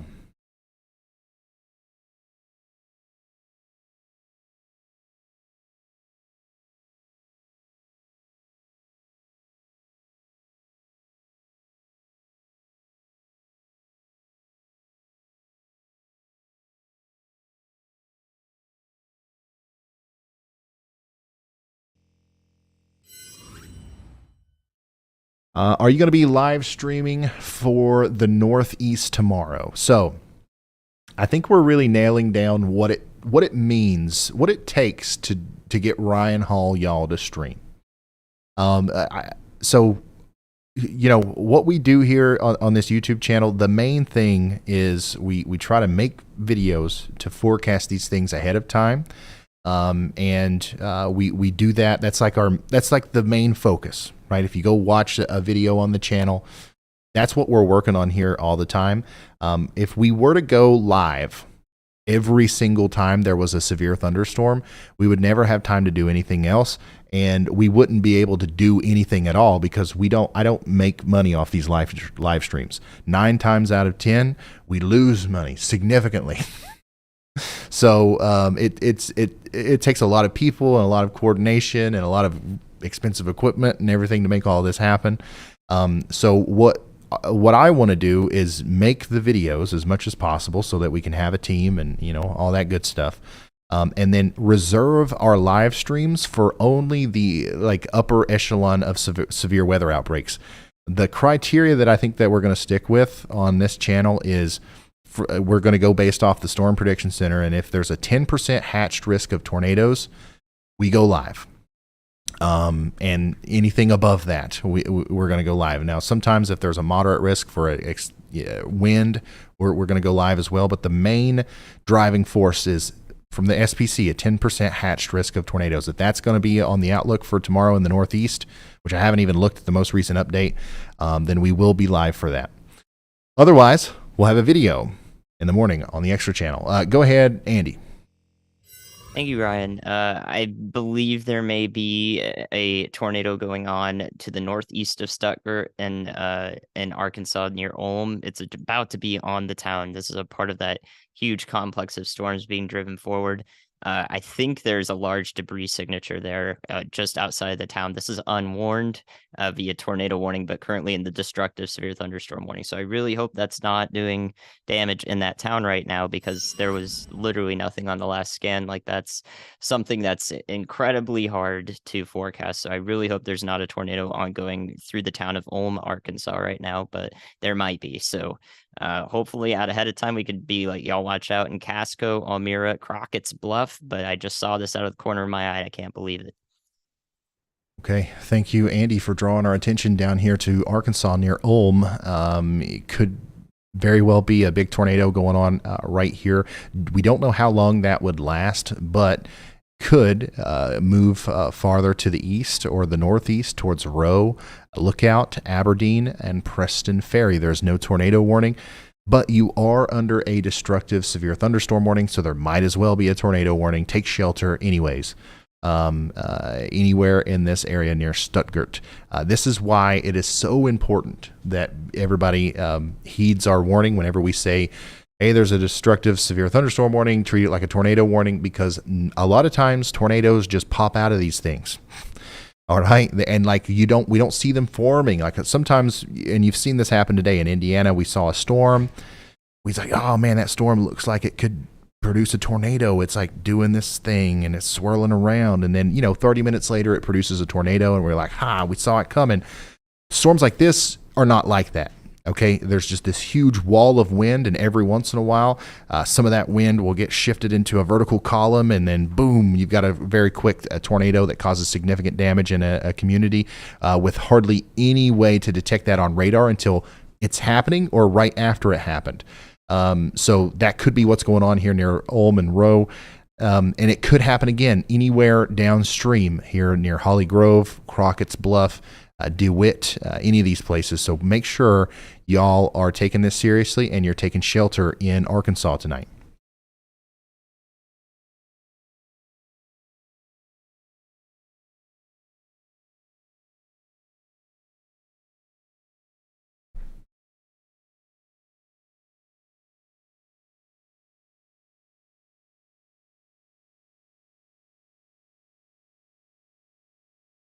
Hopefully everybody's taking shelter down there.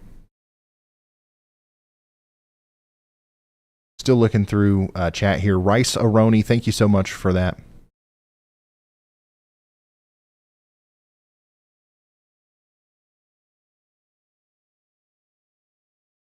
Yep, our mods, as always, doing an incredible job.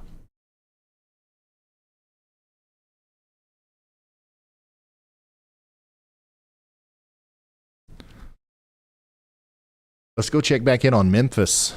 Some of the stronger storms are moving into Memphis now, as expected. The very strong winds are staying off to the north. I still believe that the northeastern side of town will probably experience a stronger gust of wind as the outside parts of this big giant complex of storms is going to just brush across the northern side. Millington, though, you are in for some powerhouse winds here as this continues to move off to the south and east. Get ready for that. I'm going to come back up to Kentucky.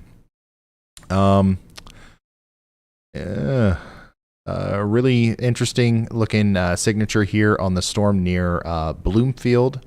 So we're going to continue to watch this. Right now, this is a severe thunderstorm, potentially with 70-mile-per-hour winds getting ready to move into Bush Grove. We're going to watch and see if that maybe starts rotating a little bit more as we go into the future. Right now, that's not our main focus. And then our big storm up here, just to the north and west of Lexington, does look like it's starting to kind of calm down a little bit as the reflectivity starts to die off here.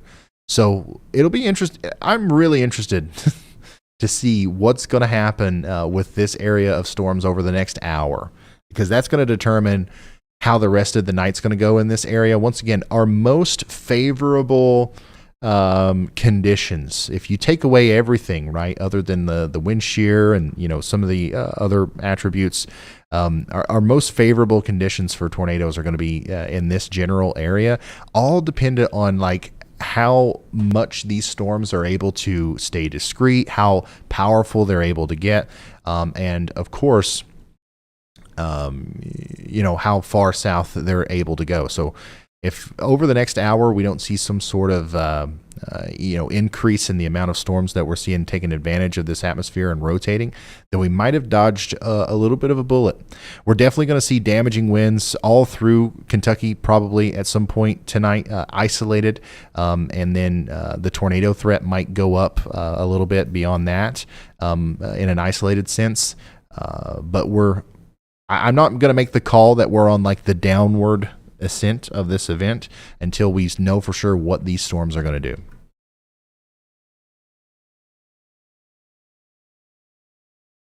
Serena,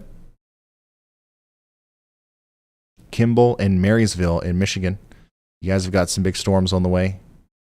Same thing for y'all up here in Otsego Lake and Gaylord and Vanderbilt in Michigan. 60-mile-an-hour winds will be moving through within the next little bit, but it looks like these storms are starting to die out as well up here in Michigan.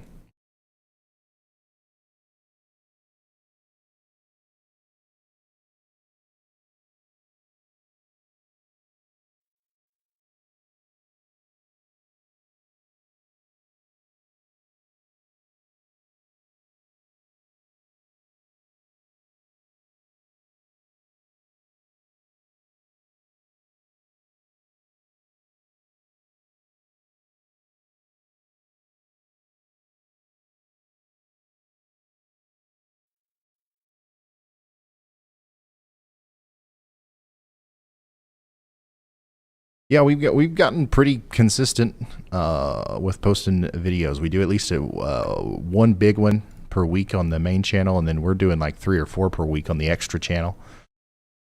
And we've been going live a lot. Sometimes we used to miss even 10% hatched days. We haven't done that in a long time.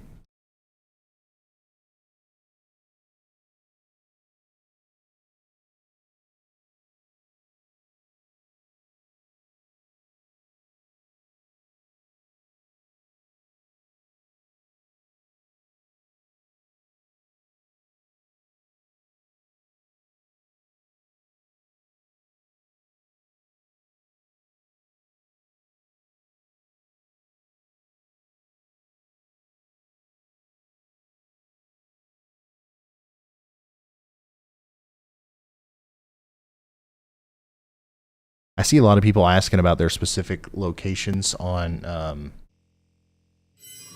in the chat, and I'm not going to be able to go through all of them, but just know that wherever the most worrisome or interesting things, wherever that is happening, that's where we're focusing on. So if we're not talking about your town, it's probably good news. There's lots of people, there's thousands of people out there right now experiencing thunder, heavy rain, lightning.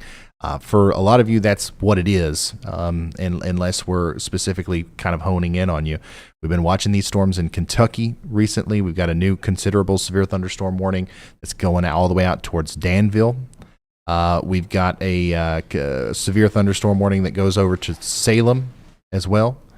And we've got just north of Memphis a very strong area of thunderstorms moving into Bartlett and Millington right now, potentially with 70-mile-per-hour winds as well. Memphis is going to get kind of just barely brushed by this as it moves through. South of Little Rock, we've still got that destructive or considerable severe thunderstorm warning now that goes all the way down to McGee. But these even look like they're starting to lose their oomph a little bit. So that's very good news.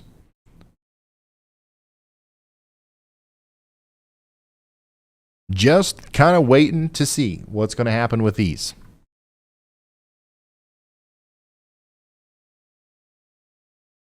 Steve K says, Millington, Tennessee is getting thumped. There's a tree down on my truck and no sirens.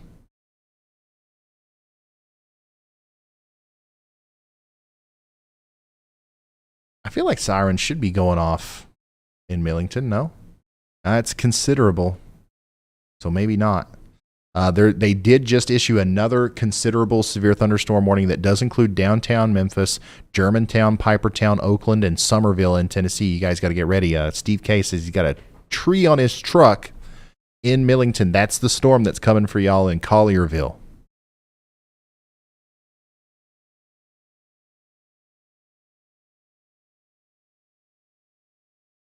Look at this thing, y'all. What is... Andy, I'm going to have to get your opinion on this. What do you think about the HRRR?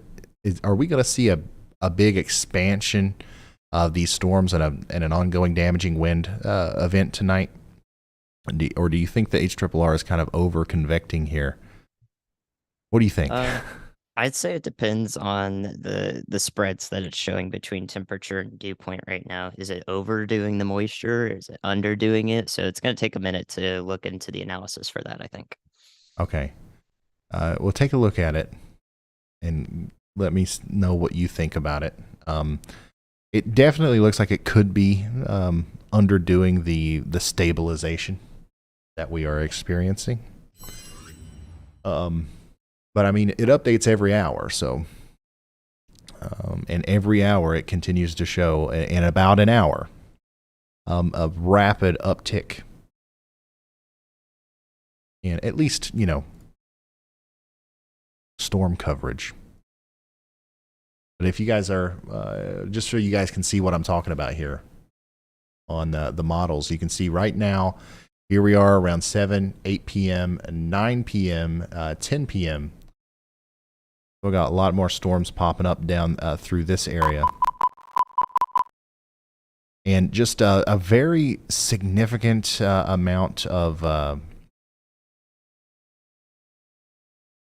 just supercell composite, convective available potential energy. It looks like a lot of this has been kind of compiling down here where it's been sunny all day, getting drawn up into where these storms are forming tonight. So, it'll be interesting to see what happens with that. But it does look like a mainly severe wind kind of thing. If this is the route that we end up taking by 11 p.m. tonight, Lexington, Kentucky, down towards maybe even back as far west as Paducah, Kentucky could be getting in on it.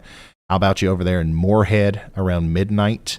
Danville once again down towards Bowling Green into maybe even Nashville, Tennessee around 1 a.m. That's probably going to be the story if this holds true here.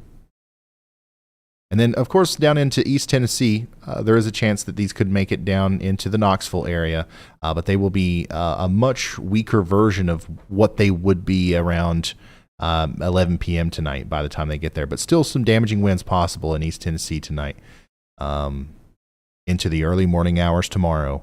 But nothing as bad as what we could see in central Kentucky.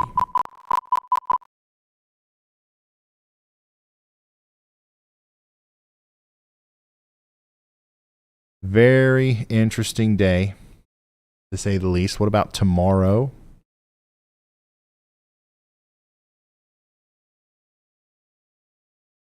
Wow, even tomorrow's forecast looks drastically different on the HRRR than what it did earlier. This model, man, is great in the spring with those big trough ejections.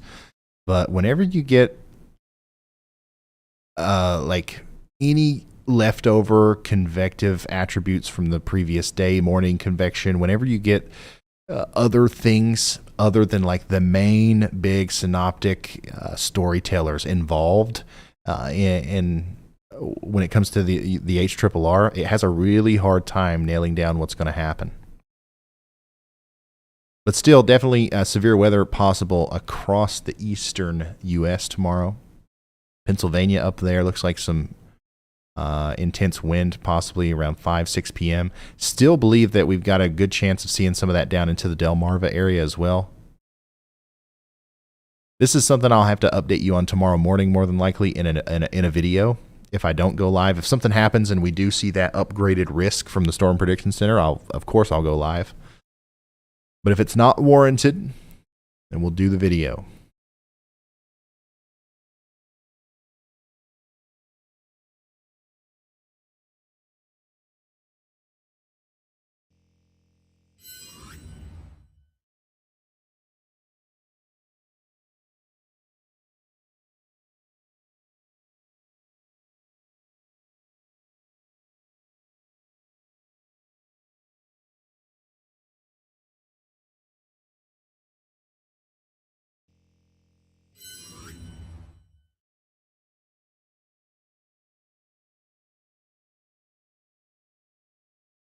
Is there any bad weather for Texas? Not in the, I don't think in the near future, no. Go ahead, Andy. All right, Ryan. Results from my analysis here. The HRRR model not underdoing the moisture, at least not by a significant margin. Definitely has it feeling like a swamp out there, I'm sure, in central Kentucky. What I can see, though, in terms of severe risks, is that as we get into those hours where the model shows a bunch of storms forming into a line and progressing to the south through central Kentucky, all the way down to Nashville, and then through eastern Tennessee, alongside that is that that entire time the atmosphere is going to be capped, meaning that there's a low level inversion, so it's stable air at the surface, which means it's really difficult to see a tornado with that. So I believe that what we're going to see is just a few strong gusts, and also still the chance for hail into the overnight hours with these storms that go south. But the hail should definitely drop off in terms of size. I don't think it's going to be super large just about anywhere. So it's really that damaging wind threat, and it's the reason the Storm Prediction Center has that enhanced for wind down through those areas into the early morning hours past midnight. The other thing I have to talk about is this the storm that's in Kentucky that we were watching, that's west of Lexington, now southwest of it, does have a little bit of circulation right there near Willisburg, or Willisburg rather, headed towards Harrodsburg. So that'll be the thing that I keep my eye on, besides any rogue spin-ups in Arkansas for the time being. Awesome. Thank you very much, Andy, for watching that closely. And you know, I agree with what Andy is saying there. This is something that is probably we are going to continue to see these storms pop up, like this one that just popped up over here near Evansville, literally out of nowhere. All of a sudden, we have probably 2-inch in diameter hail falling between Linville and Boonville. Stuff like that's going to continue to happen, and probably move over towards the Louisville area. If a storm forms just right, and just in the perfect area, and in a pocket of air that's not been worked over by some of these outflow boundaries from the previous storms, there's a chance that we have an isolated tornado threat throughout the rest of the night. But the main thing is going to be wind and hail from these storms, and maybe even a little bit of a flash flooding risk too around western Kentucky, as some of these storms are going to train over each other a lot.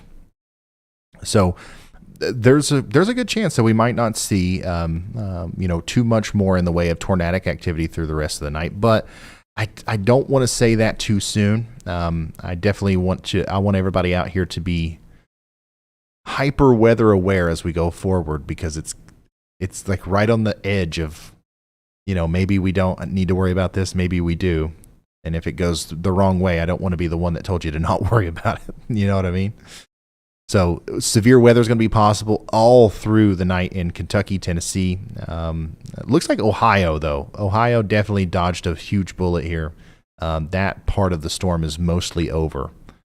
But from Kentucky down into Tennessee, that's where we're watching the closest throughout the rest of the night.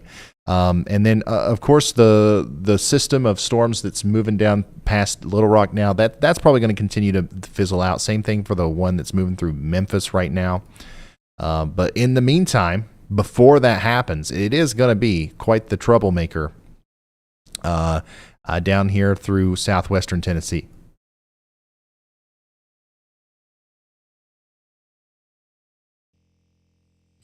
A huge shout out to Maureen Robbins, who gifted 10 Ryan Hall Y'all memberships. Thank you so much.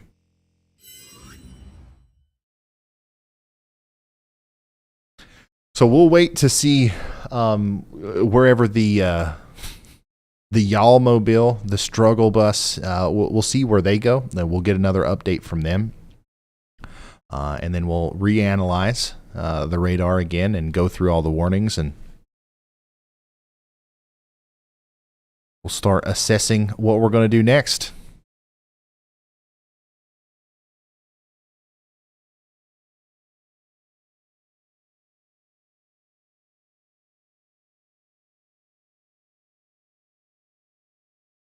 I really do appreciate all of you guys sending in reports on Twitter. This, this has been super helpful today specifically. And I think one of the reasons why it's been so much more helpful than some of the past events is because of the population, right? Like there's so many more people that are being impacted by storms. So there's a larger pool of data. So we've been able to really determine, is there a tornado down with this storm, or how big is the hail with this storm today? Just based off of a lot of like my Twitter feed, which is not very common.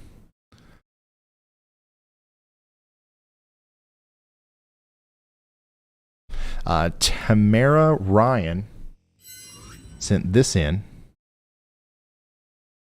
from Ohio, Republic, Ohio, of some of the dark clouds approaching with that northernmost Boeing line segment of storms there. And then also we got this. Wow.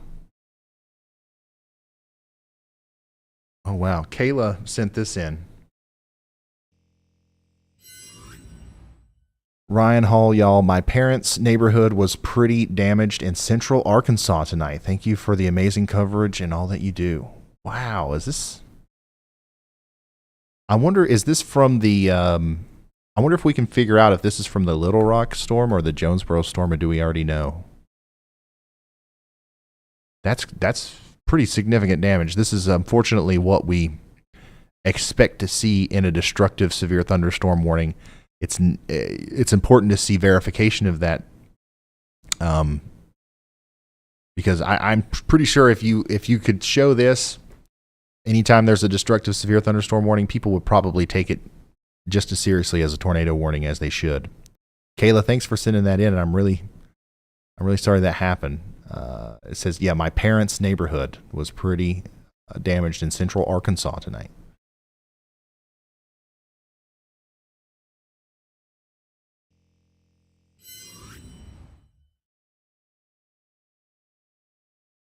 Kelsey, thank you so much for the very generous super chat. Kelsey says, I'm a first-time viewer here from Columbus, Ohio.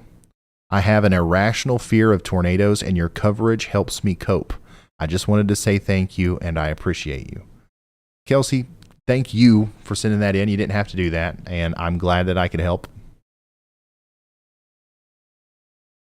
Don't be scared. Be prepared. That's the whole game. That's the whole thing.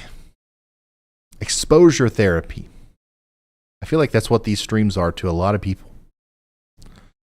The more you learn about this stuff, honestly, the less scary it becomes, and sometimes the more fascinating it becomes, and it's how weather weenies are sometimes born out of a fear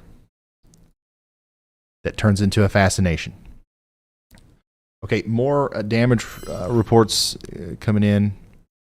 And by the way, I do want to remind everybody, please also tag the National Weather Service when you're tagging me in this stuff. They need to survey the damage and look at this stuff more than me. Some of you may not even know who your National Weather Service is or what their tag or their handle is on Twitter. We should probably build some sort of resource for that we can direct people to in situations like this. Lots of smart people in the team are listening right now. Hopefully we can work on something like that, or maybe something already exists. But anytime you tag me, I'll always try to tag your local National Weather Service as well. But yeah, this is Ken Clements saying from a family member just outside of Indianapolis from some of the damage today. So yeah, certainly not a bust. Unless you're in Ohio. Unless you're in Dayton, Ohio.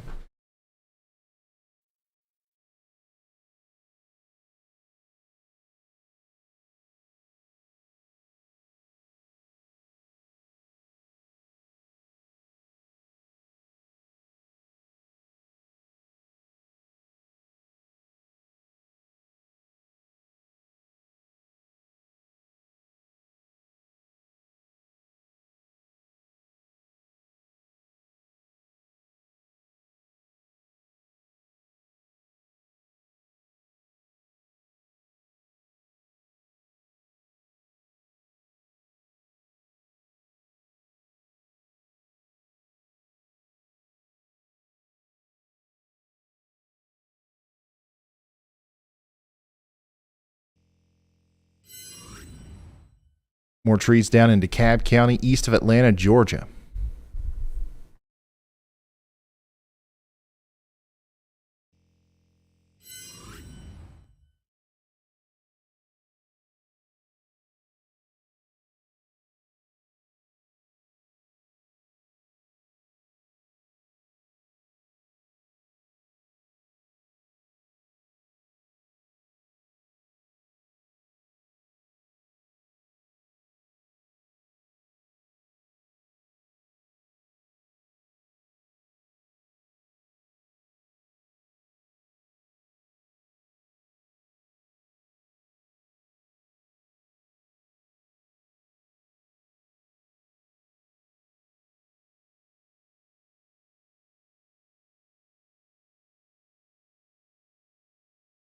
Sorry for being quiet. Just updating some stuff.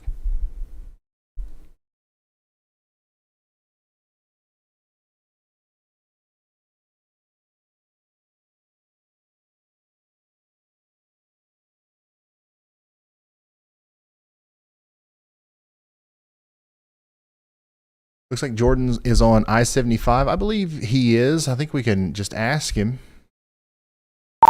Jordan, somebody in our chat said it looks like Jordan is on I-75. So I figured we'd just ask. Where you at, Jordan? And what do you think about what's going on today?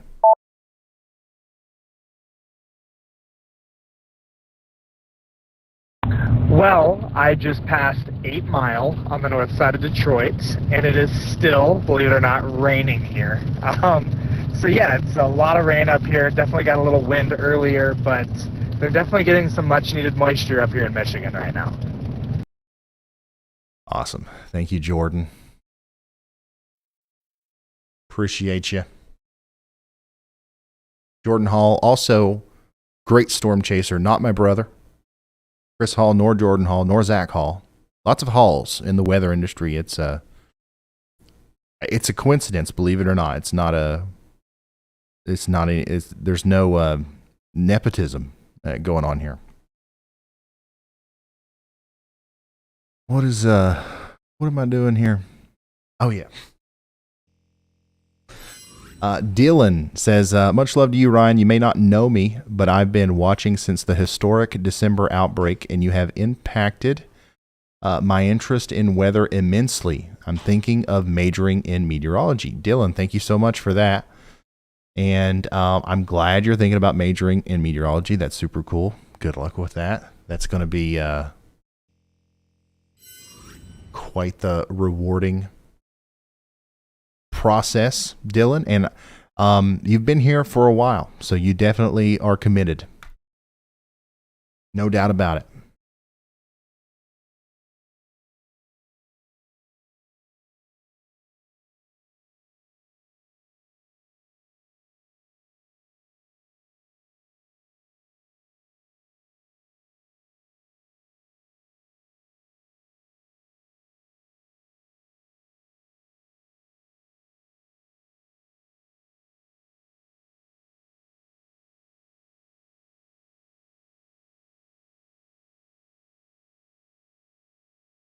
Okay, here's a interesting, good resource. Weather.gov/Twitter lists every single weather forecast office and their handle. So you just got to figure out what your weather forecast office is, and then their handle is going to be right here. And if you already know who your forecast office is, a lot of times it's just going to be at NWS and then the name of the city. But sometimes it is different. Sometimes, like my local weather service is Jackson, Kentucky, and it's not at NWS Jackson, it's at NWS Jackson KY. But Wichita, Kansas, for example, is just at NWS Wichita, no KS. So you can probably just search Wichita, Kansas, NWS as well, and it'll pop up without knowing the exact handle.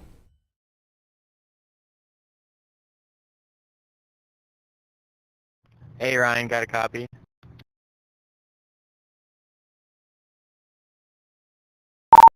Yeah, what's up?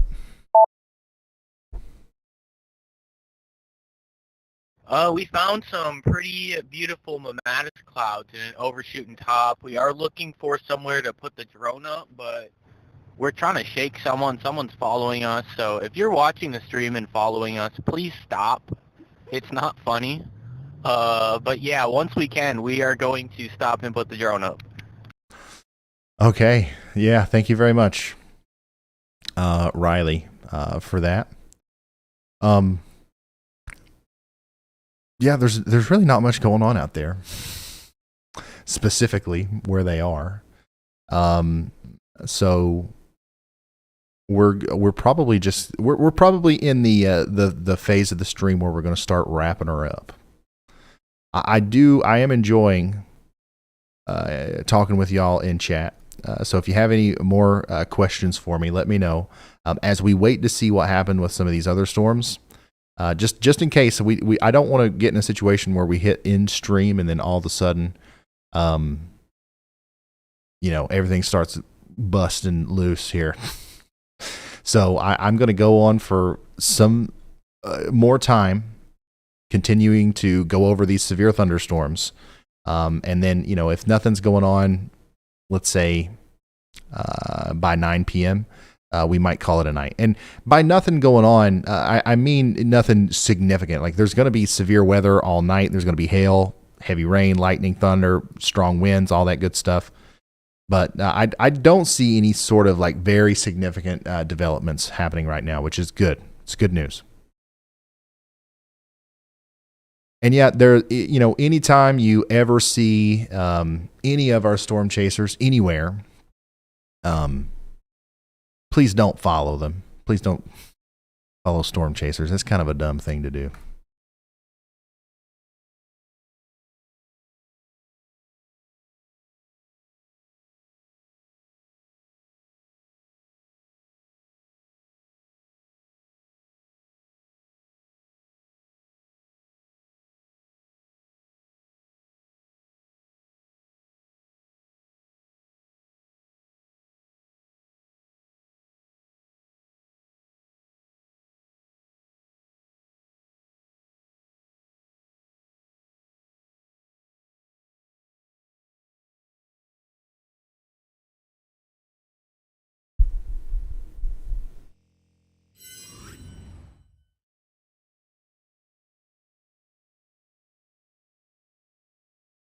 More info on Cincinnati. The eastern side of Cincinnati is experiencing a thunderstorm. It's not severe. Probably some small hail and some gusty winds in there, though.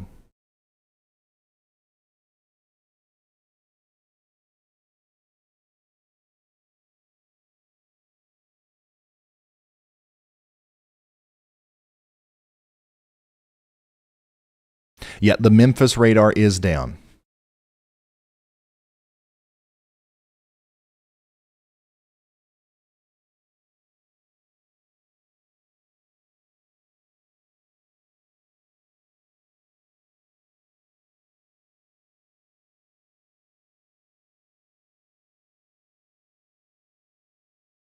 Oh, here's another cool resource. Just in case you don't know who your forecast office is, there's a nice map here. Aaron Walker at EBETHNKY on Twitter shared this with me. I'm going to like it. You'll see it on Twitter in my likes. Actually, I'm going to retweet it as well.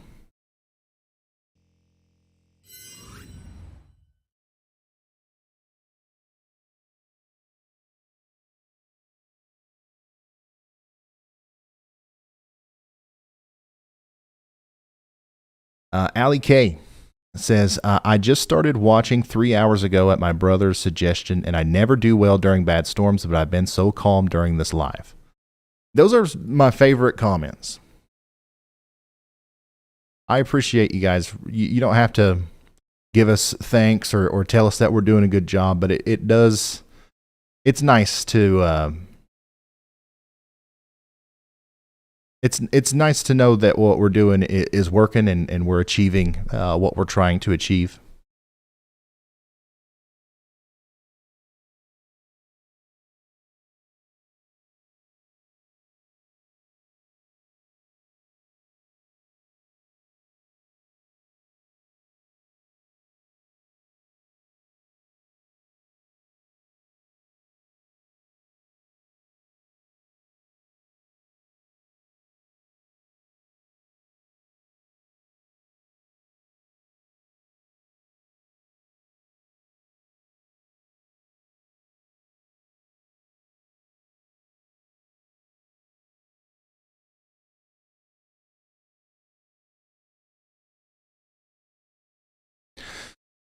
What do you guys think? Carly, Andy, any thoughts on today's events?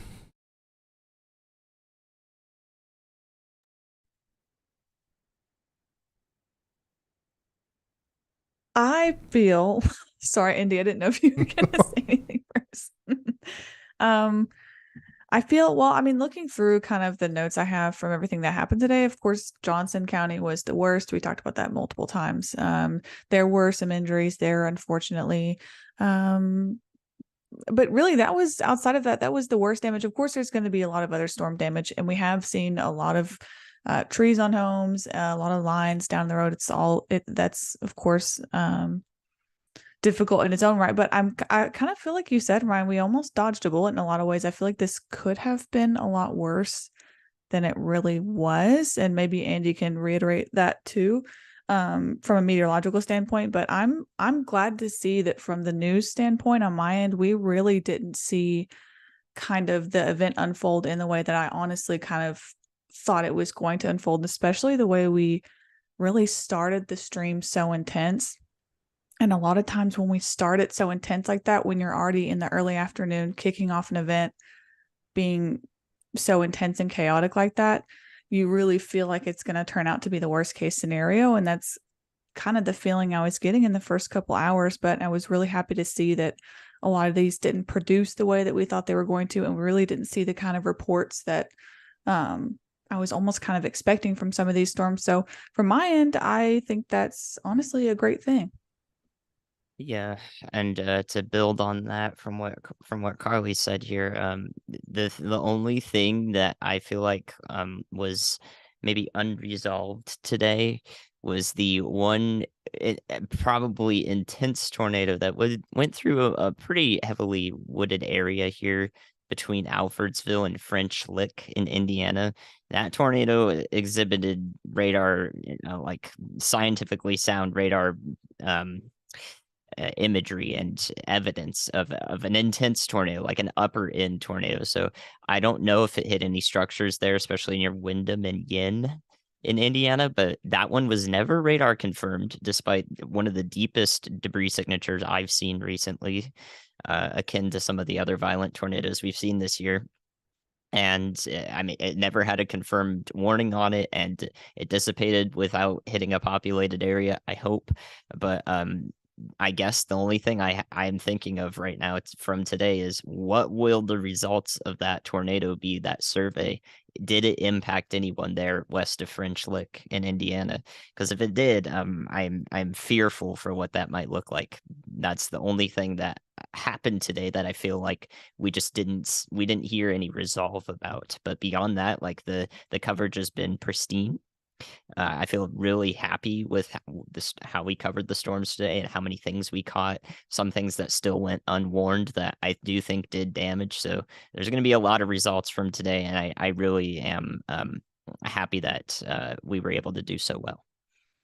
Well, and I'll say one more thing too, and that was kind of surprising, like I was saying, in some ways, because what you guys saw on radar from the meteorological standpoint, and then in Crane was another one that we were really concerned about too, and we just didn't hear anything. Now, granted, that was a military area, so it was hard to get information, but once again, just reiterating, I really feel like this could have turned out worse than it did. Of course, there was that damage in Johnson County, but it went better than I expected, to be honest. Mm-hmm. Yep. I agree. And it's sorry, one second. Also, I'll just build off on that for a second to give you a minute, Ryan. I'm looking through, and just to go back on the French Lick storm, I'm seeing some windshields busted out here, and what looks like a little bit of property damage, some trees down. But Andy, like you said, I'm really interested to see the result of that too. I'm interested to see the Crane storm, what comes out of some of these that looked so impressive on radar, and then we just ended up, they either went through wooded areas or we didn't really see the kind of news we thought we were going to out of them. So it'll be interesting to see the National Weather Service come out with those surveys in the next couple of days or week. Yep. And I think one of the reasons we probably haven't heard anything from, and correct me if I'm wrong, Andy, one of the one of the storms that we were concerned about earlier and never got any resolve on happened near that naval military area or whatever. So a lot of unpopulated areas got hit there, but also I'm just imagining that you don't hear a lot of anything that happens around there. You know what I mean? So that could be one of the things that's going on. For sure. That does add up, Ryan. I'll just say one more thing about that. I did have a conversation with someone that was saying that that's likely the case, that we're probably just not going to hear a lot from that area, which does make sense. Yeah. So, overall, a good thing that we're not hearing a lot out of that. Definitely the most significant storm of the day, I believe, has been the one up there closer to Indianapolis, the Greenwood storm. Some of the most incredible video you'll ever see of a tornado is floating around on Twitter. It's on my page, and it's of that tornado. It rivals some of the footage we saw from the Andover, Kansas, tornado of we covered, last year, I believe.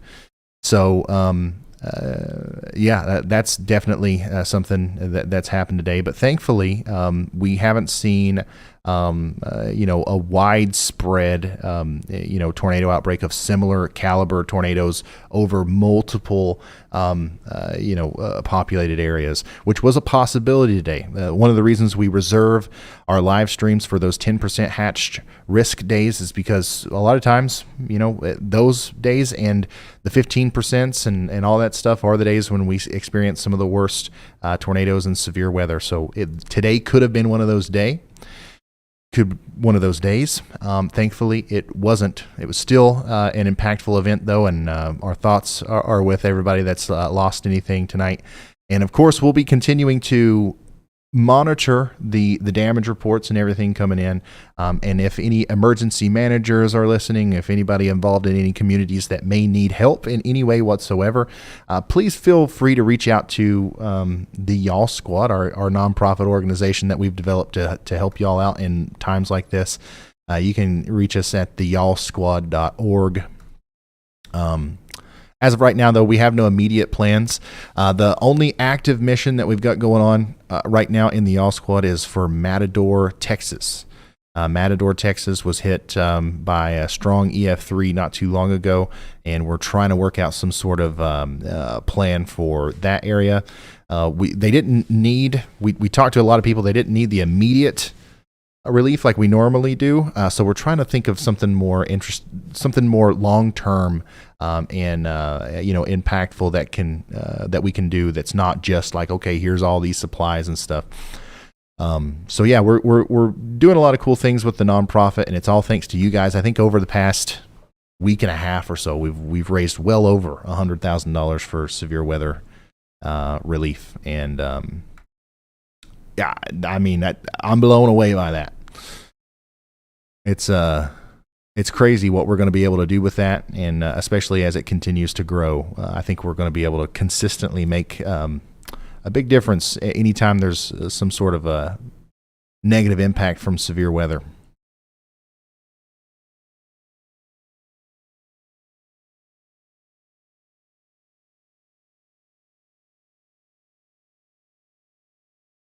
Okay. All right. I don't know if you can hear me in the mobile, but are we in the mood to do a final update, or like what are you guys good? Yeah, we're good. Riley's putting up the drone right now. Things got a little interesting. Wasn't expecting that to happen for sure, but everything's good. We are seeing some scary looking clouds roll in, so there's that. And so Riley will have that footage, and he will be switching over to the footage at any time now. So Riley, are you about ready? In a second. Okay, he said in a second. But things got pretty fun, and it's starting to rain now. Yeah. That's about all the update I have, and so of course you know the obvious. This is our first time trying to do this. Have we learned a lot? when you guys get back? Are we going to be able to fix this for next time, or what do you think? Yes, it is most definitely cord issues. I believe that the one cord towards the camera is shorting out. The Wi-Fi is just not working at all. I did learn that if we need to move the weather house to this area, I'm totally okay with that because this place is beautiful. Besides that, though, I have also learned how to read radar Omega, so that's a plus. Awesome. Love that. Okay, well, keep us updated. Holler at me whenever Riley gets up in the air there, and we'll take a look at that. And we'll get back into the radar here real quick, guys. We are in the process of wrapping things up. I don't want to end it just yet, just in case things do decide to take off somewhere and we need to relay another warning. We do have a lot of severe weather continuing to happen down here in Georgia, parts of Alabama. Pretty big storm getting ready to move down into good water, actually, in Alabama. Most of the action has moved past Memphis by now. Strong winds and some hail moving into southern portions of Arkansas, western portions of Mississippi. This is all slowly dying out, though. So, I don't know how much Ryan, longer it's Chris. that'll be We a are problem. in Shelbyville, Kentucky, looking at a strengthening storm to our west. Very beautiful storm. A lot of these storms have been very beautiful. Actually, this storm may be trying to get its act together as it moves towards us. I think it's warned for golf balls and 60-mile-an-hour winds. However, this is going to be our last hope for the day, anyway, of anything in the way of tornadic. Hopefully it doesn't. However, we are watching the storm move right at us, and we have a decent-ish sort of vantage point. So, okay, thank you, Chris, for that update. There is a strengthening storm here up where he is. Out of all the storms that are weakening, this one is definitely strengthening near Simpsonville and Shelbyville in Kentucky. So this is one of the reasons why we wanted to stay live, just in case something happens here. But yeah, get ready for some golf balls and some 60-mile-an-hour winds from Simpsonville to Shelbyville. That might end up coming down towards our crew, who is currently in the central Kentucky area, giving us a bird's eye view of that thing. Actually, let me see if I can't pull them up here. Oh, we got more technical difficulties there. I'm sure we'll get that resolved. And then, but before that came up. Yeah, there we go. Before that came up, I did see lots of lightning. So this is an interesting vantage point. So what we're looking at here is a live view from in the air pointing at that storm that Chris is talking about. Okay, so Chris was just talking about a strengthening storm moving into the LaGrange area. That's it. If he pans over to the left just a little bit more, that is what we are looking at there. And I think we saw a pretty significant amount of lightning with that not too long ago. So the signal seems to be working well now. Guys, we've got literally a Starlink satellite. We've got AT&T, T-Mobile, and Verizon. All of the possible internet we've got inside of this vehicle. But for some reason, when the car is in motion and everything just completely wonks up. But when we're stopped like this, we can do pretty cool things with what we've got. We've just got to troubleshoot and work things out. But that's the storm that Chris is talking about. Chris is closer to it. Okay, Chris is over there near Shelbyville. What you're seeing right now is a live view from closer to the Frankfort area, and we're looking into that storm that's forming out there to the west, currently prompting a severe thunderstorm warning for Shelbyville. It does look like that's going to try to continue to strengthen. I do want to watch it for a little while longer before we really wrap up the coverage, because this might be one of the storms that tries to do a last-minute, circulation or maybe even another considerable severe as it moves into Lexington. But for the most part, that's like the most interesting thing that's going on right now. So we're going to keep an eye on that as we go forward. And still in the process of wrapping up for the most part, though.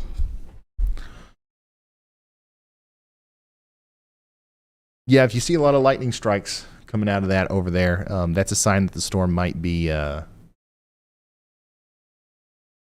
intensifying.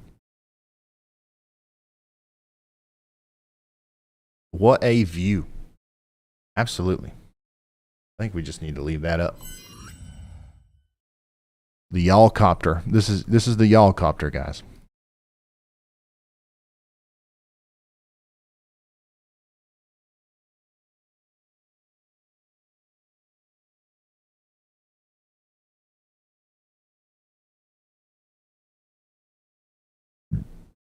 Radars are down in Millington. Yeah, that storm knocked out the Memphis radar. It knocked out the Memphis radar. Paula is saying that there's lots of car windows and house windows busted out from hail. I'd say that's the story amongst probably quite a few people today.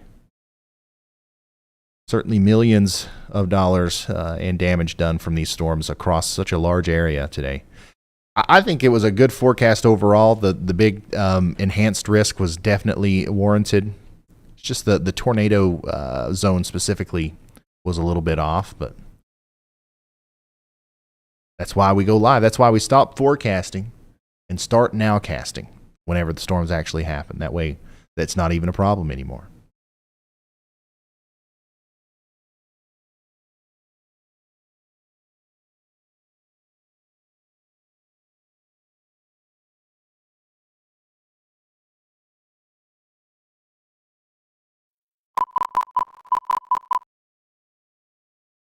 Riley, why are we pointing the weather drone at the ground?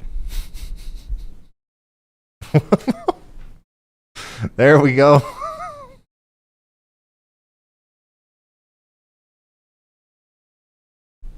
This is what I imagine our... Sorry, Ryan. We was looking at some cows. Oh, okay.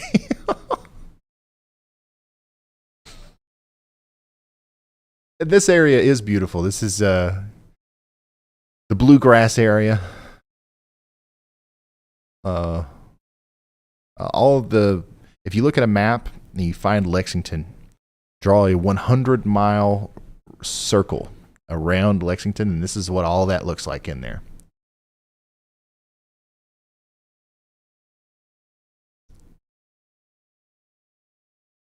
You go too far east, and then there's a bunch of mountains. You go too far west, and it's just a bunch of corn.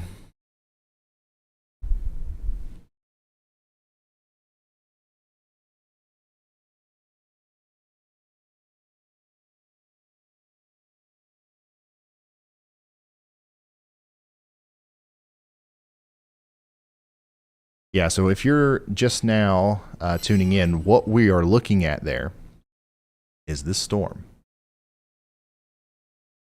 Chris Hall's on it. You can see his camera. Actually, no, you can't. You can now. Hold on. There you go. See Chris Hall in the top right there.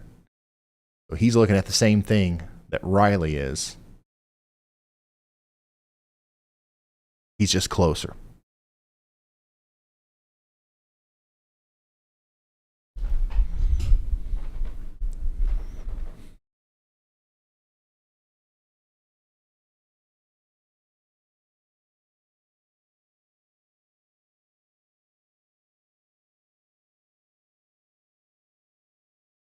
Yes, the Memphis radar is down.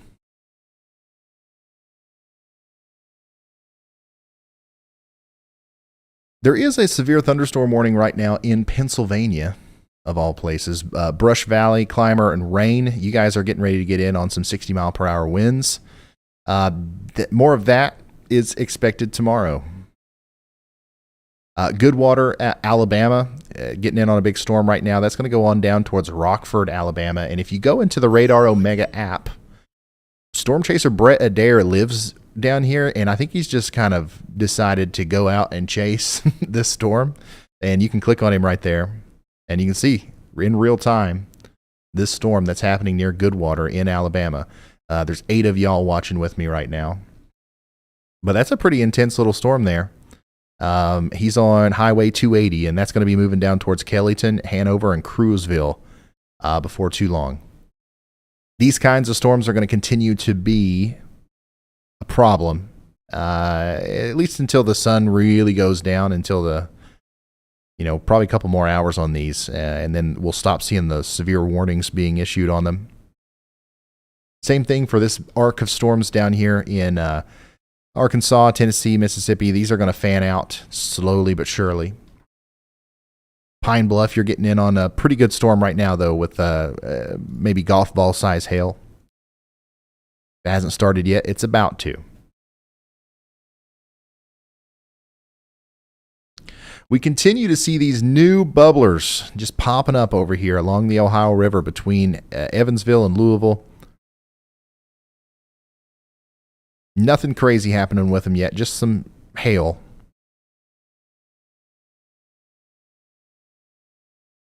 And that looks like that's going to be the story for the rest of the night.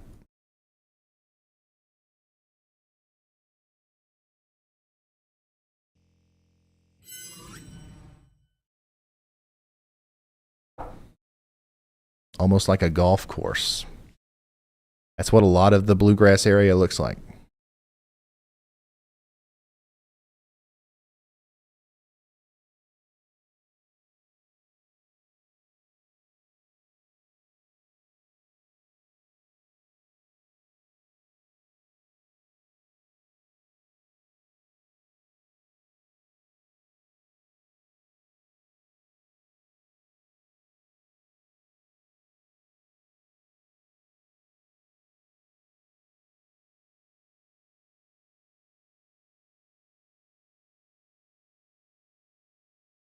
Hey Ryan, got a copy? Oops. Yeah, go ahead. If you look at our drone right now, we actually have the green color of a hail core. That is the severe thunderstorm warning to our north. Well, actually, they just dropped the severe thunderstorm warning, but that is the storm off to our north. So I do believe, just from what we can see here, that there should be a severe thunderstorm warning with this storm. So anyone in that area, you should be expecting some small to moderate-sized hail. Yeah, so Riley has panned the drone a little bit farther to the north here, and what you're looking at is the Monterey area. Definitely does look like there could be some hail coming down there, certainly some very strong rain, and that storm has actually ramped up in intensity on the past couple of scans, so I'm sure that we'll probably see a new severe thunderstorm warning issued for that at some point, maybe for Sadieville and Cynthiana here in the northern Kentucky region. That was a big-time bolt there. So increasing electric activity and darkening skies.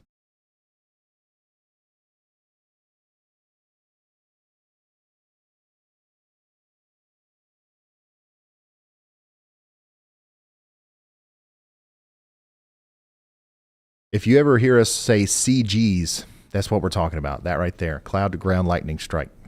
And if you ever hear Riley or somebody refer to an anvil crawler, technically a CC, cloud to cloud.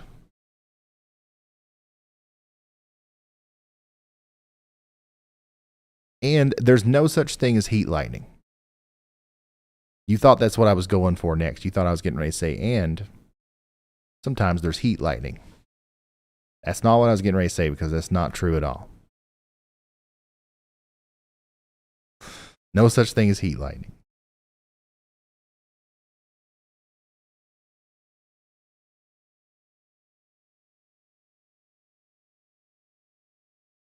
I can't wait to see the chat's reaction to this.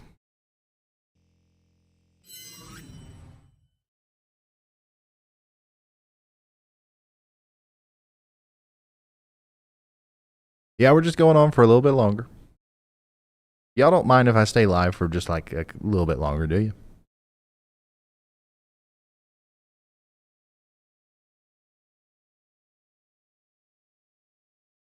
What are bubblers? It's these little storms that are bubbling up over here. I call them bubblers.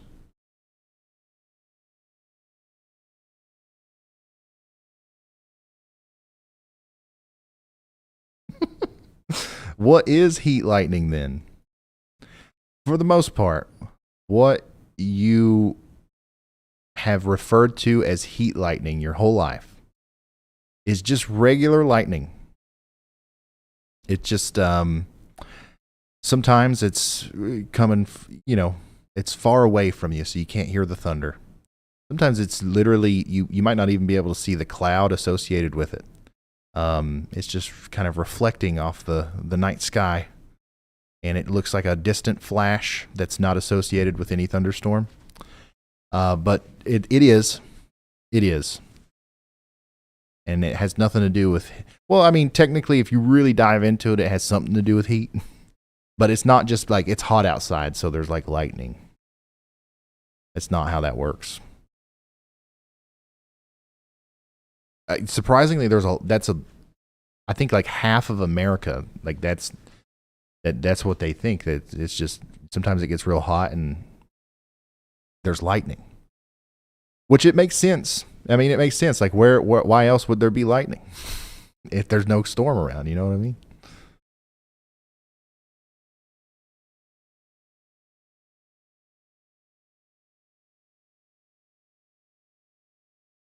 Yeah, we've seen lightning here from storms, I don't know, 150 miles away.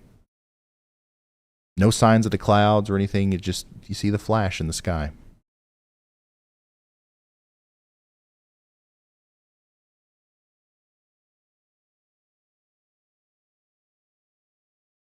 Wolf Gamer, thanks for the 5 gifted.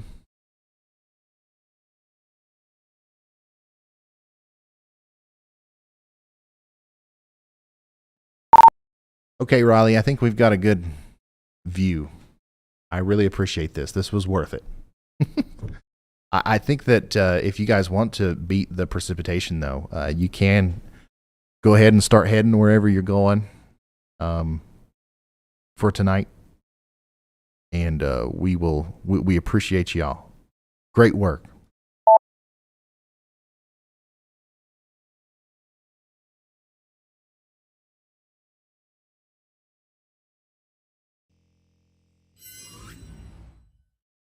This is definitely intensifying, though. Can't tell.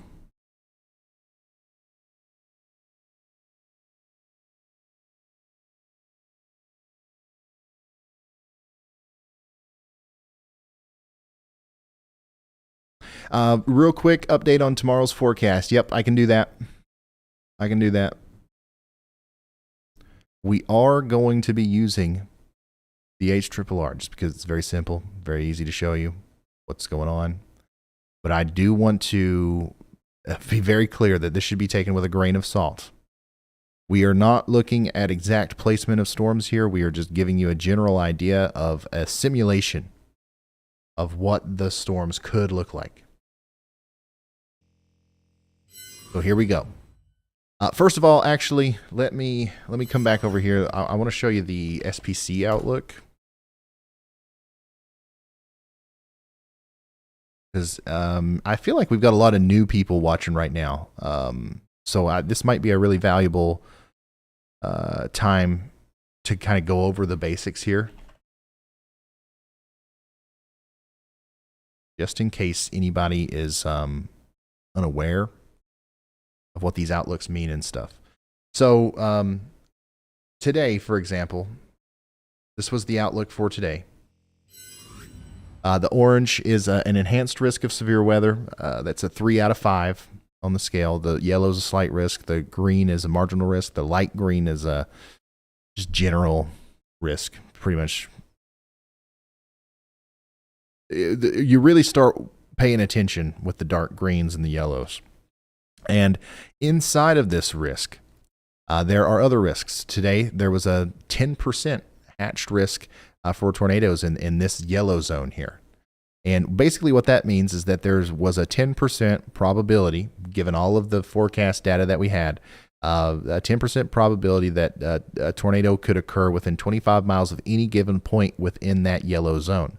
And then in the hatched zone, in the black dotted line zone here, there was an increased likelihood that those tornadoes would be strong. So not just some tornadoes here and there, but maybe even significant tornadoes producing EF2 damage or greater. So given all the parameter spaces and all the data we had, that's what the forecast was for. And then also we had the significant hail outlook as well. And you can kind of see how if you layer all of these on top of each other, the hail and the wind and the tornado outlook, it all kind of paints a full picture of what was the general enhanced risk. Now, for tomorrow, we've got a similar situation going on. We've got a big enhanced risk over here in the Delmarva area, southern New Jersey, all the way down into Virginia and North Carolina, and a slight risk that goes beyond that. There's even a little slight risk back here in Wyoming and South Dakota. What makes that slight risk is right now just a 2% tornado probability. So based off of everything I'm seeing so far, it doesn't look like we're going to be live streaming tomorrow, but there's a chance that this will be at least raised to a 5% in some areas tomorrow. It's important that you check in with that every day. So that's the tornado outlook. And then what's really driving the enhanced risk for tomorrow is the wind outlook. It's the only thing that makes it into the 30% zone. We got a 30% probability of significant damaging wind over here in places like Washington, D.C., Virginia Beach, all the way down to Raleigh, North Carolina. Maybe even Philadelphia. So that's the official SPC outlook. So now let's have some fun and look at the HRRR model. And I say let's have some fun, not because of any other reason other than like it's just fun to look at, okay? This is not an exact forecast. Okay, so by the time we get into 5 a.m., we do expect to see lots of decaying thunderstorms down here in East Tennessee, Central Alabama, and Arkansas. If you are, for whatever reason, up at 5 a.m. in Atlanta, Georgia tonight, and you look off to your north, you might see some heat lightning.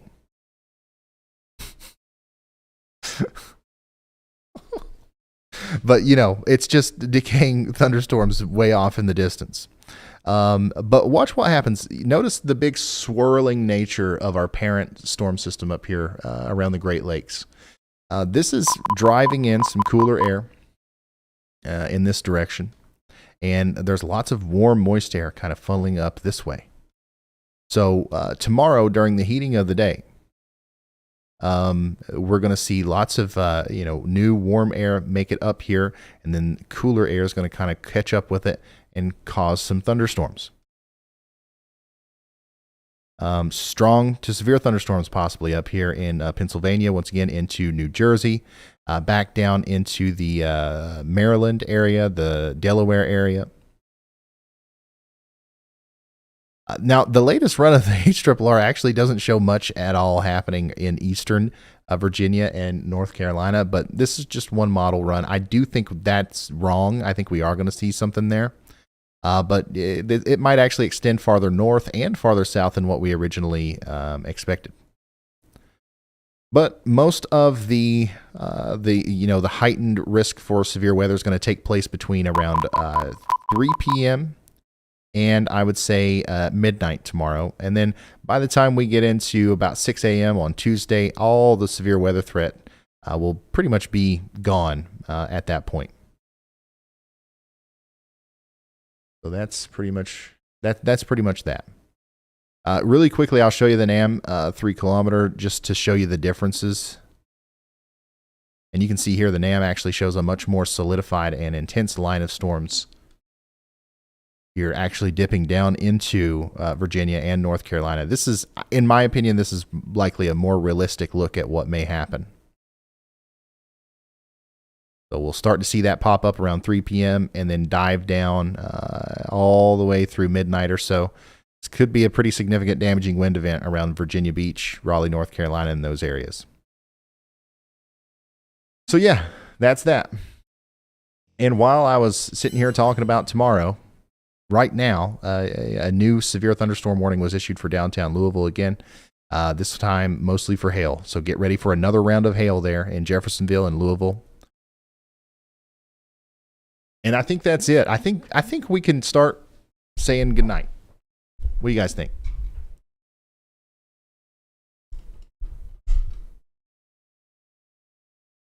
guys agree?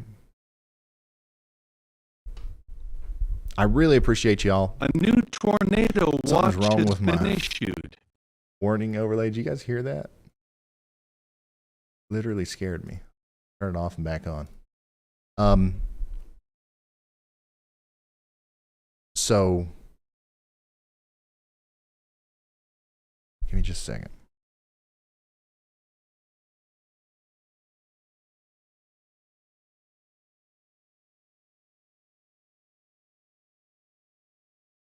Yeah, once again, thank you for tuning in. Because of y'all, Sharon and everything, we have reached well over 1 million people with this live stream. Couldn't have done that without everybody hitting the share button and liking and all that good stuff. Remember, if you want to see us do this in the future, let's say that you don't even live in any of the affected areas today, but you'd like to see me live and covering your severe weather event in the future. If we, unfortunately end up with a situation where you're under one of those 10% hatch risks, please subscribe to the channel and turn notifications on. Anytime I go live, you're going to get that notification. And because we don't go live all the time, that it should be very meaningful whenever you do get that notification. And we're doing something here with all the storm chasers on the ground and everything, because we very purposefully pick those events out. We don't do that unless we know for sure something it could happen that's bad. So keep that in mind and turn those notifications on. Make sure you subscribe to the channel. Make sure you download Radar Omega. If you've heard me talk about Radar Omega forever and you never downloaded it, do it now.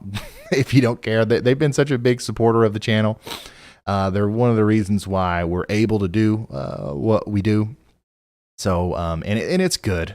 It's a good app. It costs money. A lot of people don't like that. And to be honest, I don't either. I wish it was free. It would be way cooler. But sometimes the really good things are just not free. I promise you, it's better than any free app that you've used. At least from what I've seen out of them. But yeah, that's they're a big supporter of the channel. So if you want a good Radar app, download that. Link in the description.